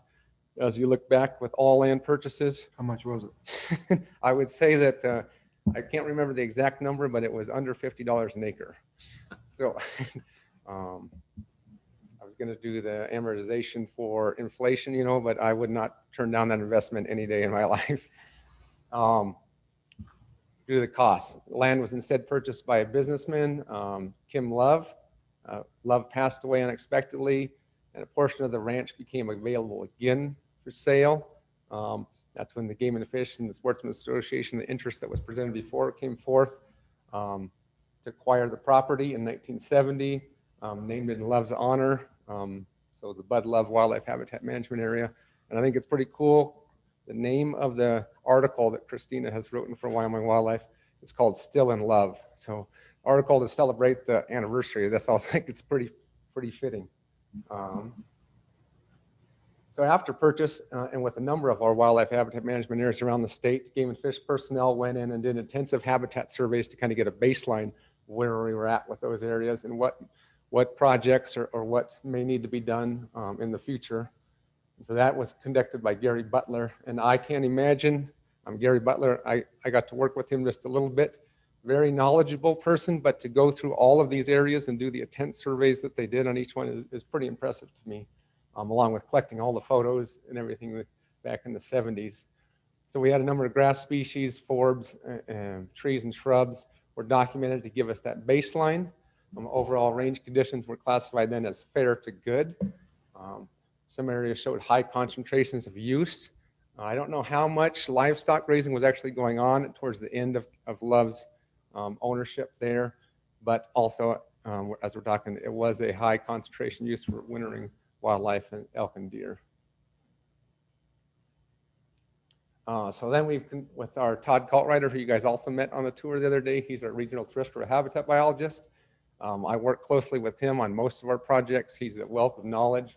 Along with there, you also see our aquatic habitat person, Travis Cundy, and then a seasonal technician, all getting together to kind of revamp and redo this original survey that Butler did in the 70s to compare where we're at then to now. So Kaltreiter did the survey. Due to busy seasons, it took us the 2018-19 year to capture that sample within that time frame to be applicable to the original survey. There was a slight decline in rangeland, primarily due to the increase in invasive species, which you guys heard somewhat about the other day. I would say that on average, I would feel a 10% increase in invasives in 50 years. We could be a lot worse. But that doesn't mean that we aren't making efforts right now to mitigate that and revamp and kind of reestablish those native perennial forbs and grasses to make the area even better and protect against 10% decline in the next 50 years. Possible early season grazing by elk. So these areas are, there's resident deer herds and the elk throughout the year, but most of our grazing occurs in the winter. So when those grasses are dormant and everything. So one of our concerns with possibly providing the safe haven, so the area is closed from January 1st through May 14th, opens May 15th every year to protect the wintering wildlife, is that these elk are finding their little honey holes that they like to sit on. And so how can we then move them around the area, because they're not utilizing all of it. And we'll see that here as we move forward. But how can we move them around with possible habitat treatments or other work to utilize the area more and give some rest to some of those high concentration areas. So this is kind of just a general overview of elk in area 36, not specifically on the Bud Love, as our surveys aren't that fine when our biologists and wardens fly those. But I would like to say that we acquired the Bud Love at the big blue square, and moving on, the numbers seem to be better. So I would say it was an overall great investment, right? And so it's just kind of showing the general trend of elk population in the area. Also, along with the range inventory, the Bud Love was part of the Shell Creek elk study, which one of the earliest studies of elk movements in the Bighorns, 1987 to 1990. This was the heyday of what you think you wanted to be like when I was a biologist, if you want to be a biologist, of going around collaring elk, using a radio thing and following them around every day, as opposed to the not so fun aspect of now of just downloading the points. So I wish I was part of this study back then rather than downloading GPS points. But part of the study gives us yet another baseline of the area and how wildlife is using it. So we identified seasonal distribution, elk movements and interchanges along the face of the Bighorns, because those elk kind of go north-south along the face. Evaluate potential timber sales and energy development to discuss with the Forest Service on our upper end, what may help or benefit, or what may hinder or damage wildlife, and then determine herd and hunt area boundaries. As we discover with all new collar data, are we managing the correct herd throughout the year? Where are they moving? What are we hunting? Are we hunting the right species? And then find that elk move from Shell Creek to Bud Love to Piney Creek. So these elk that they capture on Bud Love, which is over here on the map on the right, then move up and down the face there, and then up into Piney Creek to the north. So they can cover into 3 hunt areas by where they're at there. So this data then coupled with what we're learning again now helps us to further identify herd unit and herd unit management and hunt areas and how we're doing with that. So then along with, as someone had discussed earlier, brucellosis seropositive popped up on the west side of the Bighorns.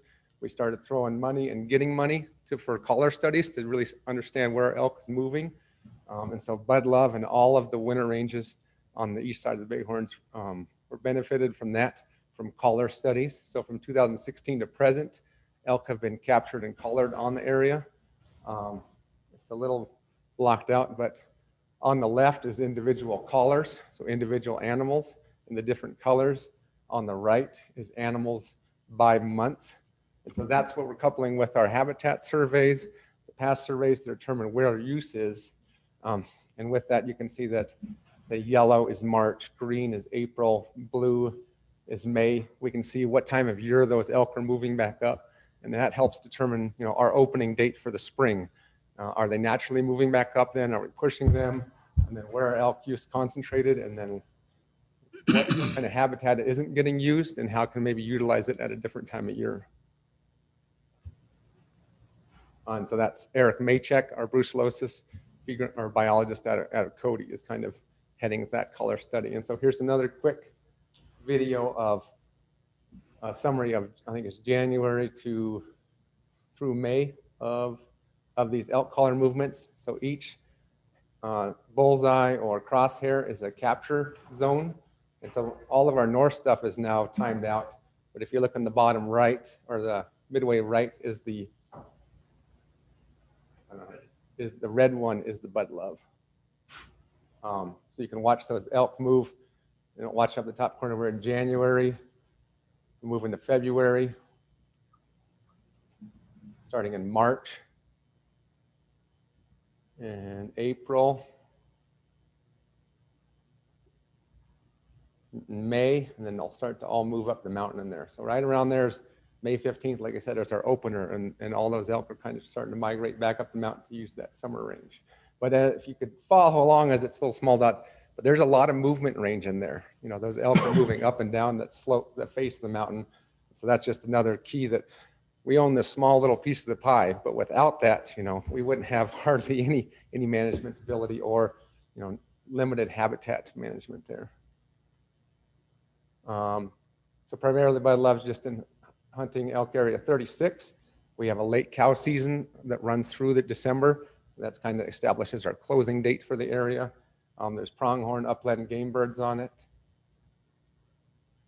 A neat thing that's going on and with a number of other properties is we have the youth pheasant hunt. And as you probably are aware, that the pheasant hunts are an easy way to get new hunters out and youth out, provide opportunity. So the bird farm we visited, they stock pheasants there. They stock both on the walk-in portion, so that the single access gate, so that hunters that prefer to walk a little bit into their hunt have that opportunity. And then they stock them near the road system and along the hay meadows and creek bottom there. So this year that's November 20th, but typically the second Saturday of the year. Regional personnel are present to welcome youth, answer questions, kind of present that positive game and fish interaction.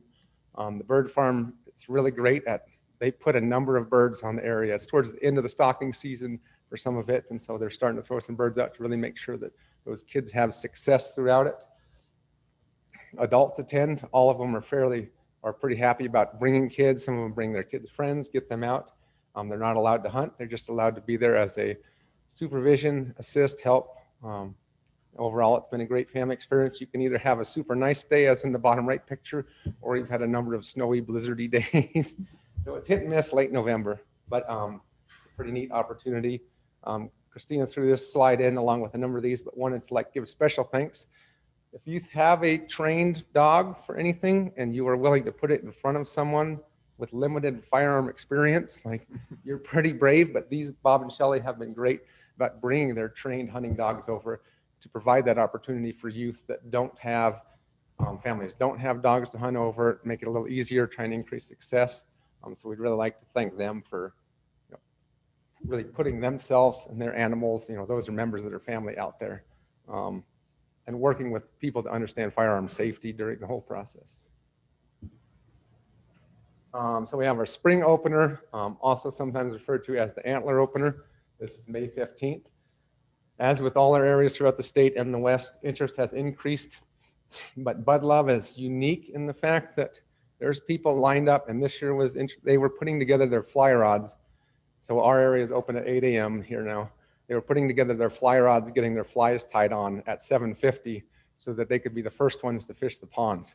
So there's a number of people that just show up to fish the ponds, and they were a couple of them for South Dakota. There are a number of people that show up for day rides. Like I said, this is a key access point into the forest. Horseback is a pretty big thing on the Bud Love. So we'll go through a quick video of the opener, but I wanted to preface that by saying it's not just antler hunters showing up. This area just gets people visiting it every day. So it's a pretty neat area. So here's a quick video of the May 15th opener of 2020.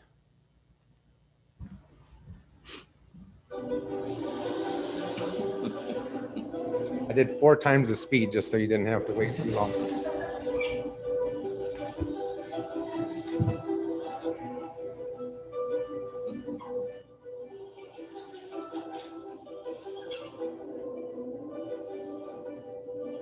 So we try and collect numbers on all of our openings, how many users, where they're from, give us a better idea. Last year, this year, predominantly locals. I think at Bud Love this year, there was 5 out-of-state plates. Most of them were Sheridan, Johnson County individuals.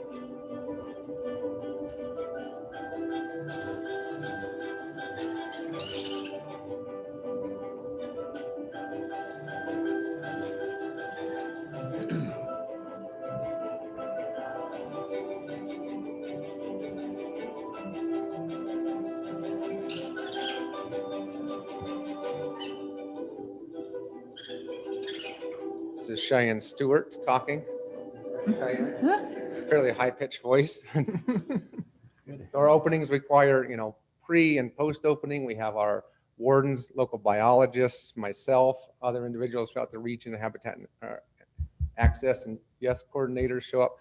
It's another meet and greet opportunity. We have a number of people lined up at our gate wanting to get on a property, explain to them whose property it is, talking to them about their questions. How was the winter? What happened? Where'd the elk go?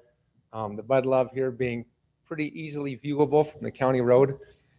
People who are actively after antlers have spotted and watched those elk for the last 3 months. So it's that also not only their interest in antlers, but their ownership of the wildlife there. Like they know where those elk are, they know where they're going, and this is the day they get to go out and play. And like I said, a number of them high number of them are locals too. So it's not just non-residents flooding the area, and it's not just antler hunters showing up on the opening day. Like I said, we have our fishing ponds. It's a great opportunity year-round for people, lots of kids, easily accessible. And we have our trophy management pond. And so our fish crew both schedules the stocking with our hatchery and then does the sampling on the area to try and see where our management is at it and increase or decrease populations or sizes depending on what they sample. Recent projects we've been working on. We're trying to increase with a lot of winter range wildlife presence. There's some of the woody species definitely gets hammered. So we've been we have some exclosures on there, trying to plant some trees and shrubs, both as snow catchment type of opportunity and then difference in forage for birds, some burying plants, things like that. The plank stewardship here has helped us by donating a number of plants throughout the year that they've been working on. Fence removal projects. Most of our areas were all historic ranches, so there's allotment fences that still need to be removed and we're still working on. We've provided a new comfort station, like I said, high use forest access point. So that was critical. Constantly working on irrigation and water rights. And kind of the long-term goal is to then have added variety of forage for standing forage for pheasants that are stocked, or try and bring those elk that are concentrated in the area to a different zone, maybe through some of our plantings and work. Habitat treatments, and we'll hit a little bit there, but we're moving forward with our invasive plant treatment on the Bud Love. So we just finished treating almost 800 acres on the far south end with that Rejuva herbicide that you heard about for Ventonata, Medusa head, and it's working on cheatgrass too. So with WWNRT's approval, they said, if you're going to spray for cheatgrass, spray for everything. So the Rejuva is kind of covering our basis on that. And along with this being a high use public area, we don't want our area that's a key access point to be the first dumping site of new Ventonata in the area. So treating those areas pre-infestation and hope to lower that 10% invasive grass or invasive plant presence and then mitigate future establishment of those invasive annual grasses. And then boundary fence, we do have some portions of fence on the forest side of the boundary that help mitigate cattle coming off forest allotments. So that's usually we get some trespass cattle every year.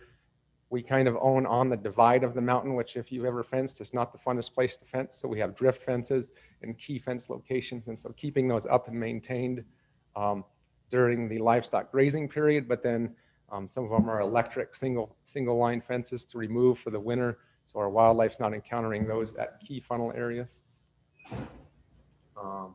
Here's some of that recent invasive grass spraying. Like I said, for the furthest south boundary is where we're working, kind of strategically going to block up our boundary and that initial entry into the area. And so the bottom right is our actual spray tracks from our contractor. Fence work in remote locations is a little difficult, and or I'm getting a little older and weaker. So we helicopter fence supplies into a couple of key locations to be used to try and make those fences more sturdy and shored up throughout the livestock grazing season. Pond work, so our statewide habitat and access crew came up along with trying to get the ponds fully adjudicated in water rights. Some of the original structures from the 1950 building of the ponds were a little old and not functional. So those guys came up, helped me put in some of our new agri-drain structures, which help maintain water levels. Like I said, we use these areas, and our biologists do, to monitor wildlife movements and studies. So on the top left, you'll see this is part of a study to determine if these excluders is what we're calling them, but they're a livestock mineral holder that prevents rain and everything from getting near blocks. But it's a UW study going on to see if elk and deer will get into those. Also part of a CWD study to see if we can exclude them from these concentrated areas with these simple livestock feeders, and so there's camera traps set up on these. Our Bud Love area, like our properties, offer these opportunities opportunity comes up for a study. We own the property. Let's go in, let's throw this in. We have a concentrated animal population. Let's see what happens. Once again, on the right is Cheyenne Stewart. This is part of our collar study with the GPS collars, following up on a mortality of an elk on the Bud Loves to seeing what caused the mortality of that animal. Challenges we face in the future, as we said, and in Northeast Wyoming right now, into Sheridan County and towards Johnson County too, invasive plants, primarily invasive annual grasses. It's one of our high concerns. When you ask about how much do we pay for a property, that's what we start throwing out when we talk about acreages and invasive grass.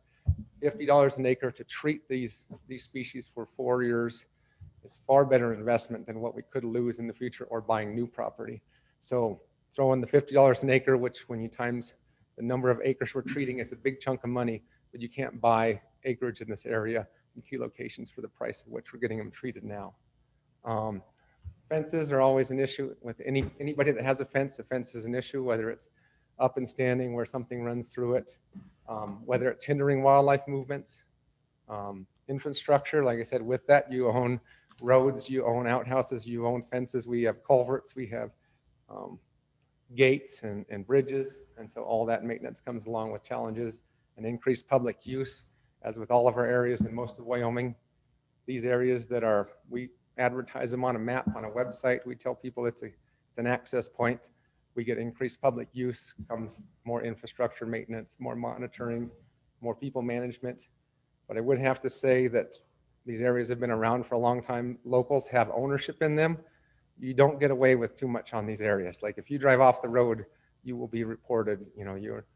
People follow the rules pretty well on most of our areas. Future projects, needs, ideas. We keep, as a region, spitballing, and as a department, what are we going to do to, these are showcase properties, areas that we can really use to inform and educate people. So we've talked anything from the, information educational signage as you go in to discuss habitat, plant species, wintering elk, wintering wildlife. We're working on our boundary fence improvements to try and, prevent trespass cattle in the fall. Meadow planting plots standing cover, using those water rights and historic fields to promote pheasants, upland game birds, turkeys, and or elk or wildlife movement or concentration as needed. We're putting in some horse corrals. Like I said, it's a highly used horse area, but also come late fall when that elk season is open, we found if we're concentrating the horses, there's no grazing allowed on the area, but we're providing corrals that then we can treat for weeds, which then all of their, it's weed-free hay, but they come in with, forage in their stomach. Let's concentrate that in an area and manage that. Like I said, working with our engineering branch to complete water rights to fully adjudicate those so we can move forward after 50 years. Herbicide treatments, we're going to continue that invasive annual grass treatment, that Rejuvra, and we're also focusing on roadways, on trails, where are those access points for those to get in there. And then coupled with our continual effort in wildlife movements and management strategies, hunting seasons, collaring data, all of that. Any questions? like I said, it shouldn't be, it was just kind of a. I don't know how we could. Yeah, sorry. Very good. Thank you. I sir. really enjoy our areas. I think they're greatly beneficial. I wish we had more of them. And I hope you all would try and experience them. And I would say that, like I said, I met Commissioner Doobie, I think a couple weeks in, met us at Bud Love with specific questions and thoughts on the area. Past commissioners, Commissioner Culver, had projects or things of visiting our areas, like visit them, help us out, different perspectives, different ideas, different knowledge. Share those with us and we'll move forward. And that's kind of why we have some intensive habitat studies and some work and just focus our direction where maybe we need to look at a different area. Thank you, Seth. Any comments? Thank you. That's good. Thank you Well very done. much. Thank you. Appreciate it. Wonderful. Let's take a quick 10 minutes and then we'll. Thank you. Welcome, Sam. Yeah, thanks. We're over by. There's a quiet sound in here. Yeah, thank you. There you go. Thank you. All right, President Doobie, members of the commission, thank you so much for your time today. In preparation for this meeting, I received an email about a month ago asking how much time I needed to talk about the Cody Region Cutthroat Conservation Plan. And my initial reaction was, well, at least 2 hours. Because I'm going to try to summarize the last 5 years as some of the most challenging and most rewarding work that I've been a part of. In the end, I landed on 15 minutes, so I'll see if I can pull it off. In the Cody region, we've been very committed to the conservation and restoration of Yellowstone cutthroat trout. And I think there's a couple statistics that jump out and test as a testament why. The first is they're the only native species of trout that we have in the Cody region, and they currently occupy 9% of their historical range in the Bighorn Mountains and 21% of their historical range in the Absaroka Mountains. So without active engagement in this issue, that pattern of reduced abundance of cutthroat trout is likely to continue, and that's for a couple of prominent reasons.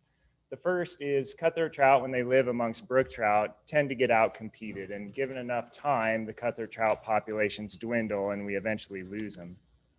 Similarly, when cutthroat live with rainbow trout, the two species readily hybridize, and with enough time, we end up with a bunch of hybrid trout and relatively few genetically pure cutthroat. So Game and Fish in the Cody region has been engaged in restoration projects beginning in the late 90s, but we really ramped up in the mid 2000s. And we were focused in the mid 2000s on removing the threats presented by non-native trout that were living amongst some of our conservation populations of cutthroat. It wasn't until about the time I started with the agency in 2013 and again in 2016, we shifted gears a little bit and we started looking for places where we could introduce and establish new populations of cutthroat. With both of these projects, we started hearing a lot more from concerns from members in the communities of Cody, Lovell, and Worland about just how many of these projects we were planning to do, and they were very concerned about where we were going to do them. So on the heels of a public meeting in 2016, I had a letter hit my desk, and the letter wasn't addressed to me, but it was addressed to then Governor Meade, who had passed it on to then Director Talbot, and Director Talbot had asked me to draft a reply to this. And so I'm standing in my office, scratching my head, wondering how I'm going to start this letter, when Karen, one of the office managers, walks down the hall and says, "Sam, there's a gentleman who would like to speak with you." And so I knew who had authored this letter, but I had never met the individual. And I walked down the hall, and lo and behold, there he was. And we introduced each other, and he wants to have lunch with me. And so it was hard not to have a sinking feeling, realizing that I'm about to get the in-person version of what has to be one of the top two most vitriolic letters I've personally received. He was very critical about the project we had proposed and had an awful lot to say about it. So we were about 30 minutes into lunch when he completely pivoted, and he was critical about the project we had proposed, but he started talking about adjacent streams and asked if we had looked at those for cutthroat conservation. And in his opinion, he thought they were great candidates for it. And it was at that moment that I realized that there's got to be a better way to engage these communities and the people who have interests in these projects to try to find solutions that work best for everyone. So I'm going to leave that story and dive into a long process that we engaged in on the heels of the 2016 project. And we established a collaborative working group, and we invited anyone who was interested in participating to help identify solutions to the problem of cutthroat conservation. So we did everything in our power to get the word out in the Bighorn Basin. We hung posters on community corkboards. We used the modern tools of geo-targeted Facebook posts. We did news releases. We really wanted to get anyone with interest to come to the table and learn about the problem with us and talk about solutions. So at the first round of workshops, we really wanted to focus on what interests and concerns the participants had as they pertain to these projects. And regardless of community, three primary things rose to the top. The first was people wanted diverse fishing opportunities. The second is they really wanted us to focus on current populations and to focus restoration on historically occupied waters. The third one is they wanted to be sure that we were using our resources responsibly. That was both the dollars we had available for these projects as well as our time as Game and Fish employees. At the second round of meetings, we focused on all the science behind conservation, and we didn't just cherry pick what we thought they wanted to know. We asked them directly the information they felt they needed to better understand in order to put forward recommendations. At the third round of meetings, that's where we poured over maps, we shared stories, we talked about the merits of different streams that were in these guys' backyards, and the participants themselves put forward recommendations on where we should go for these types of projects. So that is the plan that you all were provided in your commission notebook. All of the projects that are in there came directly from the working group participants. They all largely rely on the removal of non-native trout in order to secure existing populations and to establish new populations of cutthroat. One of the big questions that we had leading into the collaborative working group was people really wanted to know how much is enough? What does successful cutthroat trout conservation look like at the landscape scale? And where we landed was having a minimum of 5 smaller populations, all discrete in each major river drainage that we have in the Cody region, or one larger interconnected population. And so the working group participants really tried to identify and hit that minimum benchmark, and I think they were successful in doing so. So I'm not going to go into too much detail that's in the plan. It's largely a bunch of maps with very specific projects in there. I felt it was important for you all as commissioners to have a better understanding of the origins of this plan. And I guess it's my humble opinion that what we have in this conservation plan is a true balance. And that balance aligns perfectly with our agency's mission, which is conserving wildlife and serving people. So there's 2 projects that you all will likely hear about in the coming years. And they're the first 2 projects that we'll begin pursuing underneath this conservation plan. The first one is in Crandall Creek. That's in the Absaroka Mountains west of the town of Clark, and that will be removing rainbow trout and rainbow cutthroat hybrids. And the second one is working with the Bighorn National Forest to identify a location for a barrier on East Ten Sleep Creek. That is east of the town of Ten Sleep. So with that, I would happily answer any questions that you might have. Any questions for Sam? Mr. President, I do. You said a barrier. Would you explain a barrier? Sure. So there's an important concept that we detail in the conservation plan, and it's the only proven method to secure and have long-term persistence of any subspecies population of cutthroat trout, and that's headwater isolation.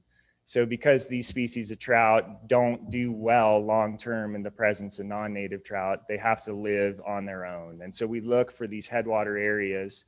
And in order to prevent the recolonization of non-native trout, there must be a fish passage barrier in place at the downstream end of wherever we're going to establish the population. Oftentimes, our preference is for natural barriers. They're awfully cheap.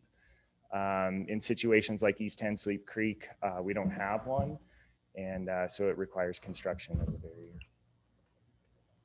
President Doobie. Commissioner Roberts. So the projects for the Yellowstone cutthroat, how do you, do they hybridize with the Snake River cutthroat that up? I mean, it's a pretty close region that you've got them. I mean, how do you decipher, how do you know, is it the purebred or you're not carrier or what? I'm kind of confused that way. President Doobie, Commissioner Roberts, that's a great question. So Snake River cutthroat trout and Yellowstone cutthroat trout are distinguished as separate subspecies according to state management, but genetically we have as of yet been unable to differentiate them. So really one's just a fine spotted version and the other's a large spotted version. So in terms of hybridization between Snake River cutthroat trout and Yellowstone cutthroat trout, that is not a concern. It's primarily rainbow trout, which are native to the Western United States, and they're evolutionarily far enough detached from any subspecies of cutthroat trout that when they do hybridize, you essentially, you don't have a cutthroat and you don't have a rainbow, you have a hybrid.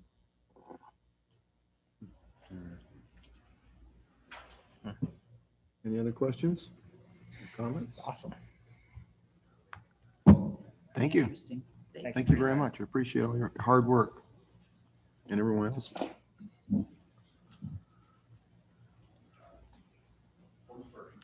One more before you, Dave.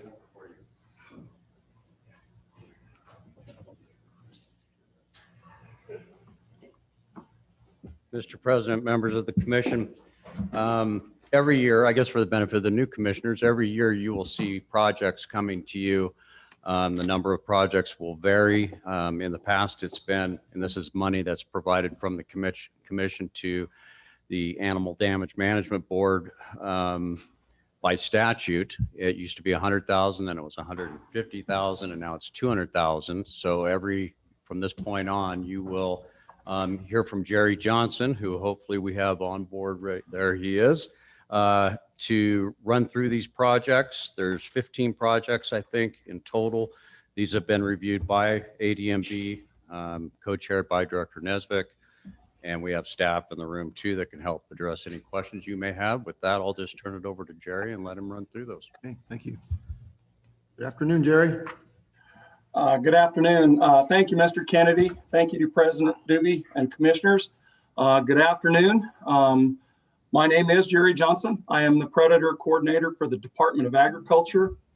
And I'd like to thank you for the opportunity for letting me do this via Zoom today. It turned out it was going to be a vacation, but I am now in isolation as my dad had COVID and he has given it to my wife and I. We're doing fine, but I appreciate this opportunity. Today, I'm going to go through the $200,000 annual request, as Mr. Kennedy stated, for our special projects. The ADMB met on June 10th and reviewed 14 new and renewing projects totaling $314,000. This year, the ADMB chose to fund all the projects this year at a reduced level, as most of the projects had a predator removal component to them. The selected projects received $245,000 and were ranked with the help of Mr. Edberg for the commissioner funding. Let me go ahead and share my screen.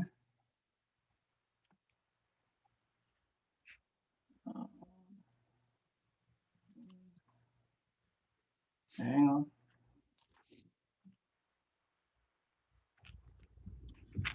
on. The projects that we selected were as follows. Sorry about that, getting set up. You guys can hear me okay? Yes, we can. Okay, great, thank you. The first project ranked was the Wyoming Game and Fish Large Carnivore Livestock Depredation Prevention and Control. This has been a project that has been going on for several years. They requested $25,000, and today we're asking for the funds of $22,500 for this project. The second is the Buffalo Bill Center of the West Absaroka Carnivore Livestock Interaction Study. I believe this is the third year for this project. And they are requesting this year $22,000, and we're requesting $20,000 funding from the commission. The third project is a new project from Carbon County Predator Management District. This is for coyote removal to enhance the South Ferris Mountain Antelope Fawning Grounds. They had requested $17,000, and we are requesting $12,500 from the commission. The next project again was a Carbon County Predator District project to enhance the Baggs Savory Creek Mule Deer Fawning Grounds. They had requested $15,000 for this, and today we're asking $12,500 from the commission. The next one is a new project similar to Washington County's old one, but it is targeted for the Basin Mule Deer herd, coyote removal. They have requested $15,000, and we are requesting funds in the amount of $12,500. Then we have the Natrona County Predator Management District. This is a continuing project for the Bates Hole coyote removal project study. They had requested $25,000, and we're requesting $20,000 of commissioner funds. The next are two projects from Dr. Monteith with the University of Wyoming. The first is the effects of predation of newborn mule deer in the Wyoming range. He had requested $40,000, and we are requesting $32,500 for this project. And for the Bighorn Sheep Lamb Survival Study project, we're requesting $27,500.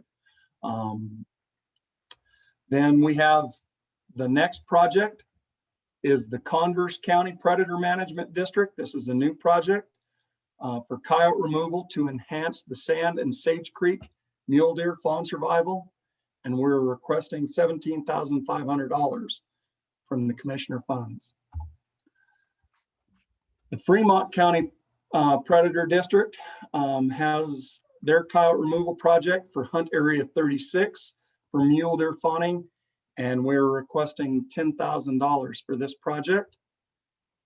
The next project is the second year of the Wyoming Association of County Predator Districts, and this is the project for best practices for relocating golden eagles.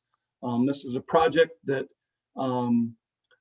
the sheep ranchers and some cattle ranchers have had a big problem with golden eagle depredation, and they're going to be banding eagles and trying to see if they can see if they're staying where they're hazing and removing them to.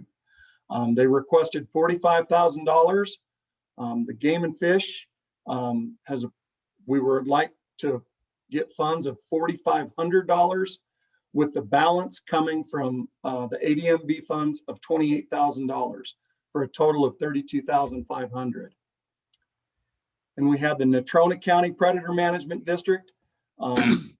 This is a continuing project that has been going on for several years for the Stove Gulch and Big Sulphur mule deer herds. They had requested again $25,000, and we are requesting commission funds of $4,000, with the $13,500 balance coming from the ADMB funds.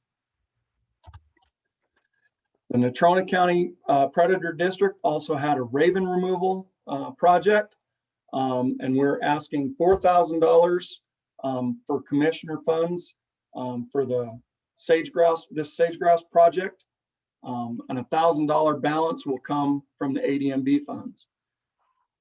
The final project that we heard from was the Wyoming Ag in the Classroom.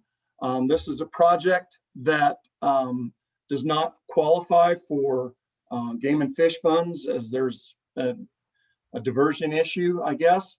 And the ADMB chose to fund this stewardship project for $2,500.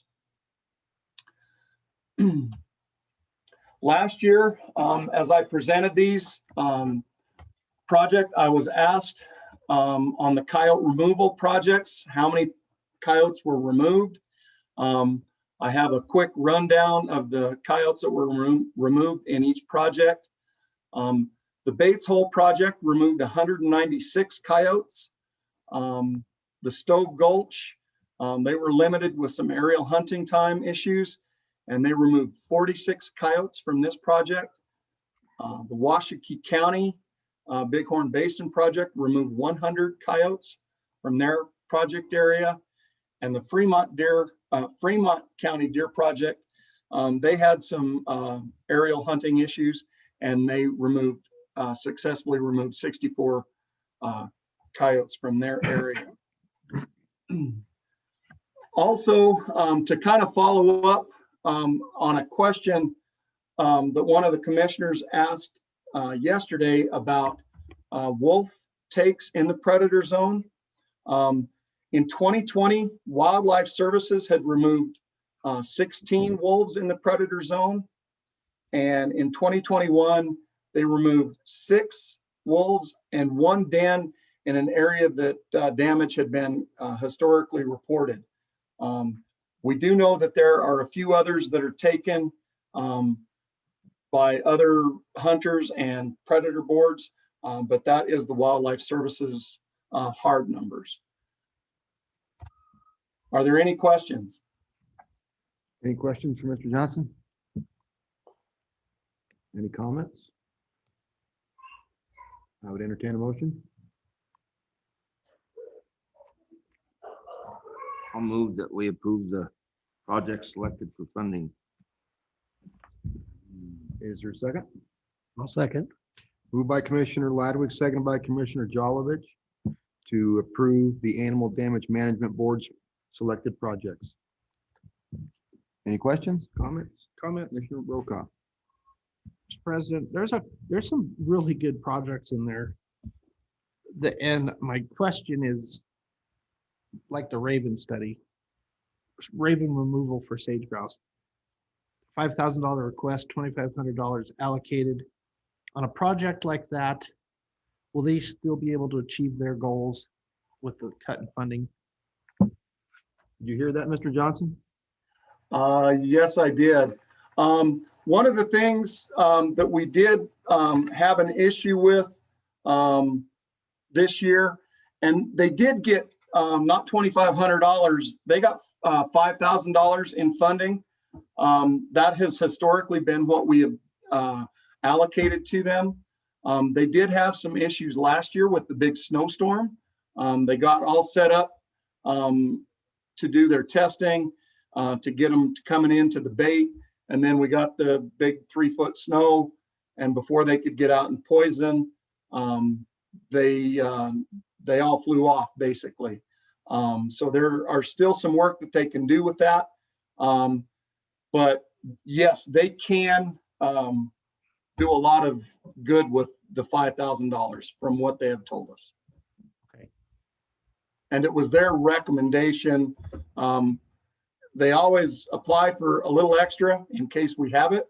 But that came actually as a recommendation from Bob Harlan on the Natrona County Board as 5,000.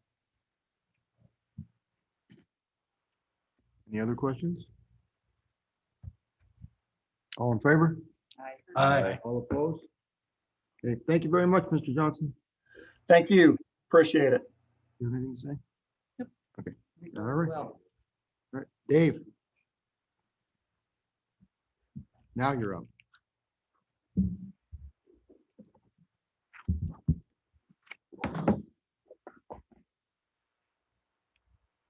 President Doobie, members of the commission, I'm going to talk about the proposed fishing regulations for 2022. I'll try to keep this moving right along and just encourage you to ask questions if you have them, and I'll try to be brief on those changes that I don't think are as substantive as a few of the others. But I'll talk real quick about the timeline, and then I'll go into the statewide changes and then go through the regional changes one at a time. And please answer any questions at any time. I just wanted to point out with our fishing regulations that this is a fairly long process. We started in the middle of January, and we're talking about regulations that'll go into effect in January 1st, 2022. And one of the reasons for that is that it's reminding me of a mouse problem with an earlier presentation. One of the reasons for that is that we contract out the printing of our fishing regulations and the distribution. So we really have to have them wrapped up around October 1st in order to work with the printer to get everything out and to all of our licensed selling agents by sometime in late December. We go through a public involvement process that really depends on the year and the extent of the regulation changes. This year was relatively minimal. We focused primarily on news releases and advertisements, getting information out on our website. But we did have 3 public meetings around the state, and they were in Cody, Lander, and Green River. They were attended by a total of 20 folks. And then we have a 6-week public comment period. We received a total of 53 written comments on the proposals. And the majority of those were on a proposal that is no longer in the regulations that I'll talk about a little more when we get to it, that they were on a proposed change to a bass limit on Flaming Gorge Reservoir. First statewide change addresses the definition of a fishing contest. The contest is currently defined as an event where an entry or participation fee is charged and at least 50 adults participate on a given day. And in recent years, we've seen a growing number of these events where they really avoid charging an entry or participation fee because they have a lot of their stuff donated or they find sponsors for the event. So then it doesn't qualify as a fishing contest, so we don't learn about it except through word of mouth. We can't really have an enforcement presence or have a say in whether or not that gets approved or not. So we're proposing adding this language where cash or prizes are awarded to the definition, and also do what a number of other states have done. And rather than just focusing on how many people participate in the event, how many boats might be out there, and say if 25 or more boats are involved, that we'd like them to have to apply for the contest and get our approval, because we have seen a growth, particularly at Pathfinder Reservoir, and some types of contests that they're weekly and they really challenge the access space and the parking space that's available. Second statewide change is pertaining to bait, and current commission regulation chapter 10, which is our importation regulation, prohibits the importation of amphibians and reptiles into the state for use as bait.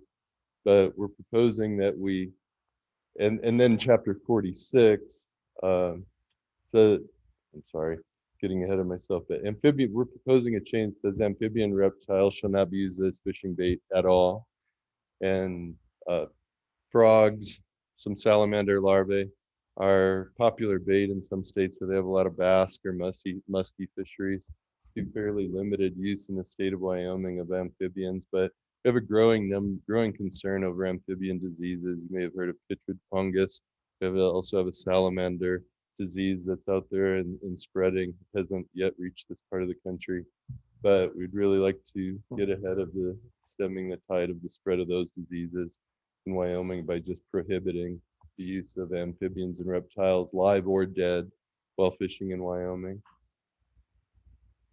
The other regulation pertaining to bait is on mollusks and crustaceans. Similarly, they can't be imported into the state of Wyoming for use as bait. This really means crayfish.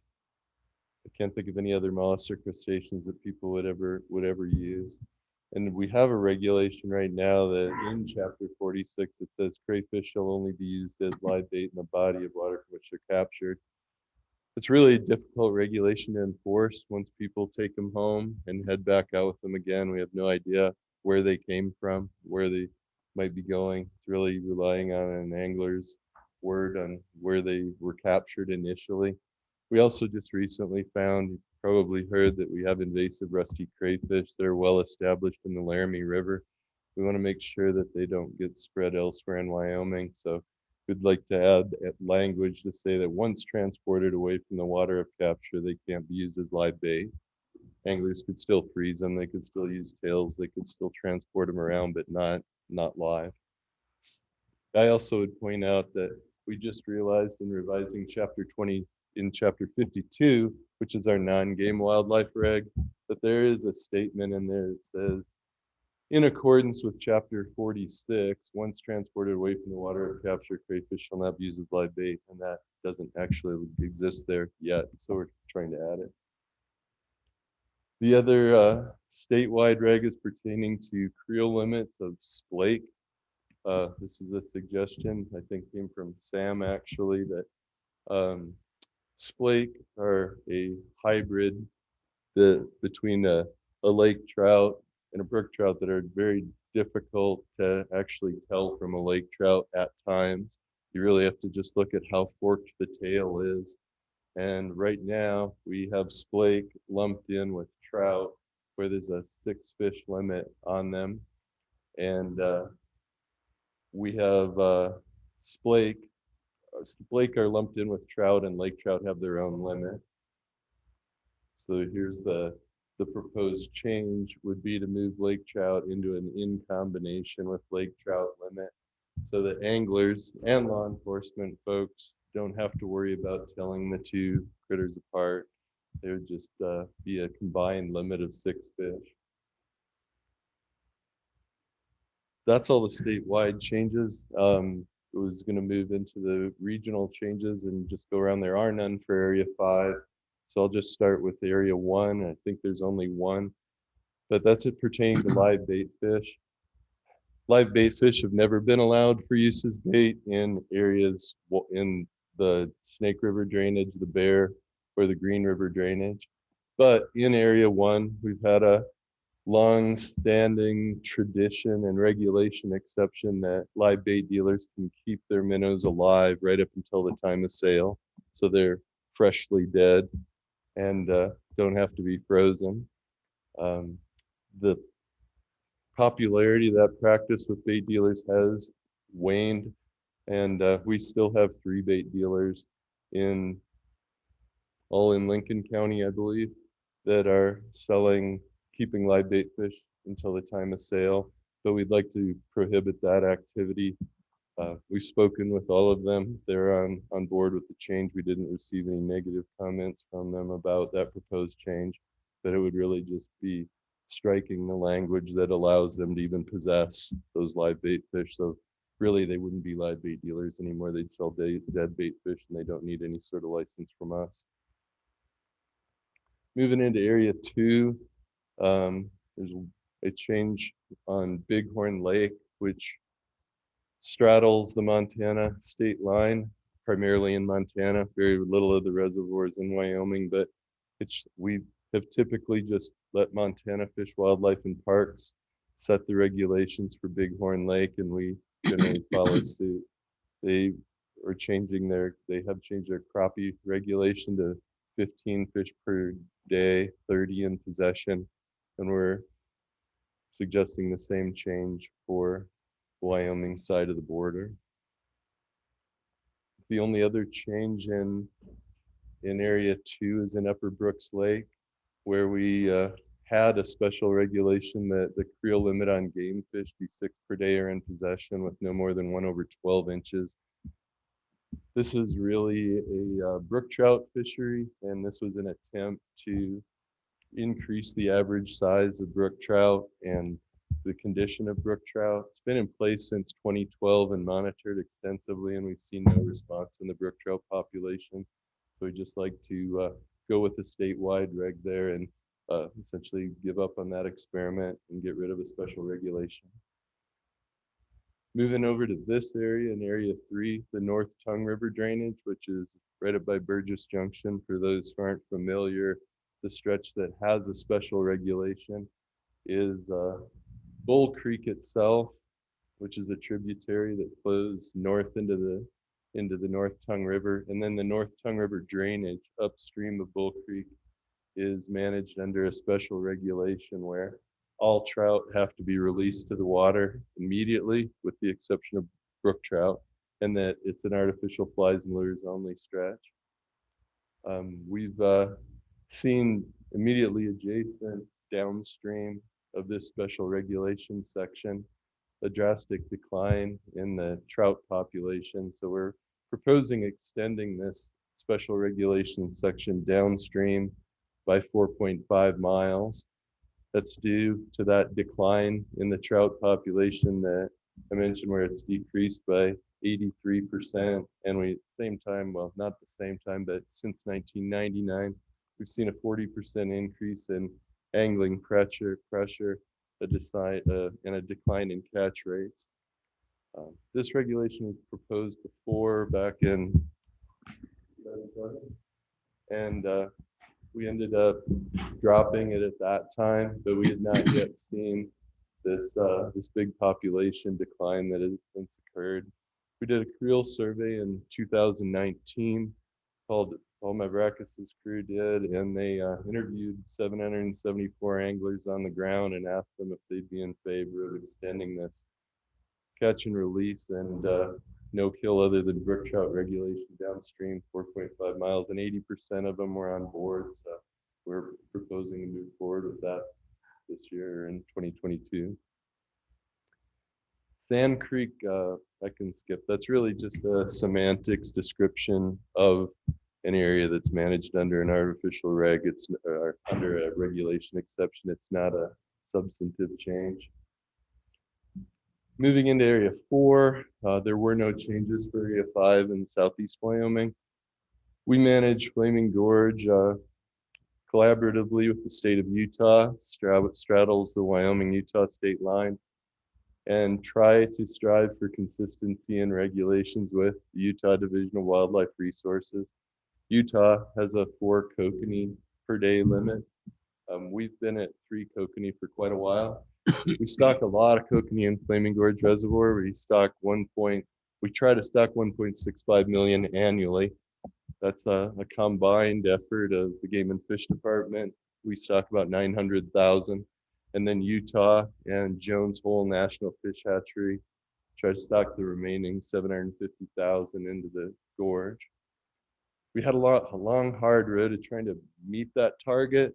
From 2000 to 2014, we never met it one time. That was due primarily to challenges with the wild egg take of kokanee. But for the last 6 years, we've exceeded that target. So we have very good kokanee populations in the gorge. And Utah would like to go to a 4 fish limit. We're on board with that. So we'd like to increase the daily creel limit on kokanee from 3 fish to 4, which is still 2 fish below the statewide limit for kokanee. We also tried to work with Utah on coming up with a consistent regulation for smallmouth bass on both sides of the border. Utah has a very different bass population than ours. Theirs is concentrated in a canyon reach of the reservoir. Very abundant bass, fairly small bass, and they had a 10 fish limit. We saw a real crash in our bass population following the introduction of burbot. We went to the public and provided a range of regulatory options and creel limits to see what they would like us to do. They went further than we had even suggested and said, shouldn't be able to kill bass in Wyoming until we see a response in the population. So we implemented a catch and release regulation on bass a number of years ago. We worked out with Utah that let's try going to a 3 fish limit on both sides of the border. That's what we proposed. Utah has already done that. That has gone into effect. But when we took this regulation change out to the public, the majority of our comments, 36 of the 52 comments, 36 of the 52 comments we received were related to this change, and 33 of those said, don't do that. So we established a management goal or objective to get a certain number of bass per electrofishing reach in Wyoming before we would go back to proposing harvest of bass. But you're not going to see this proposal in the reg packet because we dropped the change based on public feedback. High Savory Reservoir south of Rollins. The Colorado River cutthroat, tiger trout, kokanee fishery.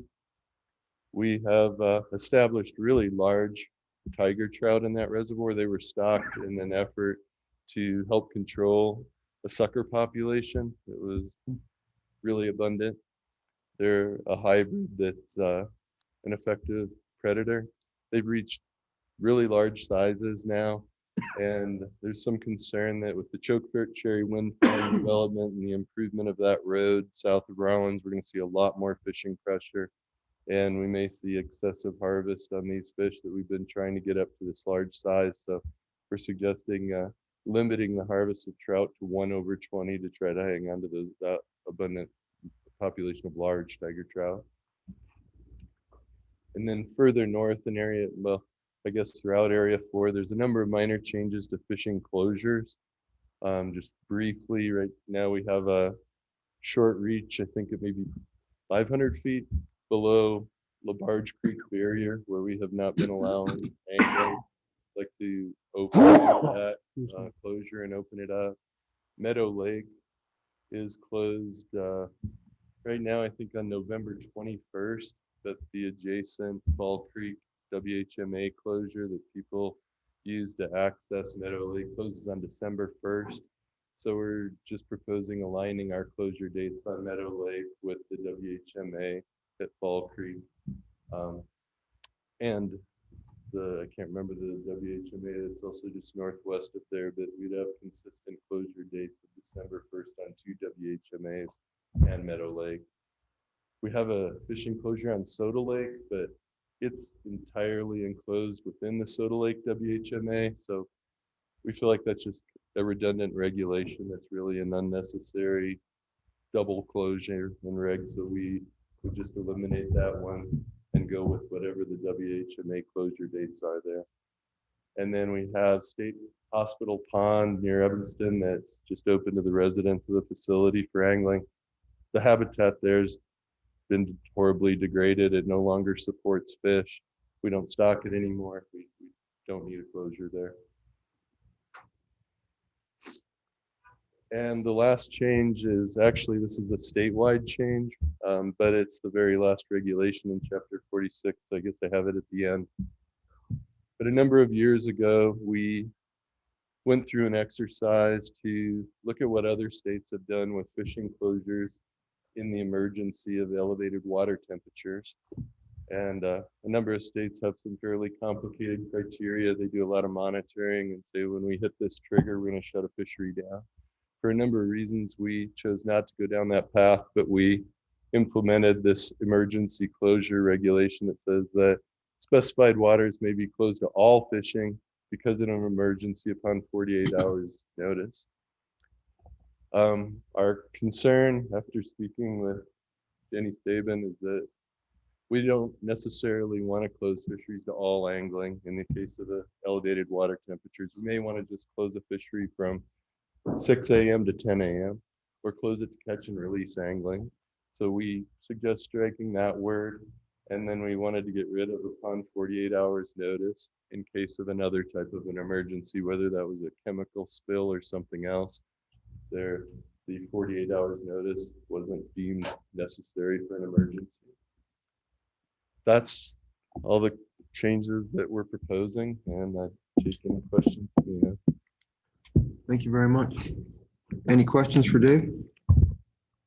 Comments? I would move that we accept chapter 46.